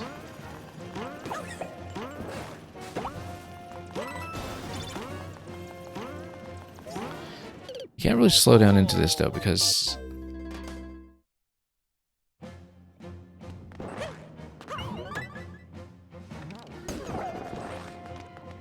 the icicles will complete the bridge before you're ready.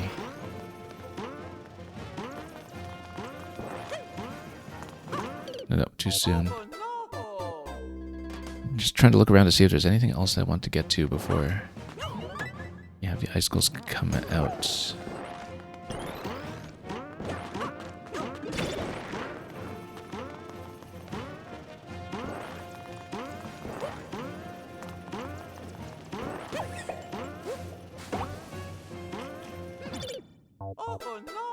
What if you're in a sliding state backwards and you remain in that state for the screen to push you into the piranha? Am I actually able to maintain the sliding state for that long? I am thinking about it. Because I'm thinking, Like, is there a way to retain the sliding state going into the piranha? Like, if we face backwards, slide. Actually, I don't even know if it matters that we face backwards. But we need to screen push, and we need to maintain the sliding state.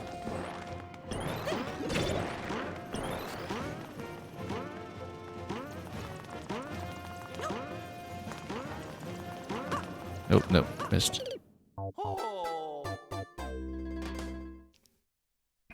But I don't know that the conveyor sends us that far. And that we can maintain that state for that long.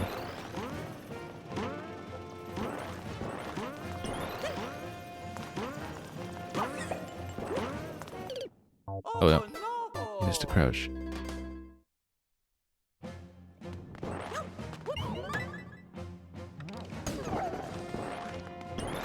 Because the thing I'm thinking is a screen scroll push into the piranha. Like, we wait for maybe the last possible moment for the screen to push me on the conveyor. We get into the sliding state, and we're close enough to the screen at a point that it does the rest of the work. Maybe faster than we would ordinarily be able to approach. I don't know if that makes sense at all.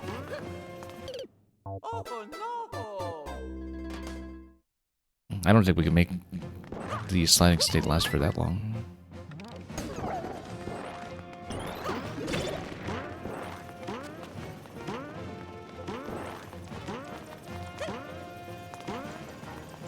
Yeah, there's something very nuanced about this. Nope.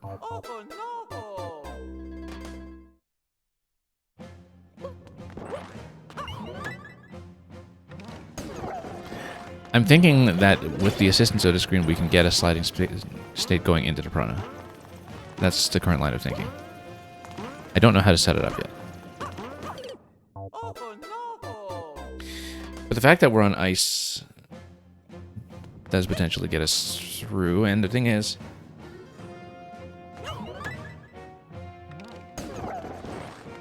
is it even necessary to be facing backwards for that? Maybe not.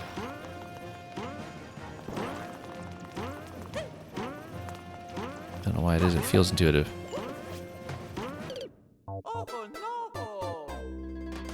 Yeah, because we slide, we get a screen push that gives us some speed, potentially.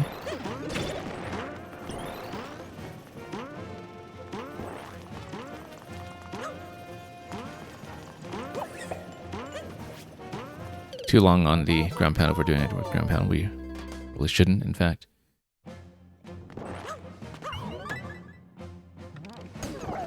But with the screen pushing us, it should be able to outpace my slide, and maybe that'll assist. Whoops, nope, hang on, I overshot.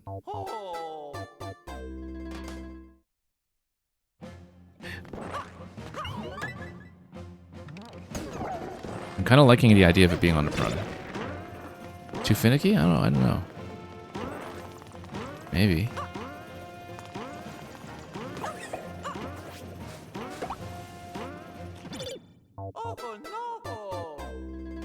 Now, we're not at a sliding state at a point, though. We would be in a crouching state if that were the case. However, if you get on a dash panel facing left, then maybe you can be in a slide. No, you're not on a slope, though.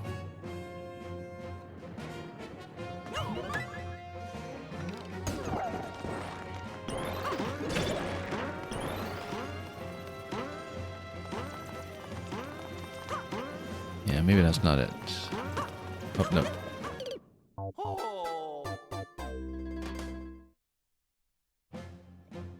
That dash panel does look suspicious, like that two-way trap there.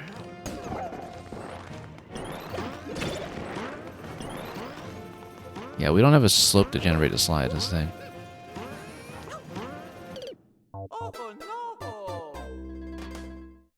But we're staying back, then the ice kind of outpaces us when it comes to giving us enough of a platform there.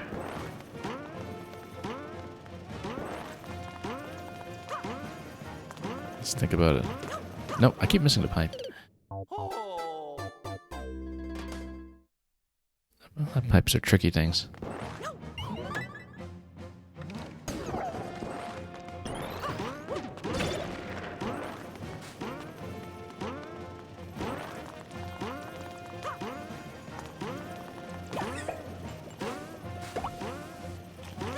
No, too late.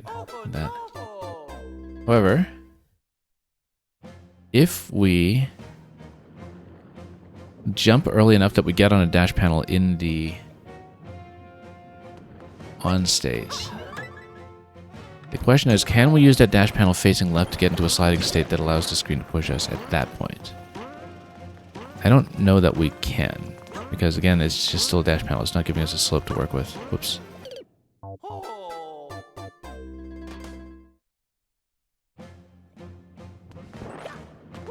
So I don't see that it would give me a slide.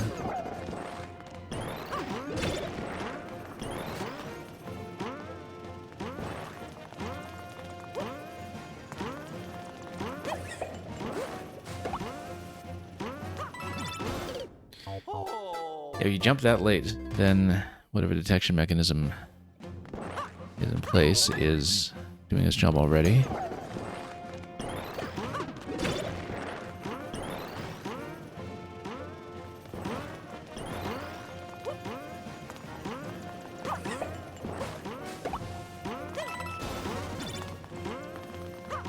Let's get on ahead again.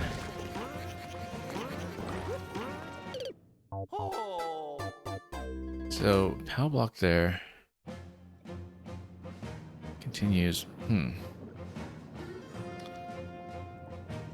the ice is still kind of spawning underneath while we go above on the dash panel over to the Ant Trooper.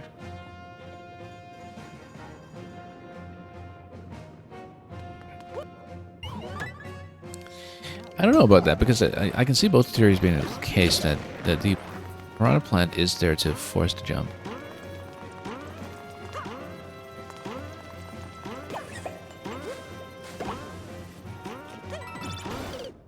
Way too late. However, try to dash left.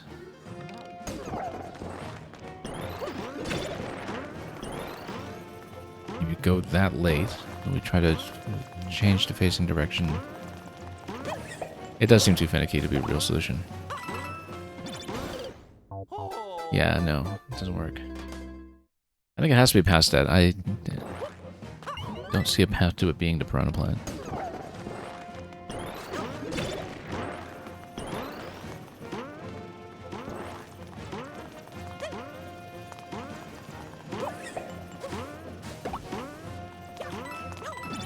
No, too late. You have to get ahead of the ice anyway to survive the next segment.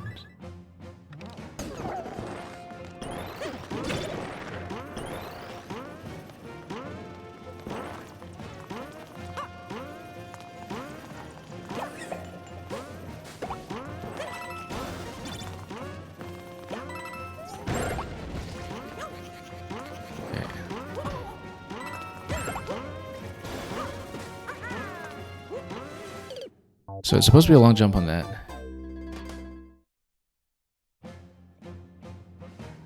There's a spring that comes out on the right side on that pipe.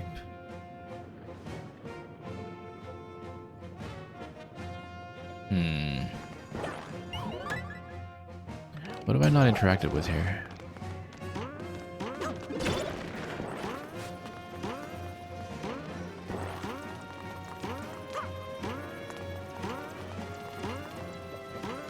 I'm just looking at all the ceilings too to see maybe there's something that we are supposed to hit. Yeah, look, if a hint is needed, you're here, and well, we'll see.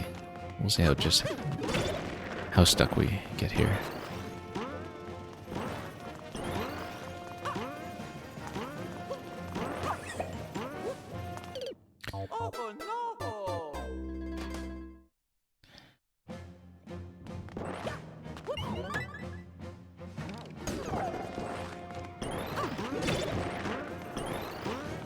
Trying to look at what's possible here.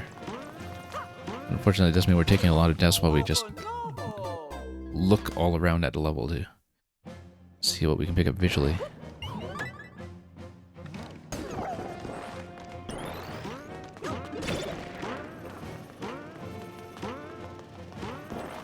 Yeah, you're saying it's a little bit out of the box. Something that takes advantage of screen scroll would definitely be out of the box.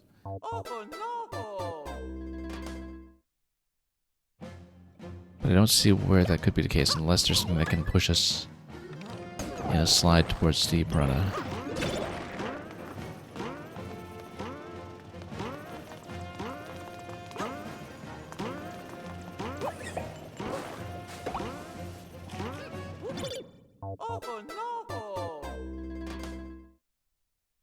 I mean, I don't see a safe way to bump it.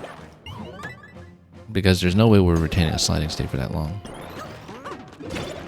Unless there's something to refresh it that I haven't been able to see here.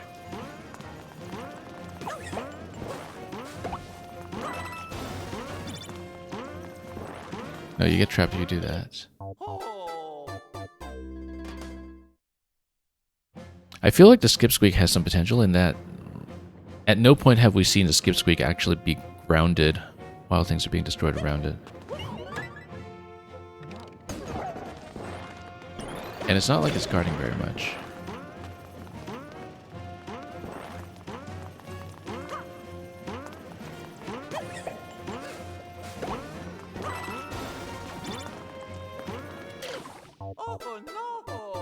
Get on the icicles. Jump up. Oh, you're saying that the skip squeaks are grounded even though it doesn't look like it really.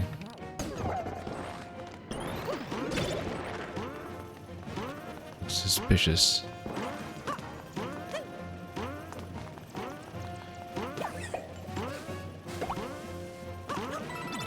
No, too late. I don't think there really is a good way to take advantage of that. You just have to go for it.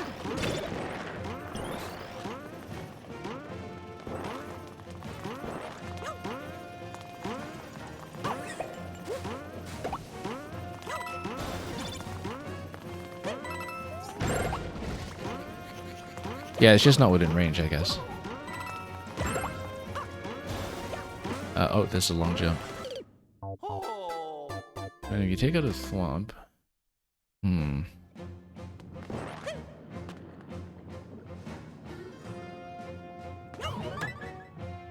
What have I not interacted with? The bomb over here. We have... Oh, you know what? Wait a minute.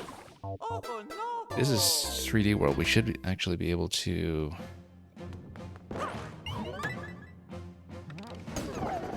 Oh no, we can't toggle the switch twice because it's based on a spike ball activator. I was thinking, okay, can we actually double tap the switch somehow? Nope, that's the reason we can't.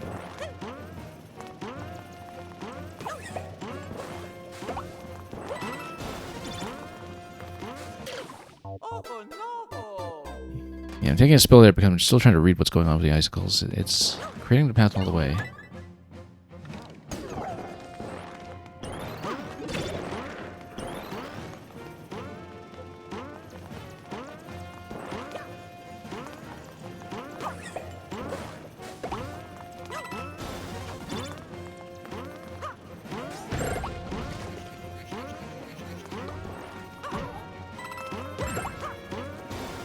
Oops.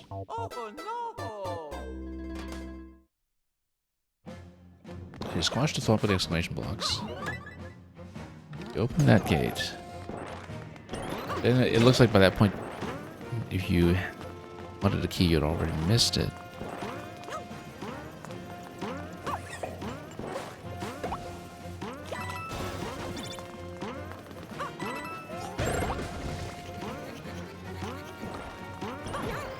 So at no point were we able to take out the skip squeak.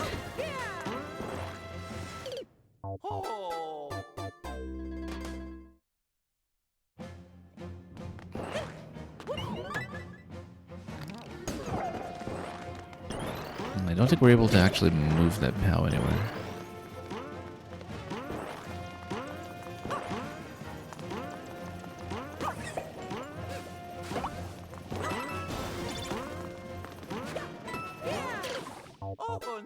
Yeah, I'm just taking a few dives here so I can read the room.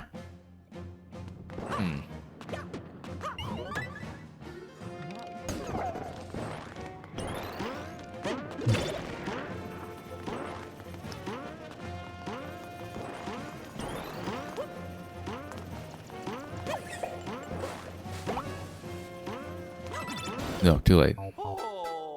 Too hesitant.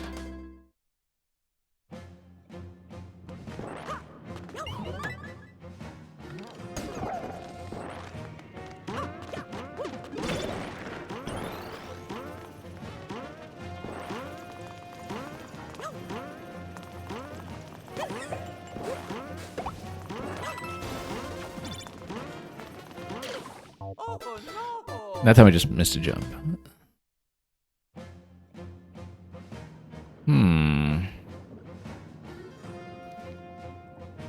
Well, one-way block here, one-way pipe.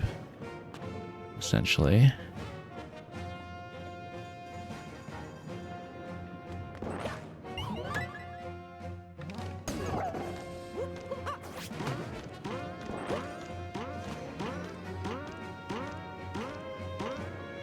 So we blow up the bomb. Starts the mechanism, opens the scroll. We follow the icicles as before. What is different that we can interact with? So far, the two candidates for things that I have not interacted with directly are the Piranha Plant and the Skipsqueak. Welcome, last prize.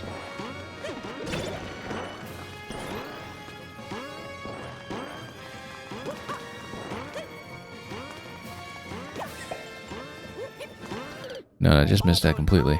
However, I wonder if there's a way that we can...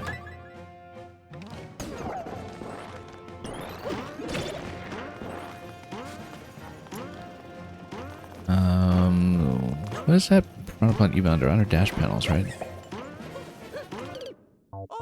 No, it's under just a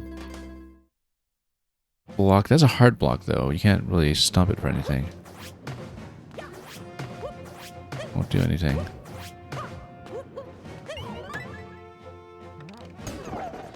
Just one more thing that I haven't thought about that I can interact with.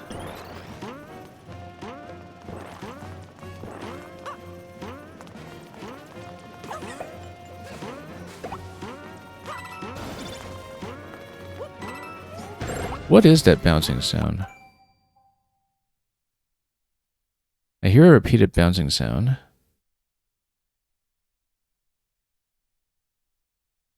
Let me think about this. Maybe this is something subtle. Yeah, there is the car mechanism. That's right, that's right. Same as in the previous room. That initially I didn't pick up on it so much because it was actually slightly out of range. I'm just thinking, what if we found a way to go faster? And then... because we're already kind of doing a slight catch-up, aren't we? Or, I mean, I guess it's on the auto-scroll. We can kind of hear the car mechanism as we go. I'm trying to think about whether there are things we can bump on the side or bump from above, but everything's on hard blocks. Skipsqueak's on hard block, Piranha Plant's on hard block.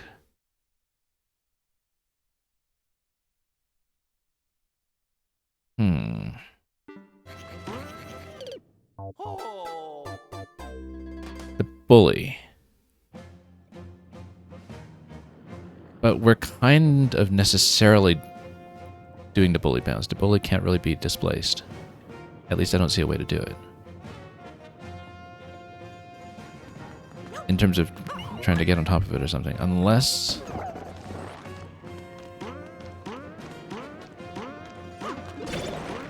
well, let's think about this.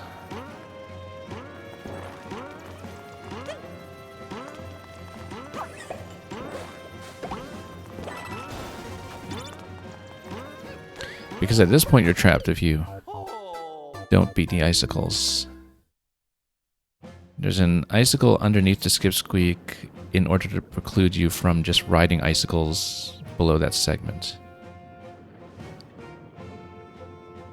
It's a hard block anyway, so it's not going to be bumped by anything And there's a spiny skip squeak, so we can't do anything on top. You're saying there's something further on the level that could give me a hint, but I have the knowledge already. Yeah. I feel like I'm just missing something in terms of what I'm seeing. That there's...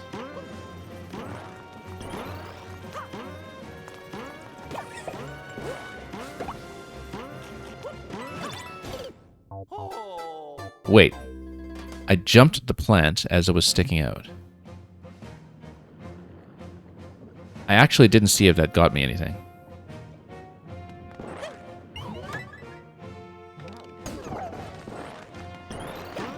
No key, yeah. So that didn't actually accomplish anything. Well, that was important to confirm. And we can't really do that very reliably anyway. In terms of when we're in the plant range. And yeah, you wouldn't be able to keep going because you'd be too slow, right? At that point, you'd have the switches activating, and then you wouldn't be able to outpace the icicles using the dash panel. So...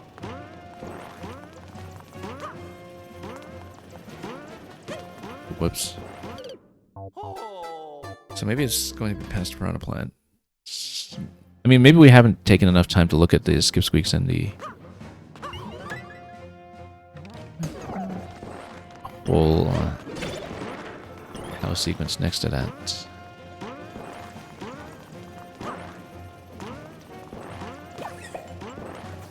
Whoops.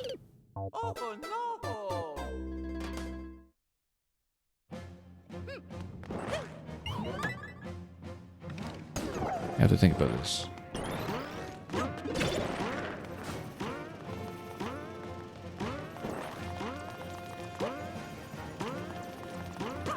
I know. Missed pipe.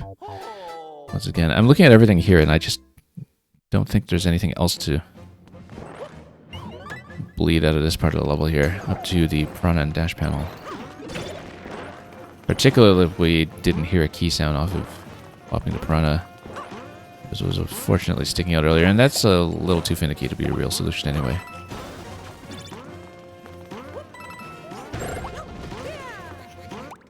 Hang on. Now we're able to get to the bully.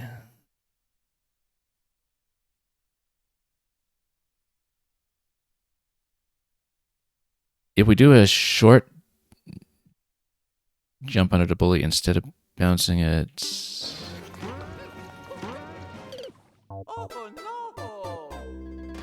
Then I'm wondering if I'm able to kick it.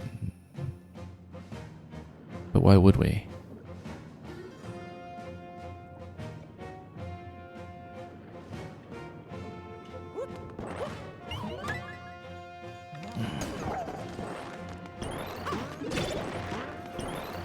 Because, yeah, I'm only seeing so many things that could conceivably be holding a key.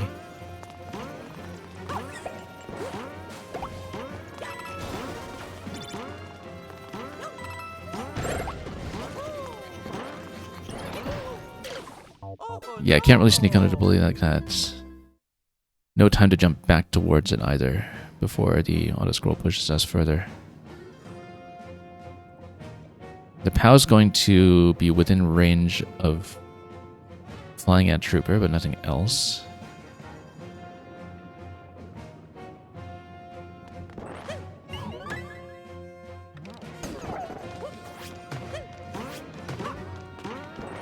Definitely thinking, what if there's a way to proceed without the state switch? No, that's not going to be it.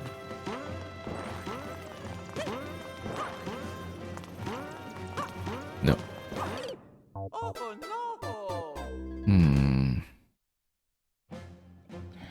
It's something really simple that I've ignored all this time. Probably. I mean, at this stage it has to be.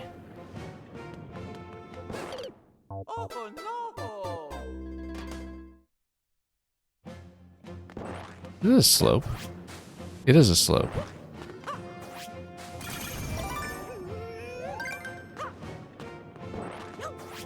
You see, I wasn't thinking about it as like a slope because it looks like steps. It's a slope, so you just slide. And then you're within thwomp range when you do that. Thwomp activates the key. You can hear the thwomp.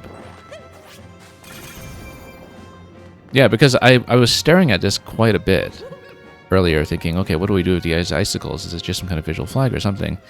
Because it looks like it's something, right? And then I wasn't thinking about the fact that this is a step, or rather, this step design is a slope. And so all this time I was just seeing, like, is this a visual clue to something else that we need later? It's not. We have the key. We spent so long finding that. Okay, that's fine. I just wasn't looking early enough then.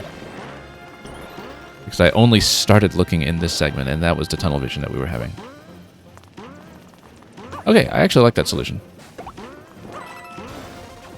I like it especially because we found it without hints. And that it feels like something fair to find without hints, if we just kind of paid attention a bit. That took some time, and look at that. That's very sus in its own right. And we'll pop that and collect a few of these for Endless if we really feel like it. Grab some fireworks as well. Now there is an exit block that we'll get to in just a moment.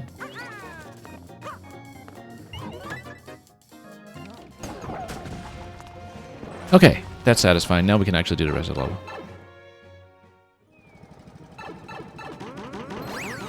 So how is this section built with the icicles? So it shows you in the first part of the level.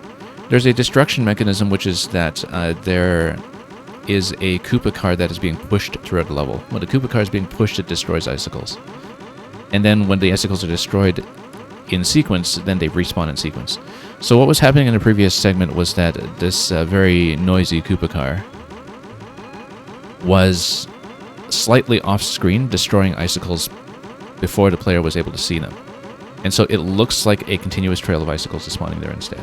And hopefully that answers your question, Crazy Burn.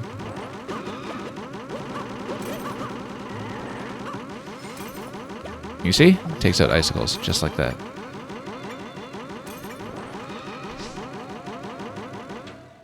Oh, we didn't bother to climb the tree to see if there was anything to pick up on that. Oh well. Now, on-off switch at this point is going to bounce the car up by bouncing the POWs up. Then that destroys the icicles in the same way, and then we go and grab the key on the other side. However, there's limited time to do it because when you hit the on-off switch, the shell is going to reactivate quickly, in fact. This is the slide interaction that we were looking for earlier. And so that would have taught us what to do quite easily, actually. Okay, so at this point, he's going to come in. But we need to get each of those coins. The way we do that is we need to eradicate as much of a sequence as we can, then we go down through the pipe, and then we collect pink coins as we go. We have to be careful not to destroy the Koopa.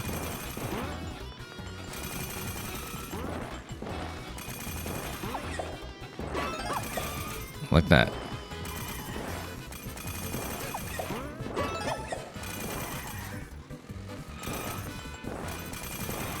Pull him back this way. No, unfortunately. Yeah, no, that's okay. There's no risk of actually bopping the Koopa because he's one level down from us. We overlap with him just fine, as we discovered in the segment here.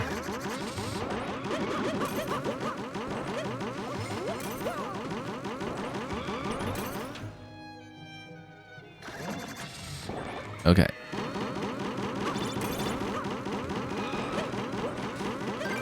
So yeah, this is what we would have been looking for.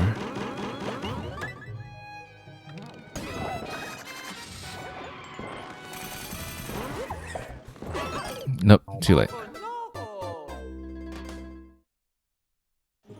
So yeah, we just need to figure out a separate timing for each of those. That's an interesting idea, actually, that, you know, even though it's the same mechanic, you need a slightly different timing and pattern in order to hit each of those pink coins, and so you do need to think about each of them individually.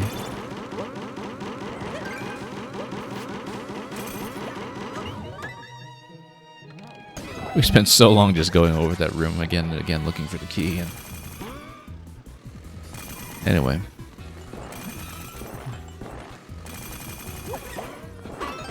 Oh no, missed a pipe. But given the left-right pattern there, the center coins I'm not too worried about. We have a pattern for it, we just need to be accurate. The coins on either edge, the left side and the right side, we don't have a good solution for those yet, but we just need to pull the car all the way to the end in both cases.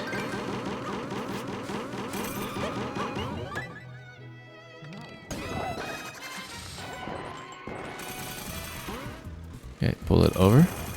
We actually, well, we need to make sure everything respawns. Yeah, because right now it's eradicating the middle too quickly. So we actually need to pull it all the way over first. Then outrun it just in time. No, too late.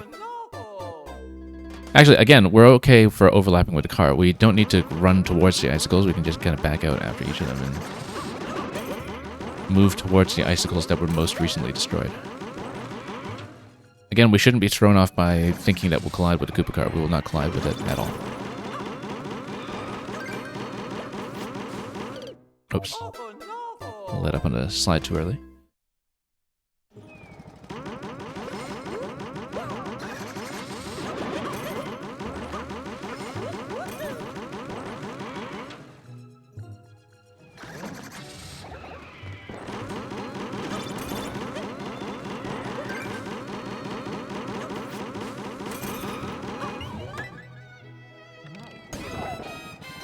Okay.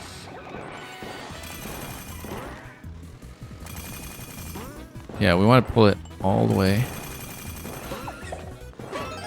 Then not too late. Maybe we actually need to run towards the spring to bounce back. I don't know if that's faster instead of trying to double back ourselves.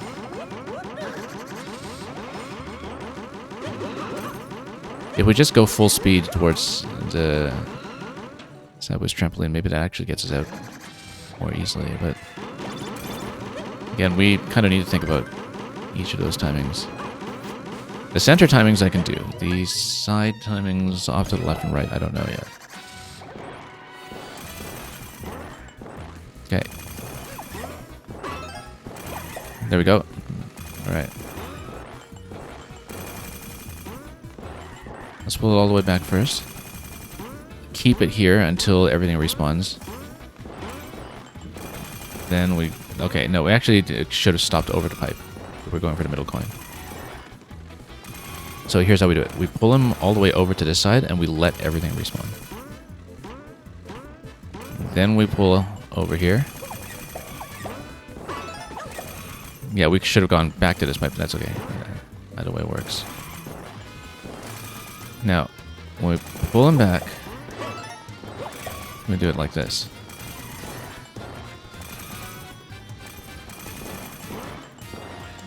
Pull him back, but go for the pipe right away. Too late.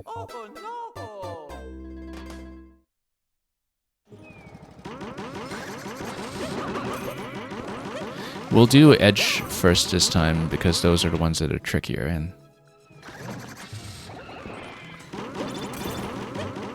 we want to get them out of the way. Realistically, I'll take whichever coin is available, but we should work on left and right edge first.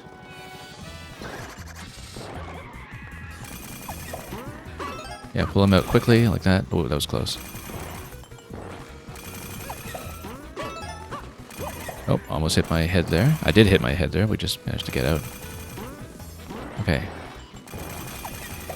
Oh, no, hang on. Too soon. So we couldn't get through the pipe.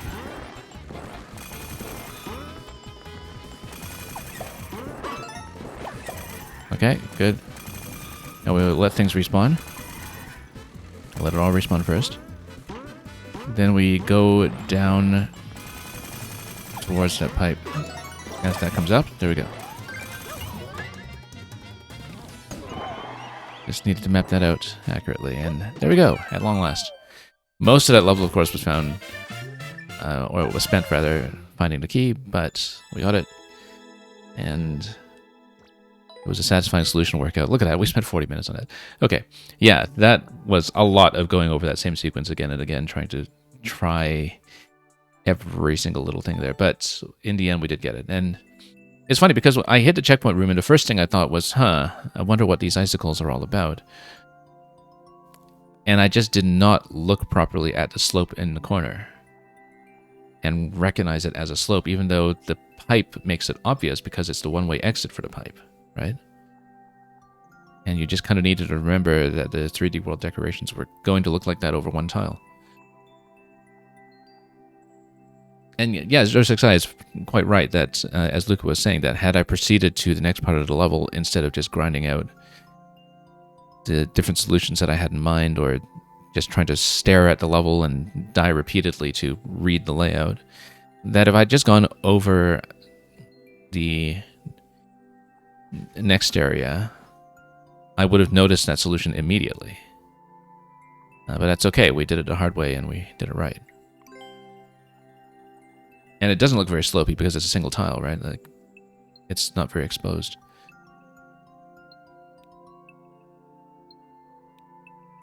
Someone's asking you to slide. I bet I know where. Yeah. All these people spoiling in the comments. That's why we have comments off.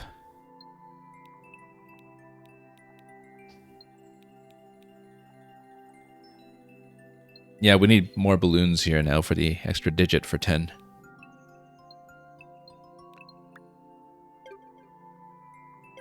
Okay, we'll keep going. I don't know how many more we'll do today. It depends on how long we take. Next will be Shearwater. He's got 2 levels. Shearwater did have to leave earlier, but he said he'd catch up on the VOD. We'll do at least one of them. Maybe he'll be able to catch us live for the other one, but I don't know because my streaming schedule is what it is.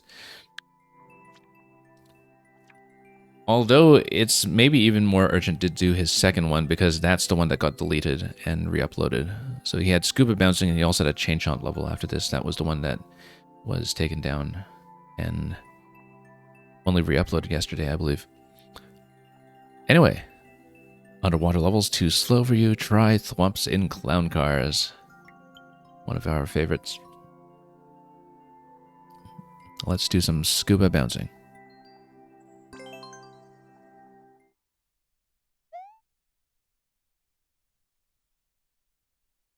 This is level number 6 in the batch. We've been going slowly today. Right, so we need to get through this, and we'll only be able to do so with a bit of speed, like from a Thwomp pushing us. And pushing us safely.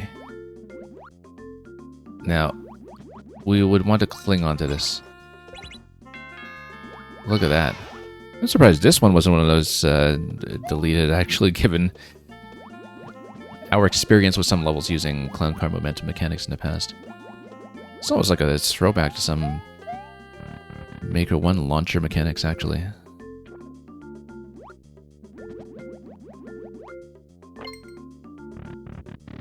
But yeah, it's very dramatically noticeable because it's underwater. That is such a difference from the speed you can normally get otherwise.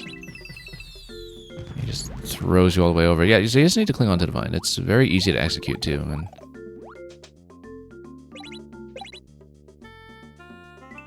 this was made in such a way that it's easy to activate, which is nice to see.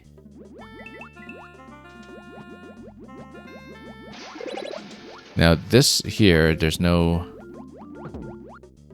Oops. Vine to cling on to, so we don't have a crutch that time, and so that means we'll be trapped in this gate and we'll die to the scroll. So yeah, there we needed to be accurate, otherwise we just have no hope of beating the scroll.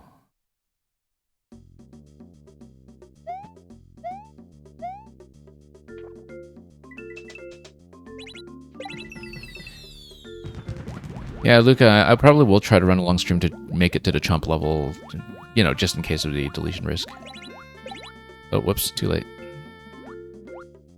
And we double activated the on-off switch, actually, so that did not go well. Now, the thing about not having a vine, though, is that under the on-off switch, those blocks kind of encourage you repeatedly to be swimming near the ceiling, and if we're swimming near the ceiling, then the Thwomp may still be able to give us a push without us running into anything too hazardous. The vines definitely help you get a sense of what the intended position is supposed to be, though, for launch mechanic to function.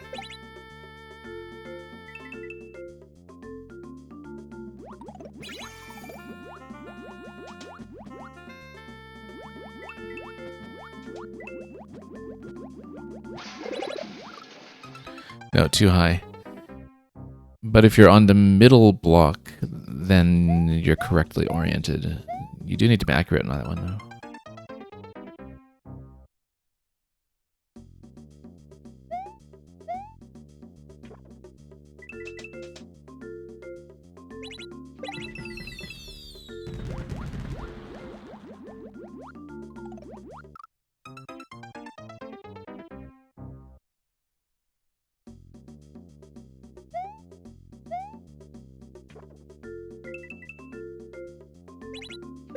Okay, there we go.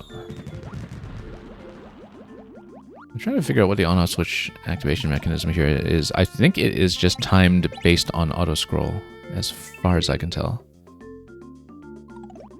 Except for the manual switches like this one here, of course. But in terms of when the launcher activates, well, yeah, here we're toggling the on-off switch ourselves. No. I think the idea here is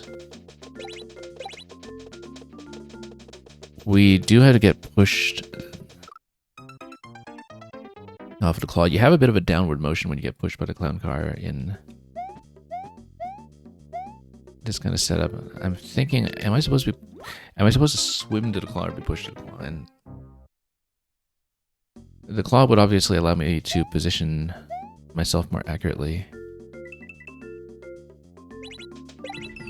And so we can sort of beat the scroll, assuming that... Well, I mean, no, that one's a manual on-off switch that you activate yourself, so... It would not be a matter of the scroll timing.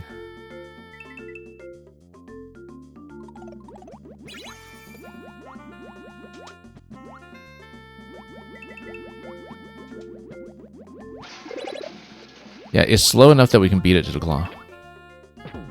That's how you do it.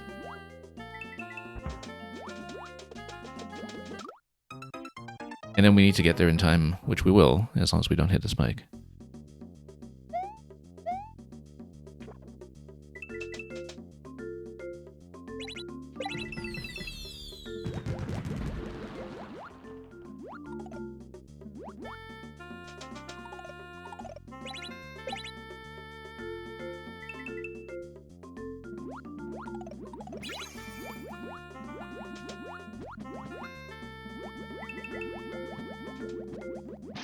Yeah. We have to get caught there, and then... Oh, almost. We were a little off-center. Or rather, we didn't get to the claw quite on time. So, let's hit the icicle and respawn quickly.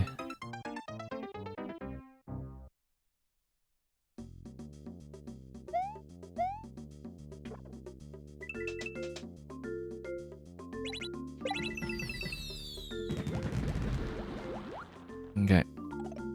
Goes through here.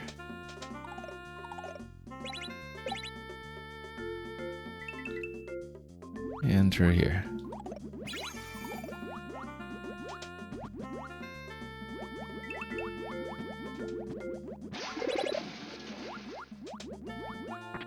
Okay. Perfect. Even had a little bit of claw momentum to help us out there, I suppose.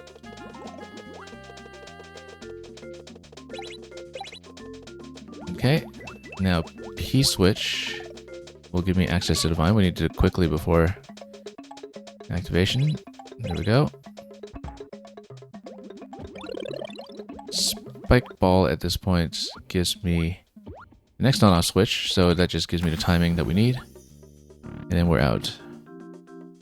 Now I didn't really check that bottom area there, bottom right, but we didn't really have the time.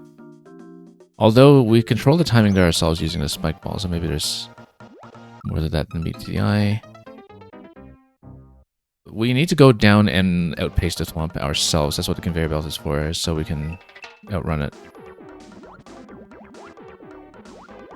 Wait, but this is going backwards, which means that we needed it to... No. Actually, that just means that we align ourselves with the camera, I think, and we do need to swim to get over the Cheep Cheeps. I think this just kind of locks you to the camera. But you'd need to paddle once the block obstructs you from going up and the screen obstructs you from going left. Yeah, over and then... Wait, that's so slow though.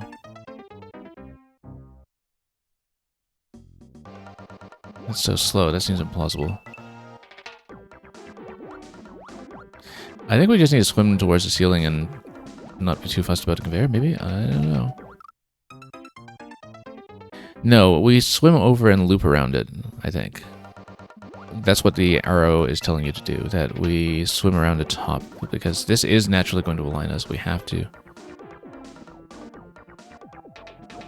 do it this way, but then we have no time, though. We have no time to paddle that high. That doesn't look right.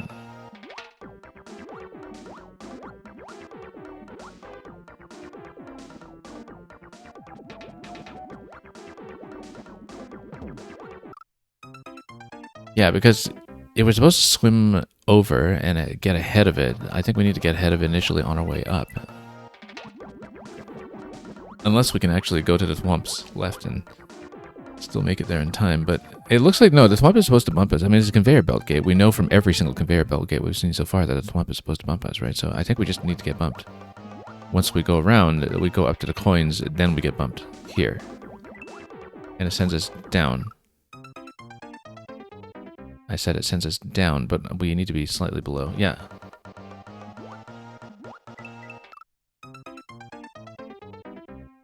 Yeah, Wendigour, you're saying the coins make it a little confusing, and then you realize the coins make it less confusing. No, the coins actually give you a very clear marker of the arc that you want. Like, you want it to be here. There we go, there we go. That's how to do it. Except for the part where we died to the Cheep Cheep.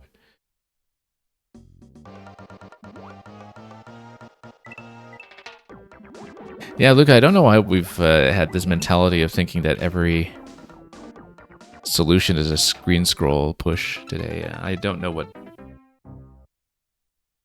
has led us down that particular path of thinking multiple times now in places where more elegant solutions exist.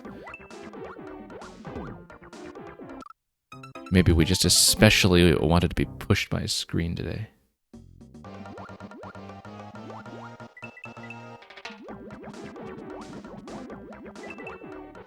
No. Too high. But yeah, the coin gives you the positioning that you want. The exact positioning that you want. And we just need to outpace the thwomp just quickly enough to get there.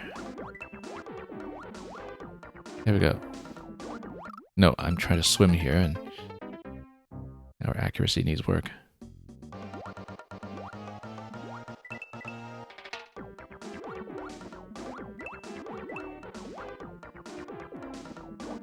No. We need to work on that paddling.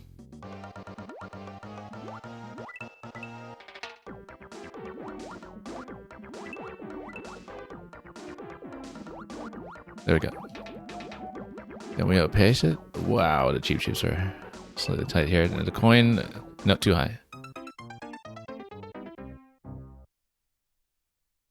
I was trying to lower myself into position, and we couldn't quite get there.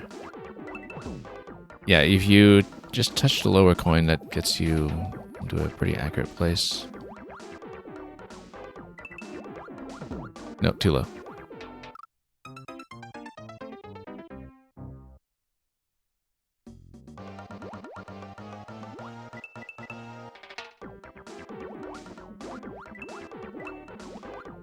Nope, not enough of a bump.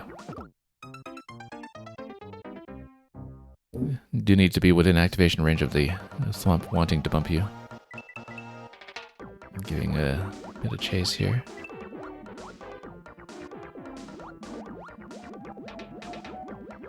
Okay.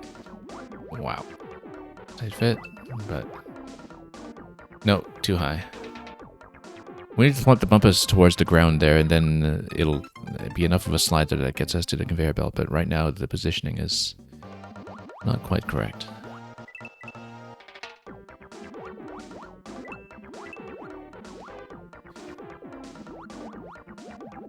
Yeah, right on the coins. That's where we want to be. So we're kind of on the bottom tile of the thwomp as we head there. Now we can try to go up. No?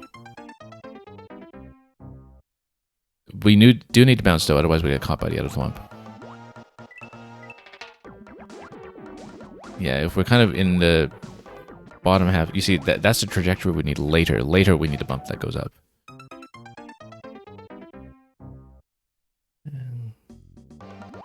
But it's a very subtle difference in terms of where you place yourself relative to the clown car, in terms of its collision.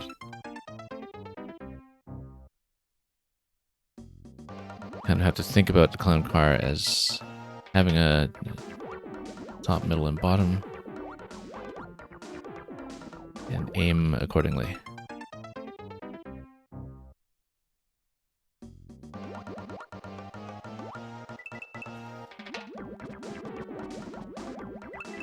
Oh no, yeah, you see, sometimes I'm just overshooting a little bit, and of course, with swimming mechanics, it's very hard to correct yourself.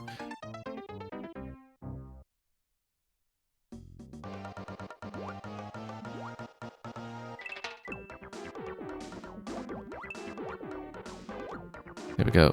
No. Lost speed on the corner.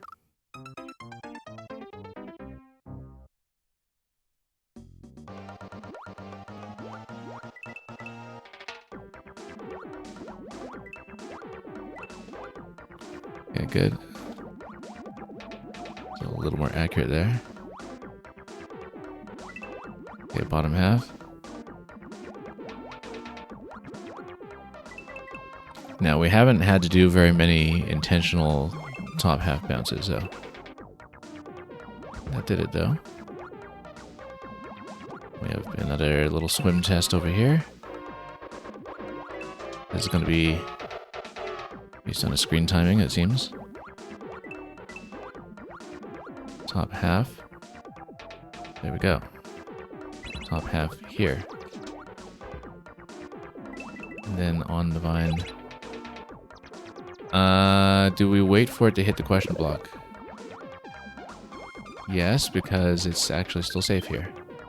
I'm just trying to check, just a 50 coin, okay. Because remember, we have not found a balloon just yet. And if we get on a vine, it's an icicle that is going to send us over. However, if we go through the door, then we get a hard mode room. Okay, good. We'll do it.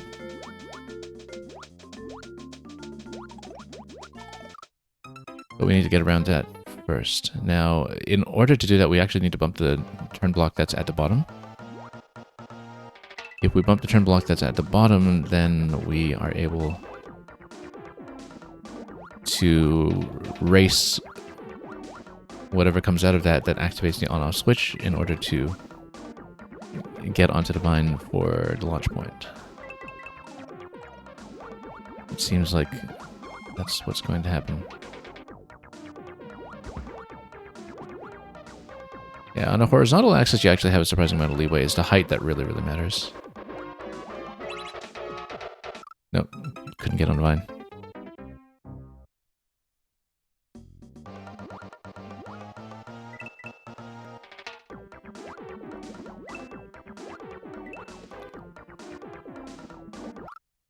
But yeah, the vines as easy and reliable launch points are actually well set up. They teach the mechanic quite well in terms of the positioning. Very low execution requirement on them as well, as long as you just get there quickly enough. But yeah, it definitely looks like for the hard mode room, we create the trigger or the fuse or whatever for the on-off switch for the launching mechanism, and then we Just need to race it over there.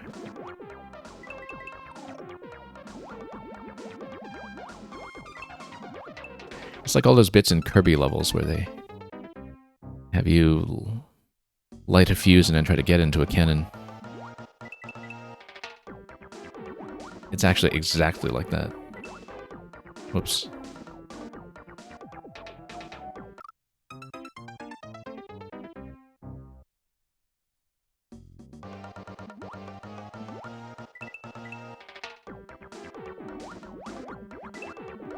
Nope, too high.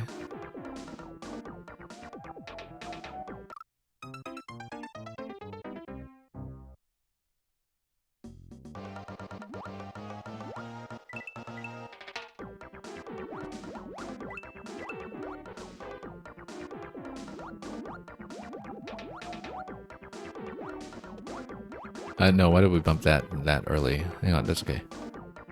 Almost made it, but we were a little bit late.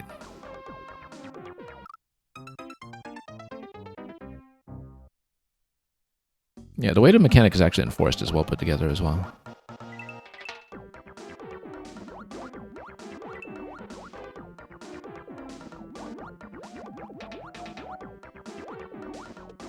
No, why did we bump that? We don't need to do that. We just need to swim. Oh well. Good practice for the aiming portion, at least, even if we did it at the wrong time. Nope, too high. Too far to the right as well.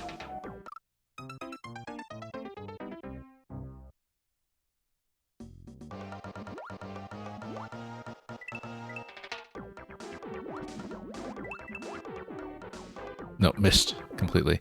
I thought I was overshooting and I was trying to readjust, and then we readjusted a little too much.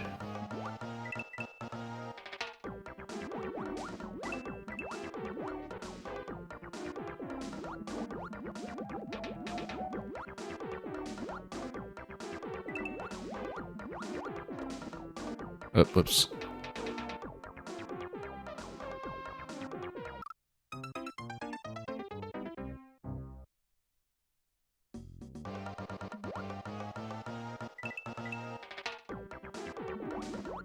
Okay, let's move on over.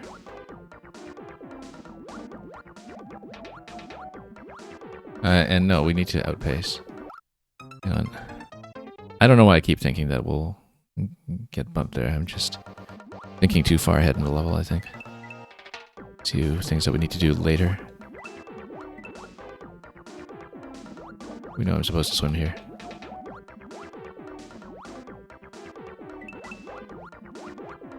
Nope, too high.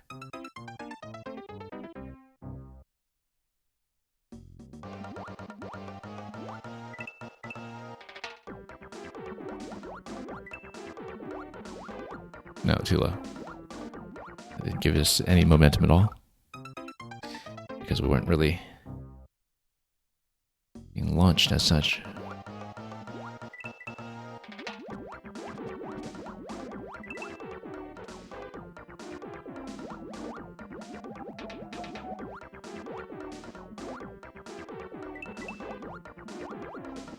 No.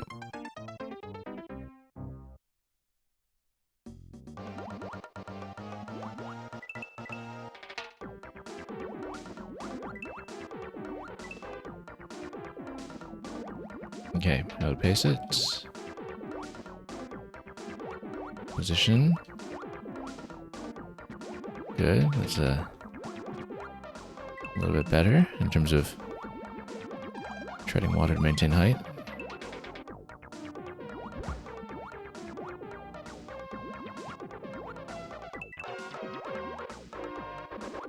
Mario Kart music is a good choice here.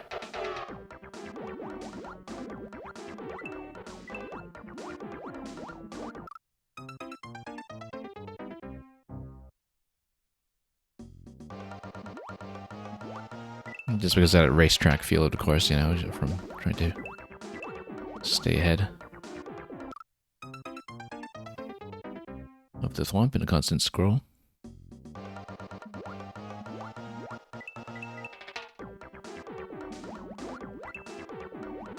Too far to the right that time. I kind of knew that even before we were bumped. That was just not the right trajectory. You get a feel for it after a while, but because it is water, it's hard to position yourself very accurately sometimes. If your timing is just a little bit off, or if you're over-pressing. Oh, no. Oh, look at that. I thought it was across and then it got sent back. Didn't quite make it over to conveyor.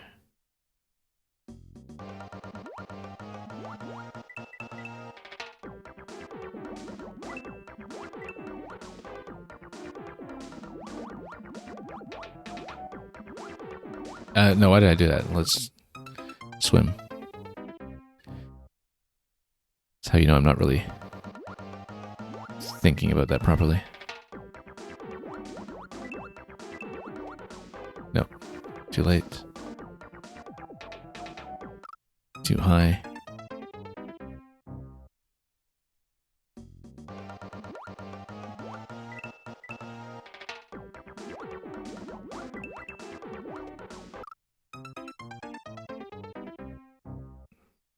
Yeah, the coins give you a good indication of where to go. It's just that we're not really bobbing there correctly. On target, no. Yeah, the height control is something that you have to do quite precisely. Otherwise, you see, we were just kind of mid-swim that time, mid-pedal, and then that extra bit of lift was enough to cause problems for the intended height that we were going for. So, better to err on the side of being low over here, but then we'll continue and try to progress. Okay, that worked well.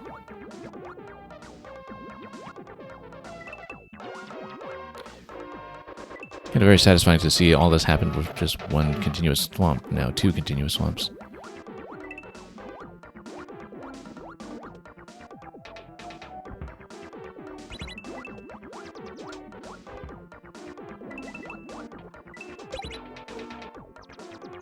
Okay, you see the 50 coin and the 1-up.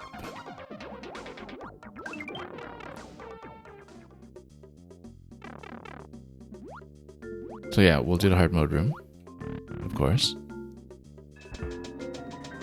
So it is going to be a race. You're going to hit the turn block that's going to spawn a spike ball, then you need to get around a big fish to get over to the vine in time.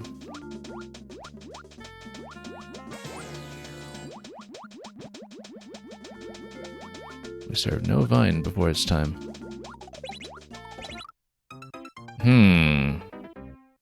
So it hits, but the problem is that we got a fish in our way.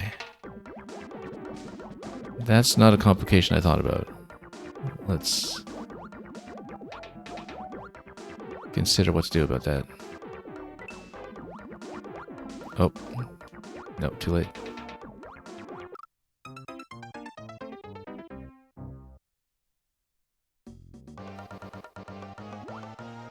Nope. Let's outpace it first.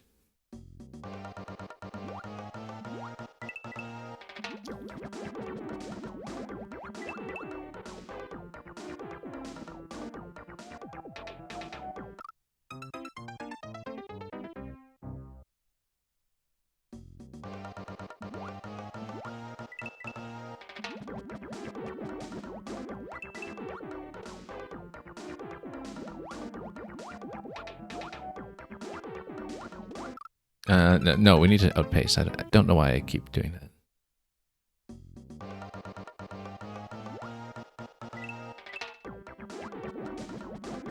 And you're saying you didn't get that bonus objective because it's too chaotic there? And why do I keep doing that? I'm still not paying attention. Yeah, I didn't think about how we still have some fish on the board at that point when we're trying to launch our way over. I thought I could just, swim through them and that would be all we needed to do, but really, that's not enough. Nope, didn't get bumped enough.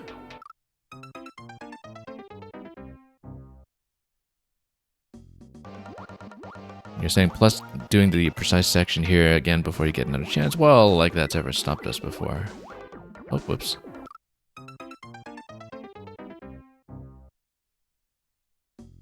This is sheer water, not bile water.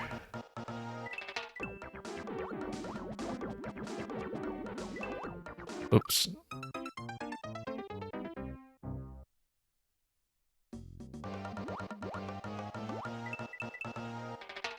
Yeah, I have to get ahead via conveyor belts.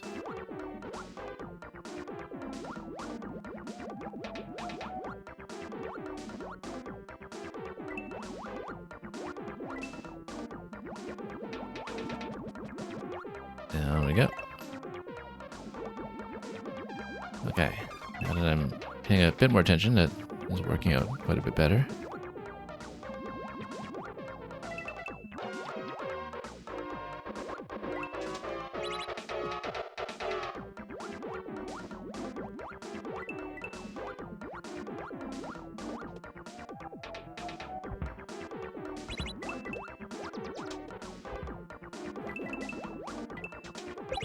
Launch.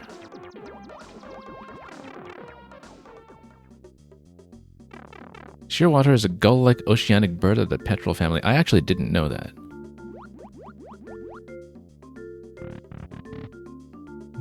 We need to learn a lot more about birds.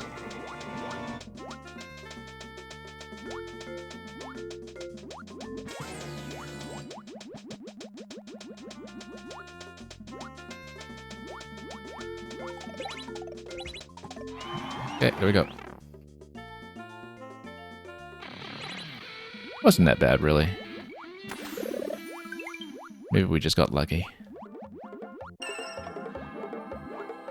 Now, I see an on-off switch here like it's supposed to be hit by something. No, actually, that's just there to make sure everything is forced on for the balloon at the bottom. We scalped the balloon. Look at that. We didn't even pop it. We scalped it. Oh, no, that's a clown car. We scalped the clown car. That's even better. How civilized.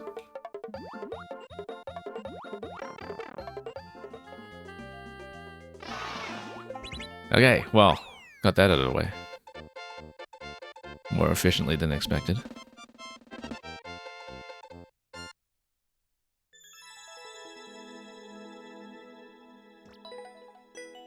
Means that we've got plenty of time to see the chomp level as well, I think.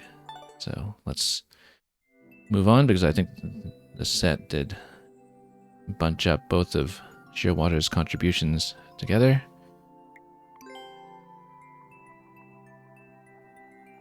This is one of those levels that has a longer website description, by the way. It says, use the thwomps to strategically yeet yourself and blast through obstacles with ease. Scuba gear not included.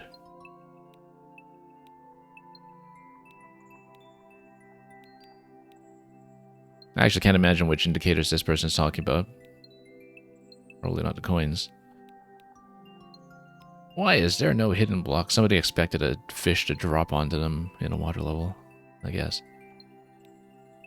I actually can't quite guess what that's asking for. Took me a minute to figure out neutral stick. I play with a D-pad. I didn't even think about what this would be like for someone who plays stick. I actually have no concept of what that would be.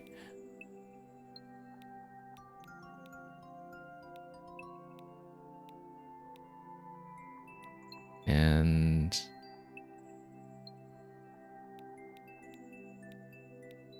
dev route. What could possibly be the dev route?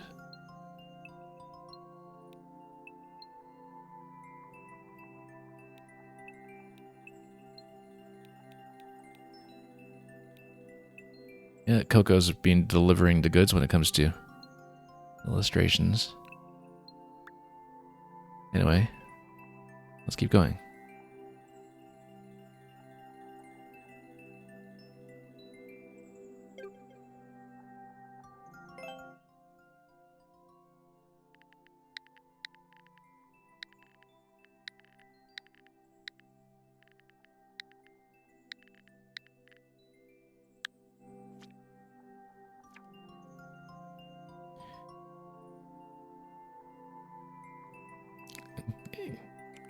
Yeah, I think that's just a trick comment.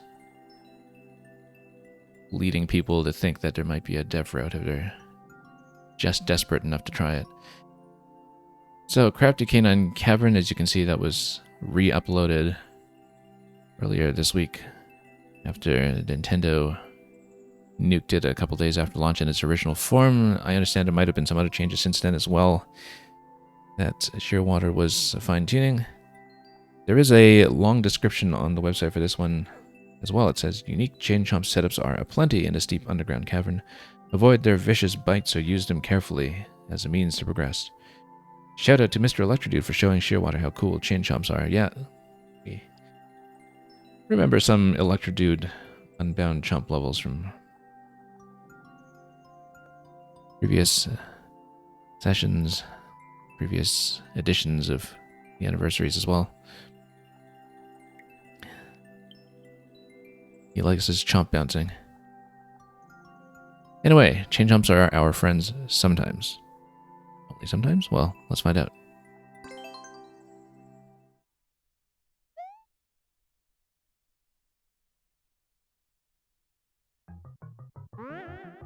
Yeah, okay, no, we spin on this. That reminds me of some other level too, actually, this particular kind of chomp platform. Probably one of Electrodude's now that I think about it, but...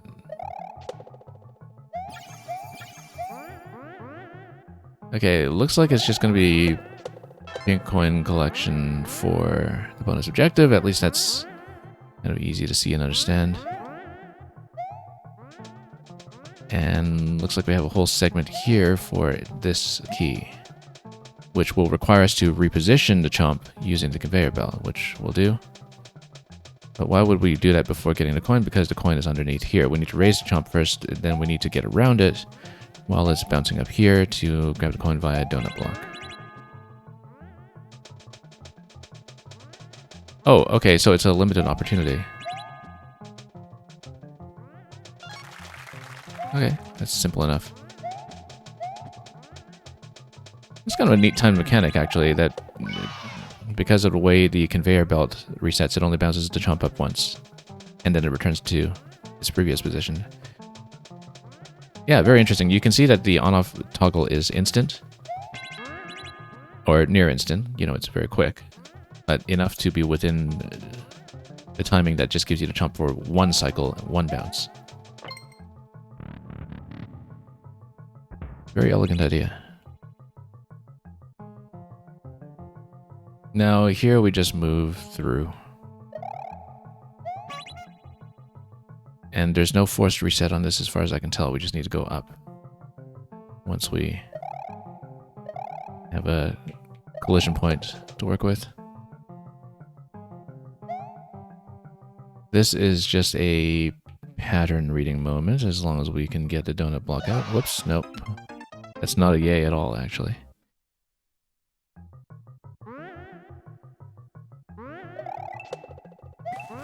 That's okay, we got lots figured out up to that point.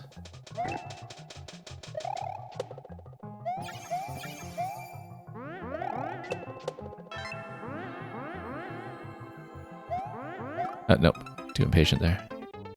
After missing the first jump.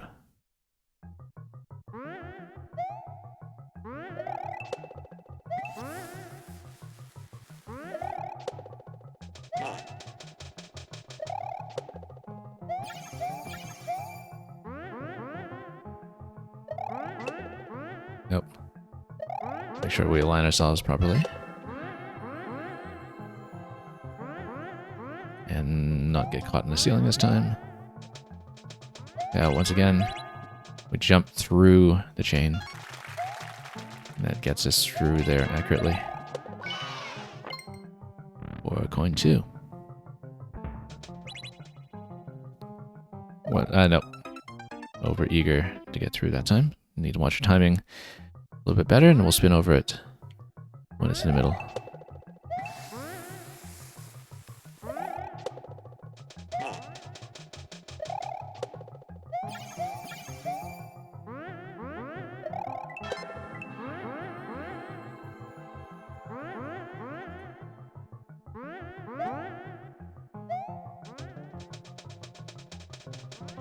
Okay.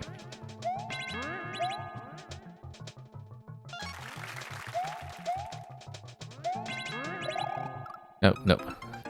Missing a simple spin.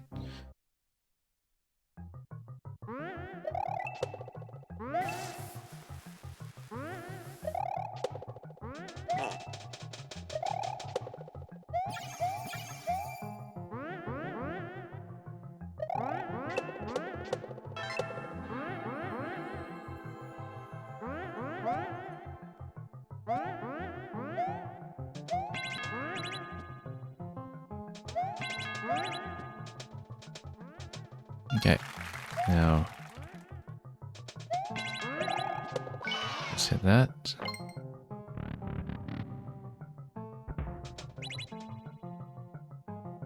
Just let it swing. Oop, that was a little bit close.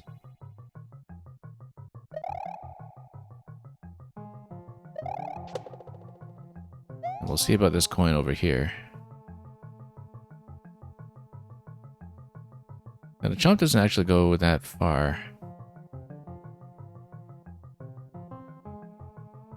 But we can actually stay here as long as we don't get pushed by the blocks. Maybe we do want to get pushed by the blocks actually, because that gets us back to safety. It gets us back to safety quickly. Well, we need to outpace the chomp regardless, but it lets us reverse it a little bit more easily perhaps. We'll find out. Yeah, all kinds of track setups here to set up the initial conditions for the chomp trajectories.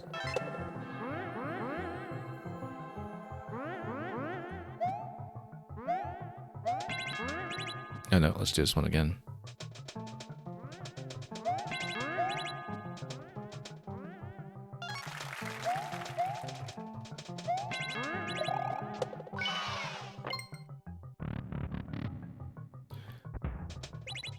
Okay, at this point, let's swing. Whoop.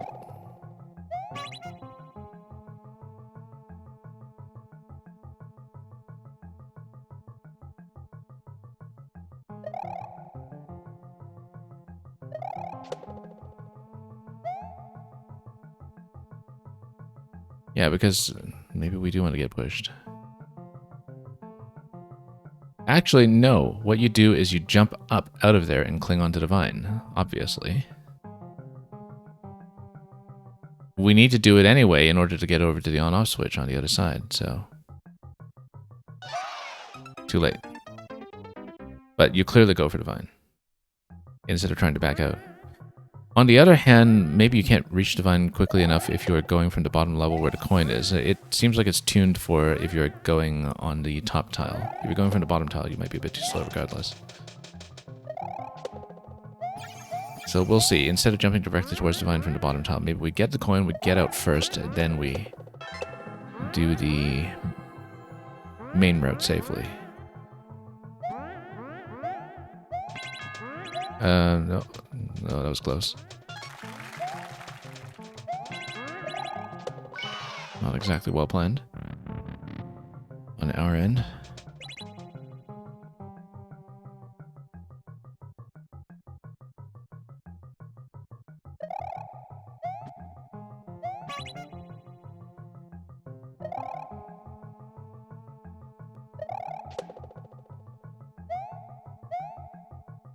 Yeah, maybe we double back after the coin first, then we go for the top layer to get up to the vine. Oh, got blocked by the block.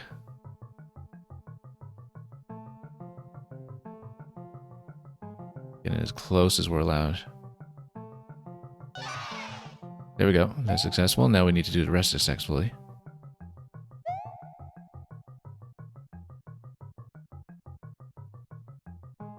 There we go. At this point, we drop, then we hit. And then the timing works out nicely. Then we do this again. Let it snap back and whoop, too soon.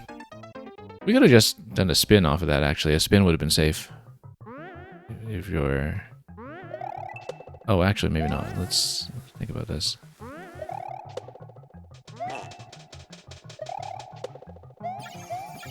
Well, we got there most of the way. The Coin is going to be a little tricky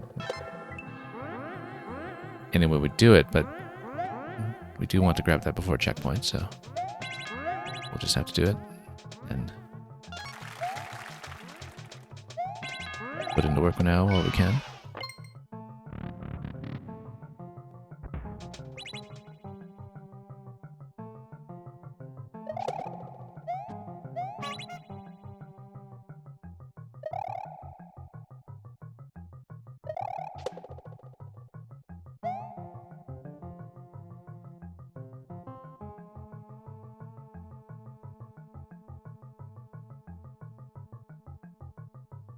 Okay, no.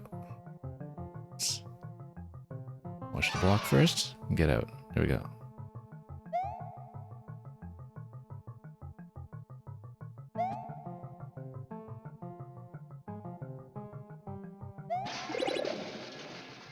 Very snappy timing here, actually.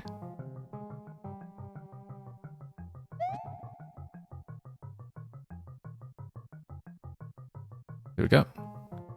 It's checkpoint with all the coins obtained so far. That's all as we know. As far as we are aware. Here we drop onto the coin first after the on-off switch. Then,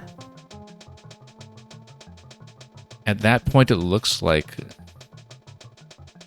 a chomp is going to come up to the coin and we do a series of spins. That's how I understand it. Now, after we hit the on-off switch, we land back down on the platform. The platform drops down to the pink coin, so we drop with the platform. The chomp timing should still be available at that point, and in fact needs to be in order to get the coin at all. So it's just 2 chomps. I think the question block there is probably just there as an extra target to hit. Or a 1-up. And then... Interesting. Very interesting, that one. Okay.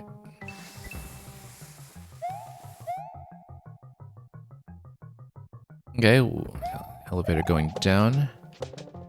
Elevator going up. Same idea here. Drop onto the platform. We don't have a coin to collect this time, but we do need to wait for the timing to be available on both chomps.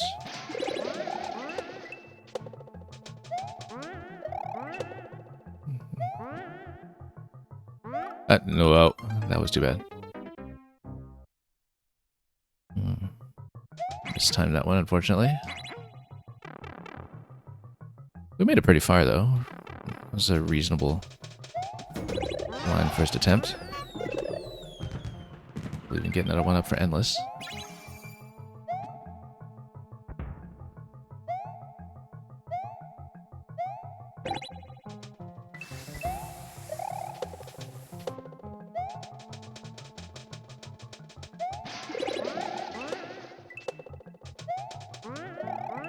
Yeah, doable nice and quickly, too. Okay, let's watch this one this time. To cycle through that properly. Nope. I was thinking jump and then spin jump. Maybe we can afford to just spin directly onto it. That might be a little bit better, but... Let's... Oops. Totally miss.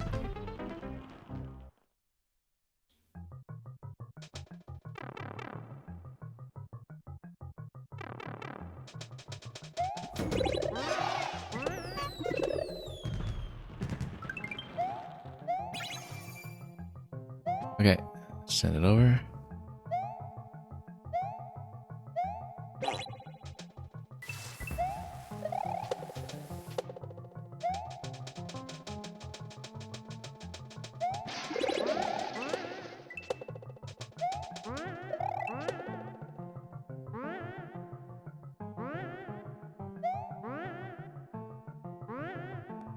Okay, spin directly or jump in and spin? Let's see.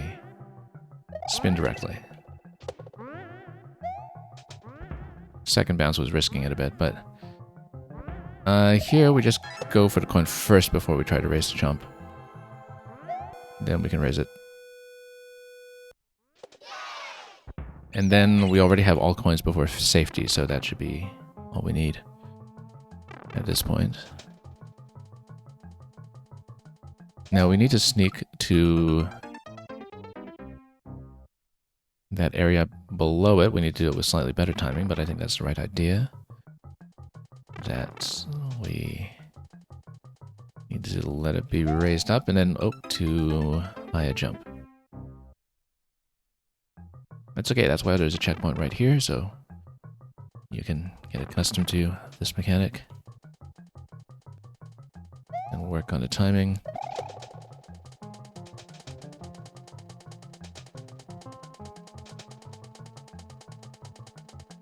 That looks like a really quick climb that we need to do here. Really quick climb. And we need to get on that much earlier.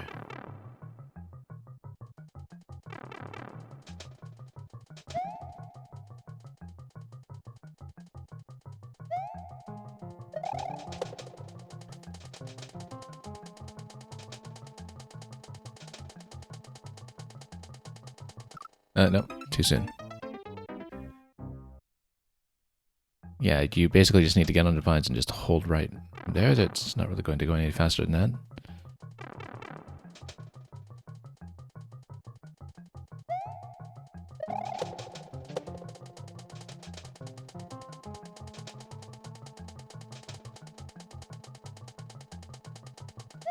Nope, I just couldn't cling onto the vine that time, didn't hold up quickly enough. It's funny because usually with vines we get so many accidental clings from accidentally holding up diagonal or something. And this time we actually just did not cling onto it at all.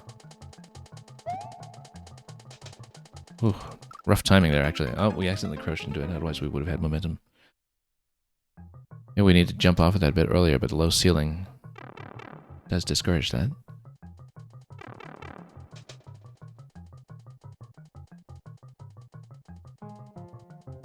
Oh, whoops. Try it again.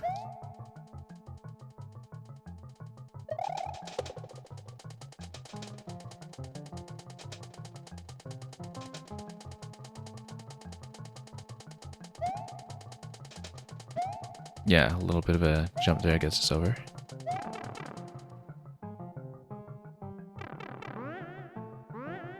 Okay. At this point, we do need to get on Divine to get across it.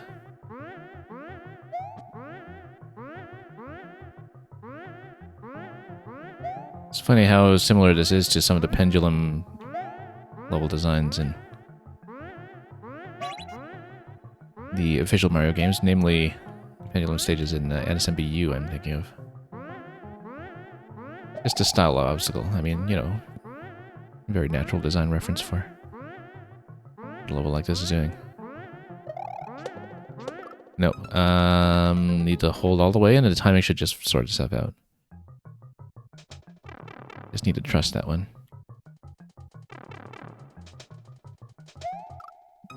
Too soon?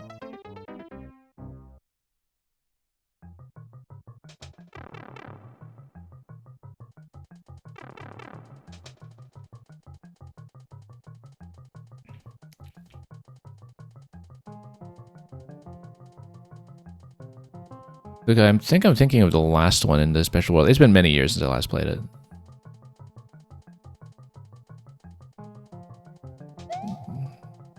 But there's a particular spike pendulum level I remember that was one of the more interesting late game ones in SMBU. But I haven't played that game in full in probably a decade at this point, so memory might be failing me.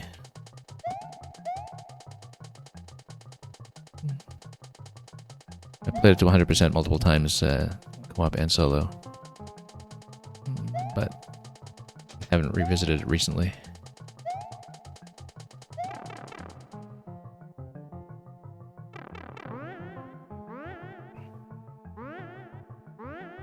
Yeah, speaking of which, we'll see what scale of additional single-player content is with the Mario Wonder Switch 2 edition. That's likely to be something we cover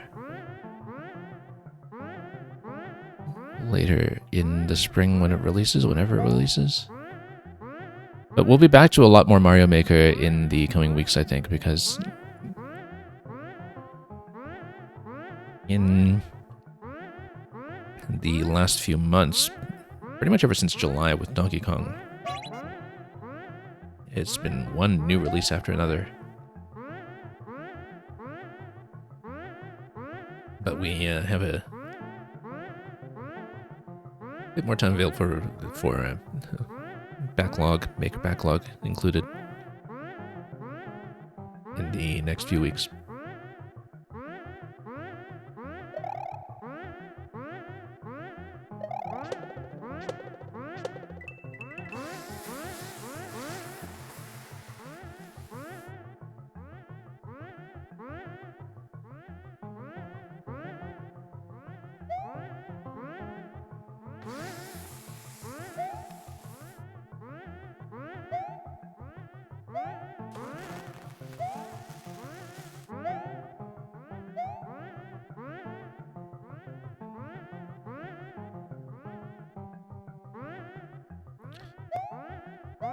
Yeah, pardon me, my voice is kind of going slightly. We might have to be on lower commentary for a moment while we recover that. But let's get over the chomp.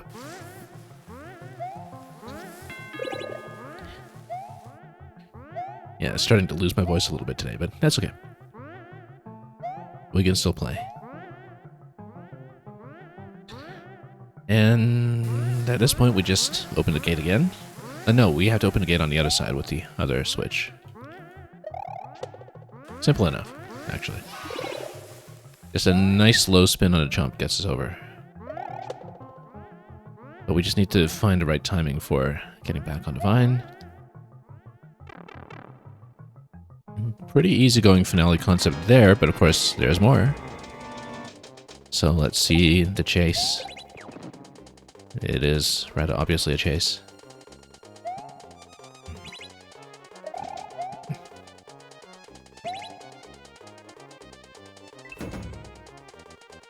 Let it go over top, I guess.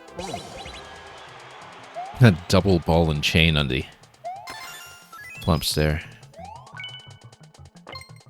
You know what that looks like, actually? Oh, whoops, hang on. With the thwomp face dangling the chumps around it. That looks like Nightmare from Metroid Fusion. And for that matter, Metroid Other M.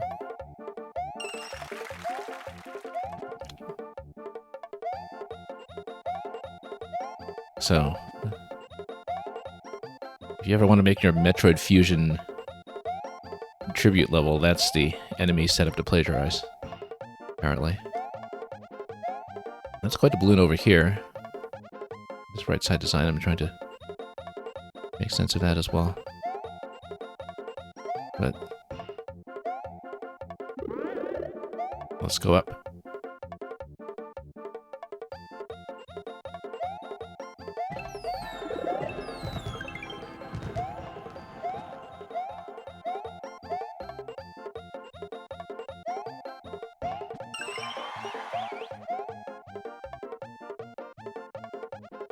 And do we have a full complement of 10 balloons here? I bet we do. Including that chain chomp dog bone balloon over here, actually, in the middle. So that's 4 down here, 5, 6, 7, 9, 10, 11, 12, 13, 14, 15, 16, 17, 18, 19, 20, 21, 22, 23, 24. Much as the vertical subworld is going to hold.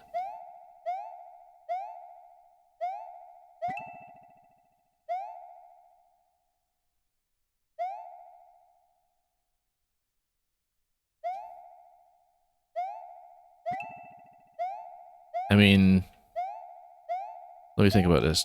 2025 minus 24.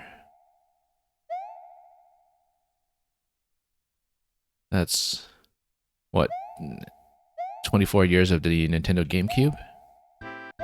We can live with that. That's worth celebrating. With balloons galore.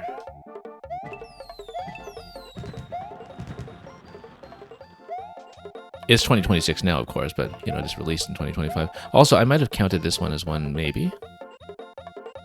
Or is this just like a... No, that's just the base of this balloon. Because it's a chomp base, right? It's a chomp stump. Holding what is, in theory, kind of like a chomp. So... very thematically appropriate. Okay, and then... Oh, whoops. Let's actually hit the top of the goal. Intentionally for once, unlike that Mang level earlier.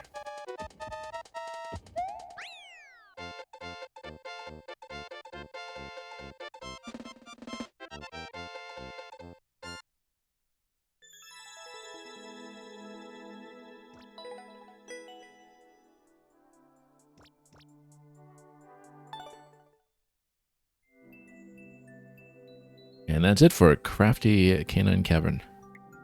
Not many comments, of course, because this was just freshly re-uploaded, but I certainly hope it stays up and that people get a chance to see it. Can't imagine what it was reported for, but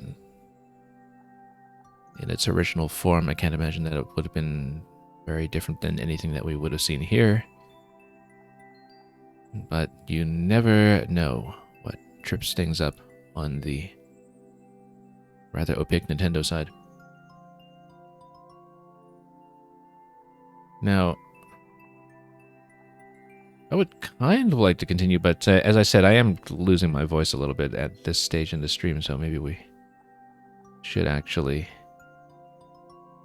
hold off for the time being. I was originally thinking, oh, maybe we can grab this whole set within 2 streams, but we really took our time on some of the optional objectives today, and quite rightly so, I think, even if we didn't get absolutely everything. We got all the balloons, we didn't get the extra exit in Mang's level because that required us to play the whole thing over so many times through, but at least we mastered the Boom Boom fight over there.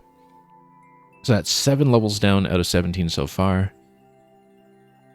Depending on difficulty, maybe we can do the rest in one go, but I'm kind of expecting we'll break it up into 2 sessions at this point, just so we can have time for the secret hunting.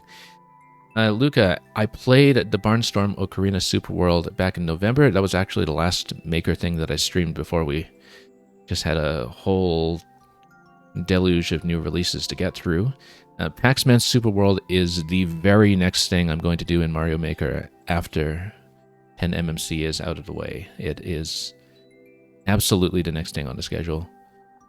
I am backlogged with a couple of other Super Worlds or community sets that we want to get to at some point as well, but Pac-Man's is definitely going to come first. And I apparently have a playtester credit on it because, you know, we did in fact see some prototype concepts for it years and years ago, and so this particular Super World had been a long time coming. And if you've played it completely yourself, as I imagined you must have done, then I hope you had a great time. And you'll see me run that soon enough. Like I said, much more time for Maker on our end than we have been seeing in the last few months when I had to scale down quite a bit. And we will continue 10MMC later this week. Not tomorrow, because tomorrow we may actually be back with Scrabble, because we might have a slightly more regular time for it now, and we're potentially going to try it out and see if we can make it on. But other than that, MMC will be the main program going into later this week, so hopefully you can catch us live for as much of that as you can, and if not, nowadays we have, of course, moved the VODs over to YouTube. Before we go, Luca is also going to request something that we haven't done in quite a while, which is Shakespeare's Sonnet number 10. Let me just dig that up for a moment.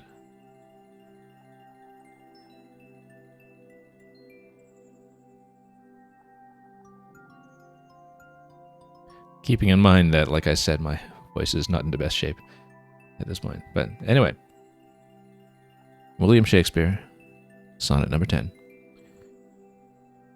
For shame deny that thou bear'st love to any, who for thyself art so unprovident. Grant, if thou wilt, thou art beloved of many, but that thou none lovest is most evident. For thou art so possessed with murderous hate that against thyself thou stick'st not to conspire, seeking that beauteous roof to ruinate, which to repair should be thy chief desire. Oh, change thy thought, that I may change my mind. Shall hate be fairer lodged than gentle love? Be as thy presence is, gracious and kind, or to thyself at least kind-hearted prove. Make thee another self for love of me, that beauty still may live in thine or thee.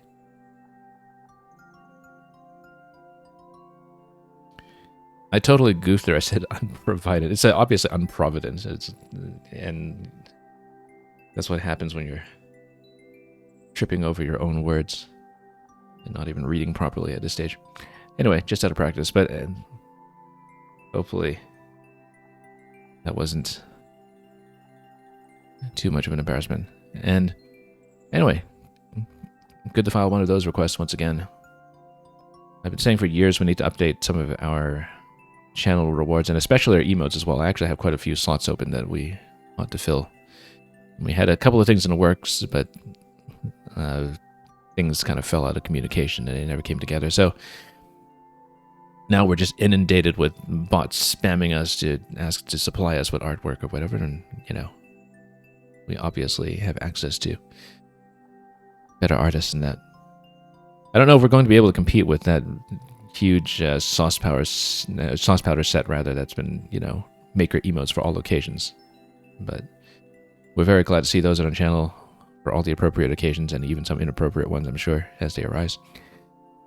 For now, though, 7 levels out of 17 out of the way. We'll see how quickly we get through the rest, but we will take our time, explore properly, and make sure we do justice to all of the levels that were so thoughtfully packaged together in this year's set. Thank you once again to all of the makers who were able to make it to today's stream live, or in Shearwater's case, catching up on the VOD much later. And there will be much, much more to come. Thank you once again as well to both Zach Divine and Gaming Sage for the raids earlier in the session. And we'll pick somewhere else to send you folks to in just a moment. Probably another maker stream, but we'll take a quick look around and decide where to go from here. Thanks for watching, and until we continue with more of the levels in the 10th Mario Maker Celebration, have a wonderful time ahead of you with everything you may be making or playing or dreaming up while you're waiting to renew your eventual Nintendo Switch Online subscription, in the case of some people we know. And as always, fare thee well.